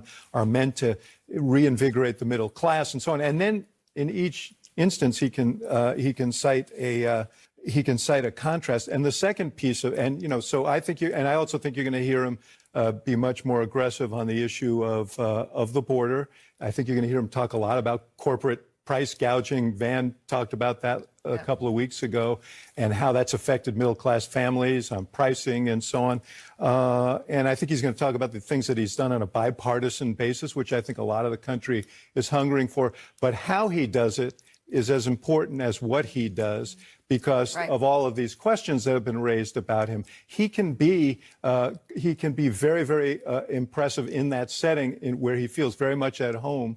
Last year, what people remember was his confrontation with members of Congress, which was good-natured but pointed, in which he sort of got Republicans to agree that they didn't want to cut Social Security and Medicare. And he said, great, we have agreement, and everybody cheered, and that went viral. And he looked like a guy who was in the moment. He needs to be that Joe Biden on Thursday. Yeah, and I think you will see a lot of what you were just talking about. I imagine you're going to see him lay out that case. He's going to lay out the positive economic vision. He's going to talk about what he's doing for the middle class. Guys, we will never get good commentary from mainstream media because they are just going to keep saying bipartisanship for the sake of bipartisanship is so much better than anything else. I mean, the first part of it is true, like kitchen table issues like price gouging or going after price gougers or utilizing the term price gouging to go after corporations that are have greatly inflated their prices. That's good. The credit card debt stuff, really good. Okay? All that shit is good. And then you just tie it to like bipartisanship on the border, which implies just right-wing policy making on the border. It's just so dumb. Just keep doing that good shit, and I guess magically don't be old, and you'll be fine. Burlington came in. It's the largest city, largest population center. Obviously, she's winning there by 69% of the vote. Not a lot of votes, you see. Not giant turnout in a Republican primary in Vermont. So now what are you looking at? You're just saying, look, my eyes tell me Nikki Haley is going to get one win tonight, but we have to walk through. Let's see how much they talk about the uncommitted votes on this Super Tuesday, because I suspect that after Michigan, they learned their lesson to not bring that up at all. And I have yet to hear even a little bit about the uncommitted vote so far, even though it's sitting at, as far as I understand, last time we looked at it, it was sitting at 20% with 65% of the votes in Minnesota. That's pretty big. I think they're trying to avoid the Israel conversation. Yeah, it seems like it. Problem is, that conversation is being had. Not to be dramatic, but if they don't say anything about uncommitted, they deserve to be in jail. I agree. That's not dramatic. So you already see the candidates moving to that, right? The candidates are already moving to the general election. You just listen to President Trump there. This is our projection of the map right now. Let me come back here to this and bring this out. This is here. This is the last election. Let me go all the way back. This is the last election in 2020. Joe Biden won, and for any Republicans who think he didn't, Joe Biden won 306 electoral votes to 232 electoral votes. Because of the census, what do you want from me? Some electoral votes have been reassigned. So this is the 2020 states. Right now, it would be 303 to 235 because some electoral votes shift after every census. So here's the question. Where are we? Right? November is 8 months away. However, if you just look at recent polling in battleground states, Donald Trump is leading outside the margin of error in the most recent poll in Michigan. Doesn't mean he would win, but he is this is a hypothetical. Poll late January in Georgia. Michigan and Georgia flip. Pick one more. Right? Pick one more. This is where, again, there's 8 months. That's the same one I was going to pick. Having been in Nevada recently, talking to people out there, a lot of people think at this moment, that's it. That's all that has to happen. Remember how close this was. You know how Why close do you these want battlegrounds. Trump to win, Joe Biden won the same. I want to be deported. I want like new policies that imprison. Because I was secretly a capitalist right winger all along. I want leftists to go to jail. I want people who do not have at least 2 generations of American parents to have their citizenship revoked and put in concentration camps. That's what I want. Okay. Oh my gosh, you're pulling me. Holy fuck. Virginia's still blue, right? I still have Pennsylvania blue on this, I think, because of the suburban issue. So we have public polling available to us that says at the moment Michigan is in trouble for the president, Georgia's in trouble for the president. A lot of evidence Nevada is. 8 months is a long time to go. But if you are Donald Trump, that's why you're talking about those issues. You're talking about inflation, you're talking about immigration, because you know they play in a lot of places in America, and they play in the states I just hypothetically flipped. All right, joining us now, the national co-chair for the Biden-Harris presidential campaign, former senior advisor to President Biden, former mayor of New Orleans, Mitch Landrieu. Good to see you, sir. Thanks for joining. So, former President Trump having a great night on Super Tuesday. I mean, your guy is too, but he's not really running in a competitive race. You just heard him speak to his supporters. He's an incumbent president. There is a difference to Joe Biden and Donald Trump. You just heard Trump speak to his supporters. What's your takeaway from the results so far? Well, first of all, my takeaway from Donald Trump's speech was just utter amazement that he thinks that nobody remembers that when he was in office, it wasn't all moonbeams and fairy tales, as though the world was perfect and now it's terrible and he's going to be our savior. I thought, first of all, he was very low energy tonight. And secondly, I think Tom Foreman can confirm this, but most, if not all, of what he said was factually incorrect and is provably incorrect. And to the point where you would think that if his lips are moving, he's lying or he's delusional, one of the two. But just to give you an example, under Donald Trump's administration, he lost 2.5 million jobs. Under Joe Biden's administration, he's gained 15 million jobs, a swing of 17 million jobs. Unemployment rate is better today than it was under Donald Trump. And by the way, the stock market hit 4 record highs under Joe Biden. So for Donald Trump to try to paint that picture, and let me just remind everybody He took credit for that, this. by the way. 17 he did. 17 of his cabinet members resigned and have begged America not to put this guy within 100 yards of the presidency. So that entire speech was built on a house of lies that President Biden will continue to talk about as this campaign goes forward. Okay, but given all that, your guy's still losing right now. I mean, the polls have Trump up. Poll after poll after poll after poll has Trump up, and a lot of those same polls in 2020 never had Trump up, always had Biden up. And now a lot of those same polls are saying, they're really saying the same thing over and over and over, and it doesn't matter how many Democrats out there don't want to hear the message and say, oh, it's just an outlier, that's just one poll. Something is wrong with your campaign right now. It's not connecting with the voters you need to win. Well, first of all, it's not true that every poll has shown that all the time. These things have moved up and down as polls do. This campaign, as we have said from the beginning, is going to be a very close campaign. It's going to be hand-to-hand combat. Jay, remember the times when the polls didn't show that? Come on. Campaigns are going to have to fight hard for this win. I would note for you guys tonight, because you've been covering most of the Trump results, that Nikki Haley is really kind of doing better than people expected to. And as was said earlier by John, she's winning in places where presidential elections are decided. And in that group of people, those folks are tired of Donald Trump taking the Republican. Exactly. Like the state of Vermont, famously, the state of Vermont, where presidential elections have historically been decided. You know, places like D.C. and Vermont. Also, very alarming that he's stumping for Nikki Haley when asked a question about Joe Biden versus Trump, but here we are, and we're ready to go. This immediately demonstrates the Democratic Party's strategy. That's insane, dude. No, you're welcome. But to that point, I want to come back to your Haley point in a minute, because I agree, huge target of opportunity for the Biden campaign in places that matter. However, where we are today, as Jake just noted, you say everything Donald Trump said there was a lie. The American people remember his presidency. They remember he wanders about as far from the truth as you can get regularly. And yet, at this moment, not only is he marching to the Republican nomination, but if you look at the general election polling, he is stronger now than he was weeks and months ago, including your friend Debbie Dingell would say, I'm going to just touch here, that if the election were held tomorrow, goodbye, Michigan. I'll just start at that one. We talked a little bit about this last week about the uncommitted vote in Michigan. Famous tanky Debbie Dingell, by the way. A lot of the younger voters are mad. When will we see the President of the United States not sending the national security team out, not sending the campaign team out, but going there, spending the time, and I would argue not at a big rally, but in a small room, taking his hits and answering the question? Well, first of all, I'm not sure when he's going to do that. I'll leave it to him to make that decision. Do you and think I won't he get in should? front of him, but I want to make this really. I don't know, but I'll make this clear. We really understand, and the president thinks people ought to voice their opinion, and he's fine with that. And as we move this campaign forward, we're going to continue to try to secure our base, and we're going to try to expand as well. There are great opportunities here for the president. But, John, I don't mean to disagree with you. You and I have been knowing each other a long time. But I'm not sure at all that the country really remembers Donald Trump's presidency, given the time that has gone by. And we're going to remind them of it, as should everybody else, as we're fact-checking the things that he is saying. This race is going to be a very close race. It's going to pick up the slack for our corps. I want to remind everybody again, the only guy standing in this country that's ever beat Donald only Trump is Joe reminder Biden. You need is that at the top of the hour, there's a 3-minute ad break, okay? That's the only reminder you need. And if you no longer want to see those ads, all you need to do is subscribe. Here's the 3-minute ad break now.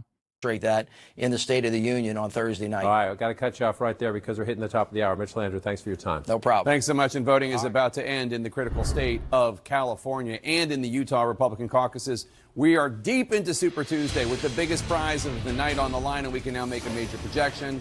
And we are projecting that Donald Trump will win the Republican primary in California with its delegate-rich 169 delegates. Donald Trump will win the California Republican primary. Let's look at all the states that Donald Trump has won to date. This is from the beginning of the contests with Iowa. We're going to do them in alphabetical order. Alabama, Arkansas, California, Colorado, Idaho, Iowa, Maine. That's just the first column. Massachusetts, Michigan, Minnesota, Missouri, Nevada, New Hampshire, North Carolina. That's the second column. Third column, North Dakota, Oklahoma, South Carolina, Tennessee, Texas, and the Commonwealth of Virginia. Quite a haul. We do have another projection for you right now. And this is Vermont. And we are going to call Vermont for Nikki Haley. The Republican primary in Vermont and its 17 delegates go to Nikki Haley. Nikki Haley picks up her very first state. She won the Washington, D.C. primary over the weekend, and Vermont is the very first state that she has won. Nikki Haley, again, projected to be the winner of the Vermont Republican primary. Let's look at the votes there. It is 50.4% for Nikki Haley, 33,684 votes. That is 3,215 votes more than Donald Trump. 45.6% of the vote. That's with an estimated 89% of the vote in, but CNN is projecting that Nikki Haley will be the winner of the Vermont primary. Now a Democratic projection. CNN is projecting that Joe Biden will be the winner of the California Democratic Party with its huge haul of 424. This music is so funny to just like put over something so obvious that was going to happen. We need you, Nikki, right now. It's too early to It's call. closed, and it's too early to call in Utah, where there are 40 delegates at stake. Nikki Haley has high hopes for Utah. We're going to be keeping an eye on Utah, but as of right now, the Republican caucus is in Utah. It is too early to call. You might remember historically, Utah was a trouble spot for Donald Trump, theoretically, during the Republican primaries and caucuses in 2016. Let's turn now to David Chalian. It's so funny to talk about this like as though this is a serious problem for Trump. I'm losing my mind. Isn't this your Rose Bowl event? Why aren't you hype? What do you mean? I'm throwing in the towel already. I'm done, dude.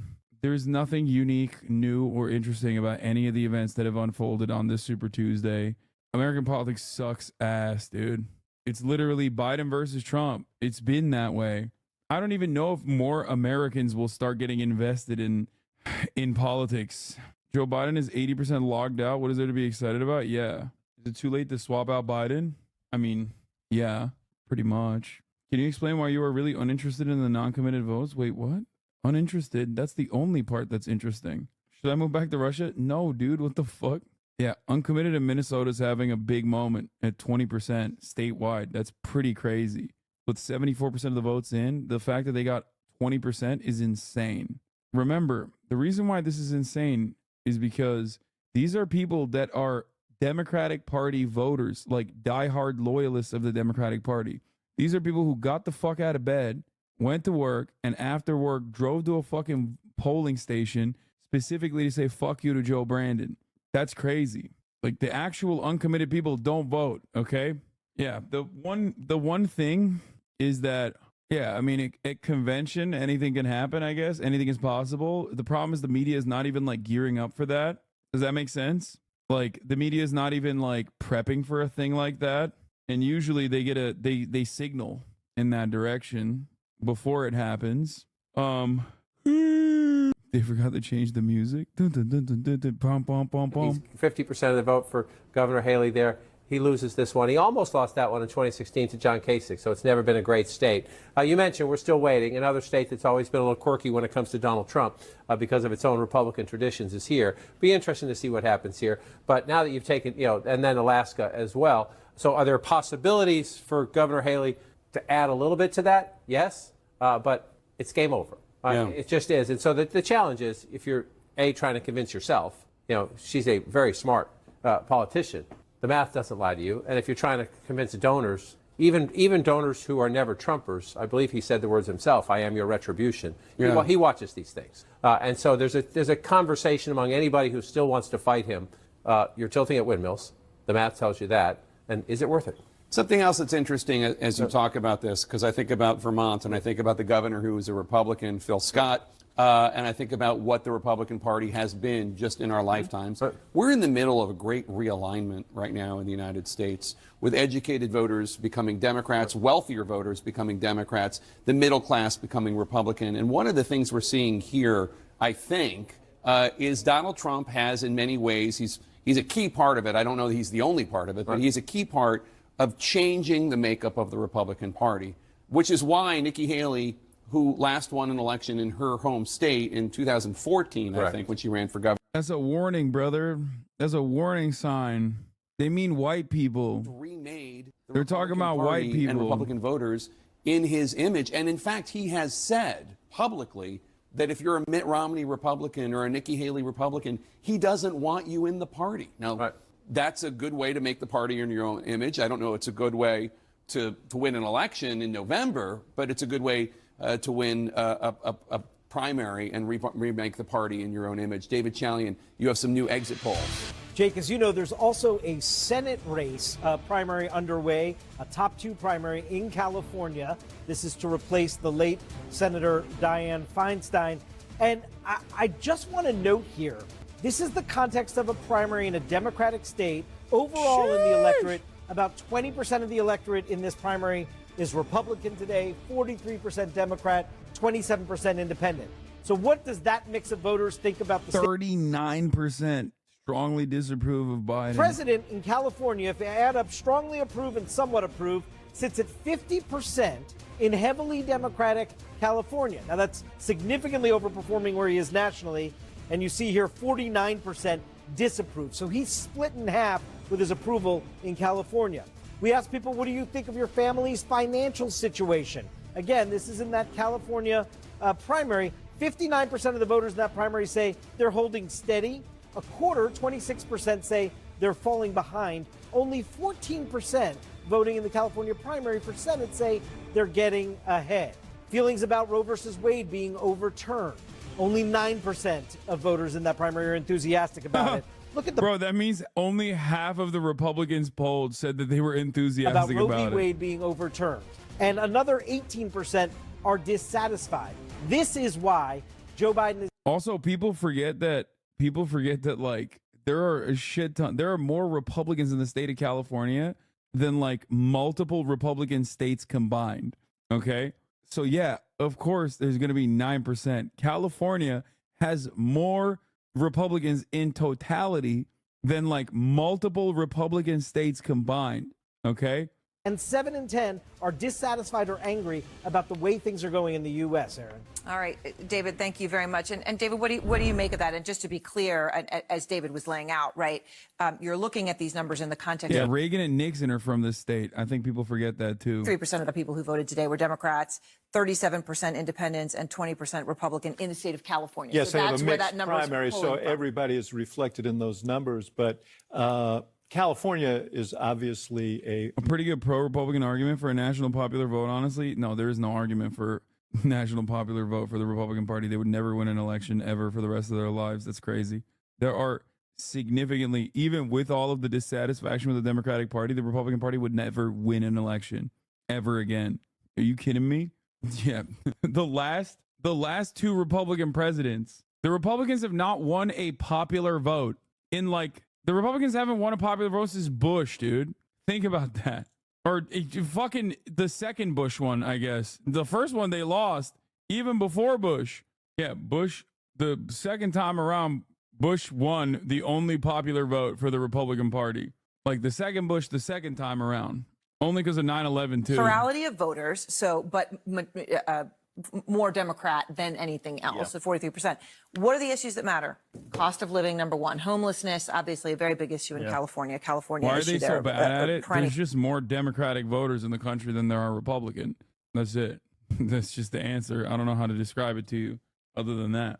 Is in the high 30s. I mean, there are bushels of Democrats who are unenthused about his reelection campaign because of these issues, because they don't think he's up to doing anything about it, or worse, they think his policies have actually caused it. What I've been looking at and thinking about all night is for him to win, for Biden to win, he's going to have to get a bunch of people who disapprove of his job, who believe his policies have fundamentally hurt them, to somehow set all that aside on core, fundamental, day-to-day, affect my life issues and say, you know what, I just can't do it. It is a hard argument to make, particularly when there is, to a point you made earlier, some nostalgia for when Trump was in. I didn't feel like I was treading water. I felt like I was getting ahead. There didn't feel like chaos in the world. And until the pandemic came along, things seemed pretty good. I mean, that's the fight they're in, is to get people who don't like you and don't think your policies work to come around and hold their nose and do it anyway. Yeah, but this is going to be a brutal comparative race. And let me say, there was one statistic in a kind of downbeat set of polls for the president this weekend, and that was people who had an unfavorable rating of both candidates, and there were plenty of them. And Biden was leading among that group by 10 points. And so that was a important. Just a pause, because we're going to come right back here in a moment. I want to go to MJ Lee at the White House here, of course, as Biden's watching this and preparing for his speech, obviously, this week.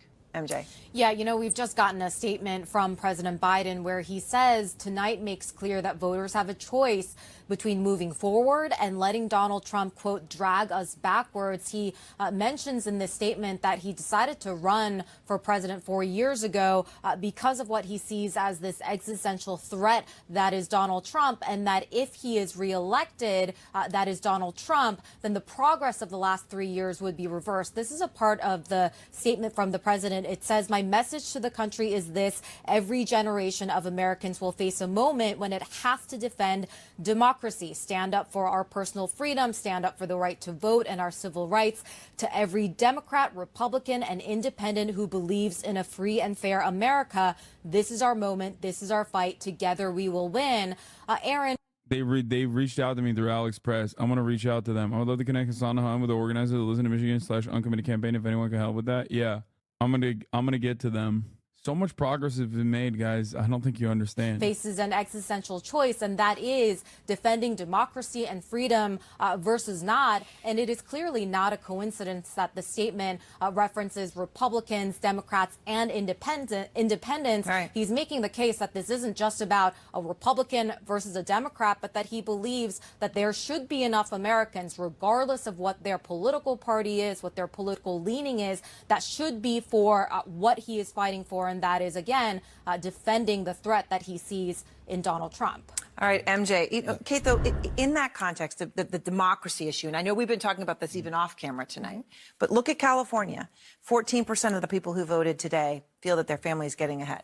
14%. Yeah. That's abysmal. Can you tell people that the democracy issue, while existential, is more important than that actual experiential issue that people are facing, which is they don't feel that they're moving ahead? Well, but the president is also talking about the economy, and I would expect that you will hear that in the State of the Union on Thursday night as well. Certainly, you will hear the freedom argument, which encompasses, Republicans encroaching on the freedom of a woman's right to choose, which we've seen, again, has been an incredibly motivating issue for people over the last 2 years. But I would expect that in the State of the Union, you're going to hear him talk a lot about his economic case. He will, I'm sure, talk about everything that he's done to bring costs down. But he will also, I would expect, I know this from having worked for him for a long time, he will talk about how he is growing the economy from the bottom up and the middle out. He will talk about how he is helping working people, how he's making sure the economy doesn't just work for the rich, but that it works for working people. And yes, is there a case that needs to be made? Yes. We've talked a lot tonight about, the Democrats are happy the election's not tomorrow. But you know what? He has 8 months to make this case. I think he is going to make it very effectively. But don't forget, these other issues combine, and I do think that the freedom argument and the democracy argument is significant. Again, I see it a little bit we've seen time and again that it has turned people out to the polls. You're right on that. I do see it a little bit differently. I think that for people who went to college and who are doing okay, I think that's a big motivator for us, the democracy piece. But I think that there's another set of people for whom the kitchen table argument is more real. And I think he has a big opportunity on Thursday to talk about that. If you look, people don't feel good.